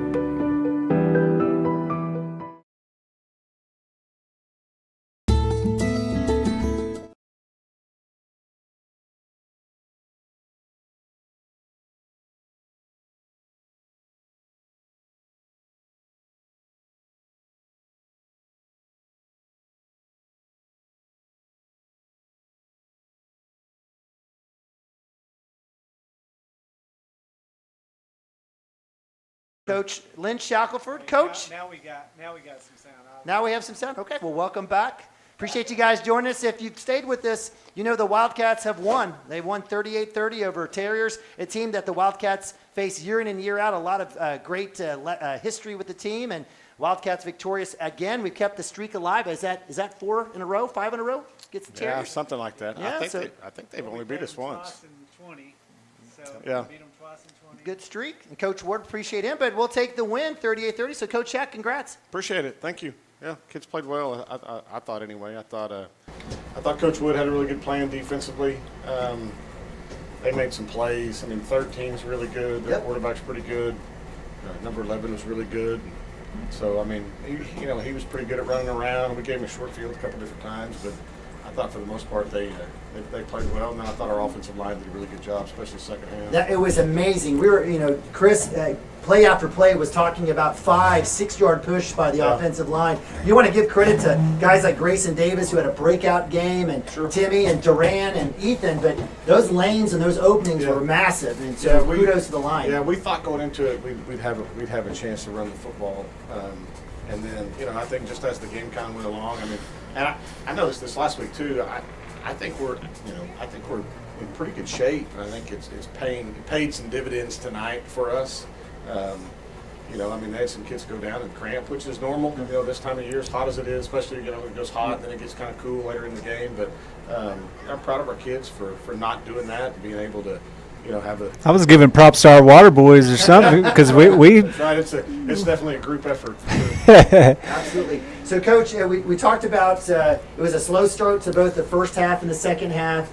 The run game was phenomenal. You had a bunch of guys carrying the rock tonight. Duran had his first score. Yeah. Timmy Jones, Ethan Waswell had 3 scores. It was definitely a group effort. We saw the 2-back set for the first time this season. Was that something that you guys have been holding on to? Or? Well, no, not necessarily. I mean, it's so we're so young, and it's really hard. the schedule that we played to open the season with, it was going to be really hard to kind of get a feel of who we were anyway. And then, we played Timmy and Caleb up front a lot, tight ends, fullbacks, just so we could try to get a little bit extra blocking against those first two teams, to survive, if nothing else. So we weren't just serving up our 130-pound sophomores and freshmen to go, get their lips ripped off by Rejoice and Pahuska. But, we started doing it. It gives us some options. I think it makes our passing game a little bit more streamlined for Ethan, which I think is good too, just because he's so young. We can limit what he has to think about pre and post snap, and so it's something that we kind of started messing with last week. If you've watched us around here for a long time, I mean, it's something we've always done. But it gave us a chance to get those two guys the ball, and we stole a little set from Pahuska that they've run against us to get Grayson the ball a little bit. And, a little bit. He had a great night. Yeah, he had a good night. He's got a chance. He's got a chance to be really, really good, I think, as long as puberty hits at some point. We're fighting now. Well, you've got. I mean, a bunch of those freshmen you talk about. Grayson, but man, there's a bunch of those freshmen that are fast. I mean, there's some speed in that. But like you said, you got to have that puberty hit to give them some physicality. I mean, if they're 160, 165, 170 pounds and can run like that, then we really got something. When they're 120 and 125, then you kind of got to pick and choose a little bit. When you can get them the ball and I thought our young kids, especially defensively tonight, played really well. We put a lot on some of those guys to go out there and have to cover for a long time. Yeah. And how close are those defensive backs, those young freshman corners, to making plays? I mean, they're so close. Two of their touchdowns. I mean, they weren't touchdowns. They called the touchdown down here. They said it was simultaneous catching. So that you could have made that argument. I was too far away from the other one. But that was on the ground. But we're there. I mean, we're right there both of those times. Yeah. I thought, other than a couple of different times, I thought for the most part we were in really good position defensively. I mean, sometimes their parents are better than our parents. I told you guys have DNA. They're 6'1" and we're 5'9", and I mean that's just life sometimes. Well, let me ask you this: Duran and Timmy were on a different level today from the linebacker position. Do you think there's any type? Do they feed off of running the ball? Does that kind of get them energized or get them in the game, or was tonight just set up based on the formation for them to have an active night? Well, they're really good at reading and reacting at the linebacker spot. They're really good. They're two of the best we've had at being able to read their keys and show up where they're supposed to show up. I think what you saw tonight was, they're juniors. They're 17, 18-year-old kids, and Thomas was a lot like us. Yep. I mean, they were a lot of 15, 16, 14-year-old kids, and so it's kind of like when we play Pahuska, we play Rejoice. Those juniors and seniors that are talented like Timmy and Caleb are, they show up a lot, and I think you saw that with them tonight. I think more than anything, they're just football players. And that was a little bit of the thought process too. Getting Caleb the ball. And when he was here 2 years ago, we in JV, we played him at quarterback, we played him at running back. I mean, he's just a kid that he's a football player. You got to get him the ball. You got to get him in space on defense. Let him make tackles. Let him, we put him at defensive end tonight. Let him rush the quarterback. And he's just one of those kids that is going to show up on a Friday night. Well, let's talk about Benson Walton. That's what I was about to say. Where did Benson come from, and what a night? Yeah, Benson. Well, so we get Benson right at the end of school, pretty much. They're related to the Christiansons, so they're moving here from Kentucky or whatever. So he shows up, comes our team camps, and we're like, it's got a chance. It's got a chance to be pretty good. But he has never played football before, has he? He played like the 7th grade. Okay. But he's really smart, pays attention. So, I mean, we go through the summer and thinking, he's got a chance to probably start for us on both sides of the line. And then first practice we have, he trips over a bag and breaks his hand. Oh, man. He got him clubbed up. Yeah. So, but he didn't play hardly at all the first 2 games. Was that? Punted. They didn't. He wasn't released. Wasn't released. I was wondering. I thought I'd heard. Released tonight so he could play. But he can't. He still can't use his hands. So it's still. I mean, they're still pretty limited on what he can do. Once he gets past that, when he can, which I don't. That might be another month from now. He'll be a kid that we could. He'll play on the offensive line for us too. Fantastic. But he's also a senior, you know, and he's 18 and he's 6'1" and 270 pounds. That stuff matters. Yeah, and he was a difference maker up on that front line tonight. I mean, I thought he played really well. Absolutely. So Drew Westerhoff, we don't know where he's getting this level of strength. Like, I'm gonna start calling him Giggles because I feel like he's laughing every time he gets the ball, just running around skipping through. But he broke some tackles, got through, and he was your leading receiver, 5 catches for 63 yards. Didn't have a touchdown, but came in critical points. He didn't get to play in the first game, but he's been a difference maker for you all these last 2 games. Yeah, he really has. And Drew's one of those kids. I mean, he goes in the weight room, works his tail off. I mean, for how big he is, he's really, really strong. And you can kind of see that a little bit out here, especially when he's around kids that are, a little bit more like him. But, he's just a sophomore. I think he's got a chance to be a really good player for us. And I thought he played really well tonight. He runs really good routes. He does. The ball. I mean, just a slippery kid, I mean, I kept saying like Seth Brown. That's what I reminded a couple of times. You got him the ball in some space and just made a couple kids miss and got some big yardage. And if he could continue to do that and get better and quicker, he's going to be fun to watch the next few years. I thought Grayson did a good job tonight. We need some of those other guys to be able to make some plays, just so there's not so much attention on Max. Yeah. Max has a chance. I think Max could be really good for us, but he's the only one right now that we've had to do anything. So there's a lot of attention placed towards him. I mean, you could see Thomas was dropping. Yeah, they were dropping linebackers underneath him and rolling safeties over the top of him. So we needed. You try to get him the ball. Yeah. We needed some other guys to make some plays, and they did. So let's, in terms of players, we'll finish up here with Ethan Waswo. So Ethan today, it was his legs, not his arm. He had some good passes. Had that strike to Grayson Davis on a huge touchdown for the Wildcats. I think it was a 16-yard touchdown. But that kid, Lane said it at halftime. He's only a sophomore. He reminds Lane a lot of Jeremy Seaton from his physicality perspective. He's that good. The fact that he's just hard to bring down. Yeah, I think Ethan wasn't here last year for us. So he played football and Kingfisher does a really good job. But he wasn't in the system, so it's like he's a sophomore, but he's basically a freshman when it comes to playing time and understanding what we do, and he's getting better. But when you're running the ball, there's a whole lot less thinking that goes into it. I think he's got a chance. He's progressing a little bit. I thought he played better tonight. I thought he threw the ball better tonight than he did last week. I thought last week he threw it better than he did the first week. So if we can keep doing that, I think by hopefully by the time we get into district play, we can he'll have a good understanding of what we're wanting to do and where we're wanting to go with it, and if you can add that to his run game and our run game and what we can do off of that, then I think we've got a chance to be a pretty good offense. We're just we lost our entire identity from last year. Max is the only player we have on our team that has a stat from last year, an offensive stat. So. Wow, I didn't think about that. Yeah, So, I mean, because I was thinking, well, you have Tommy, but he didn't have a stat. I mean, the dude's a heck of a lineman and a defensive lineman for you. But as far as any kind of production on the offensive side of the ball, I mean, Max and he had like 3 catches. Like in week 9. So I mean, we lost everything that we were from last year. So just trying to find what your identity is right now is hard. And then you couple that with the fact that we're so young that it's just going to be a process. That's what I keep trying to tell the kids. That's why practice is so important. Film is so important. And we can't overlook anything. We talked about it tonight. I was like, guys, and we scored 1 touchdown all year. So you could tell like. We didn't know what to do. Our ball boys didn't know that we needed a tee. Yeah.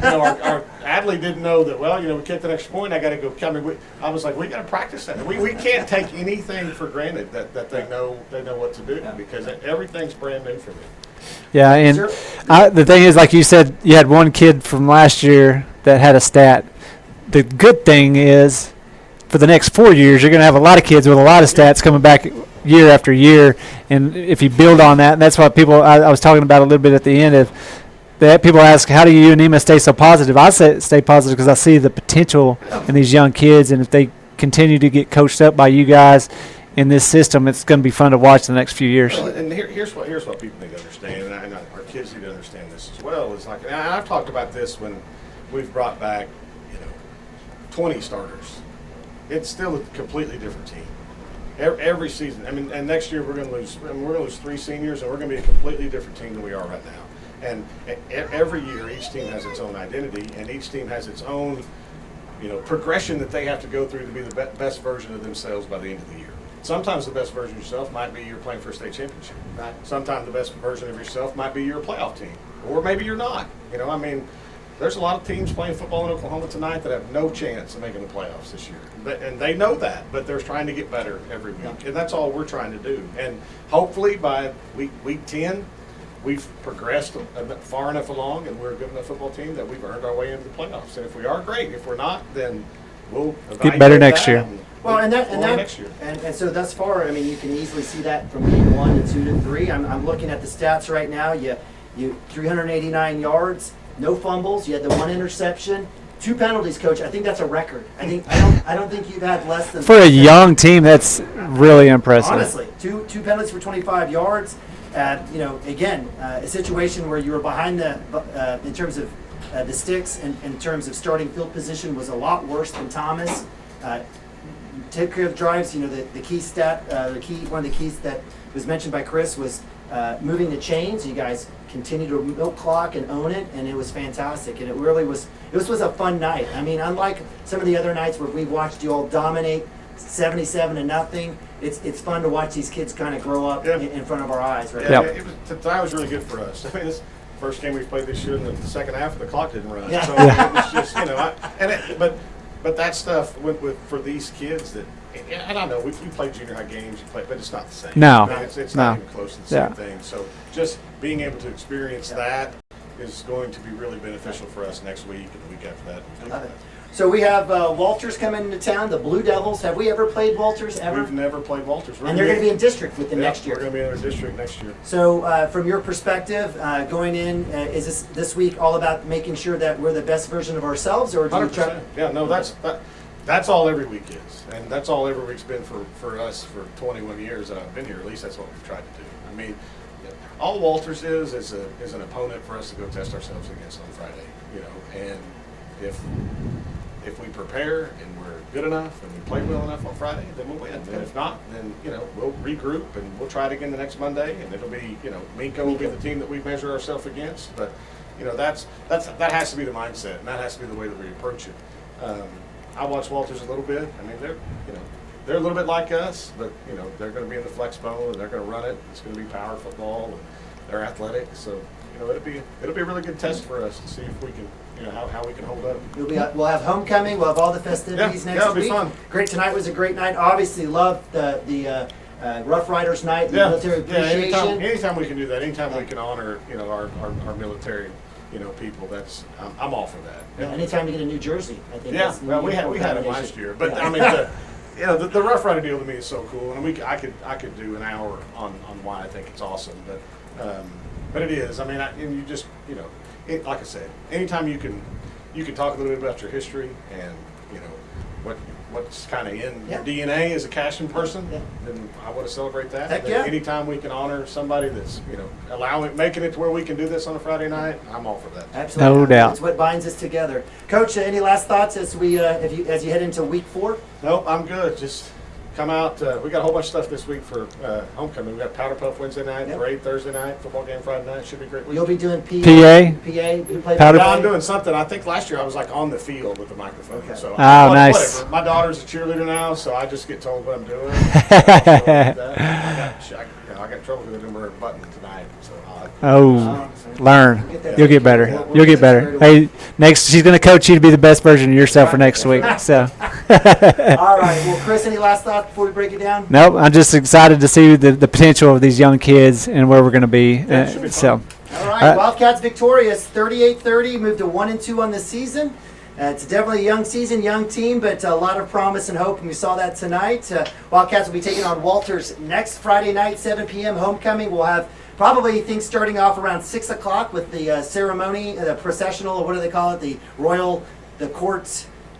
Homecoming court presentation. So we'll have that all covered here on CWTV. Make sure to follow us on Facebook, Instagram, Twitter, If you want to come back, you want to watch archives, you can catch us at cashionwildcats.tv. Again, we're getting close to 750,000 views over the last 4 years, going into year 5.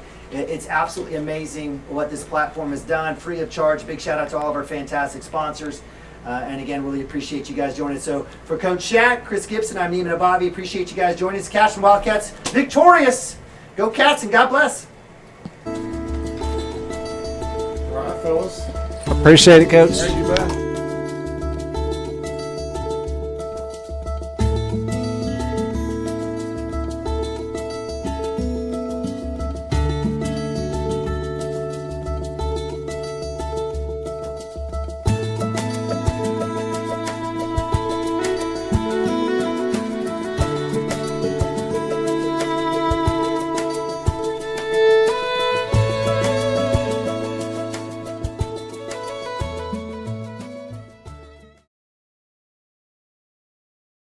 Looking for a solution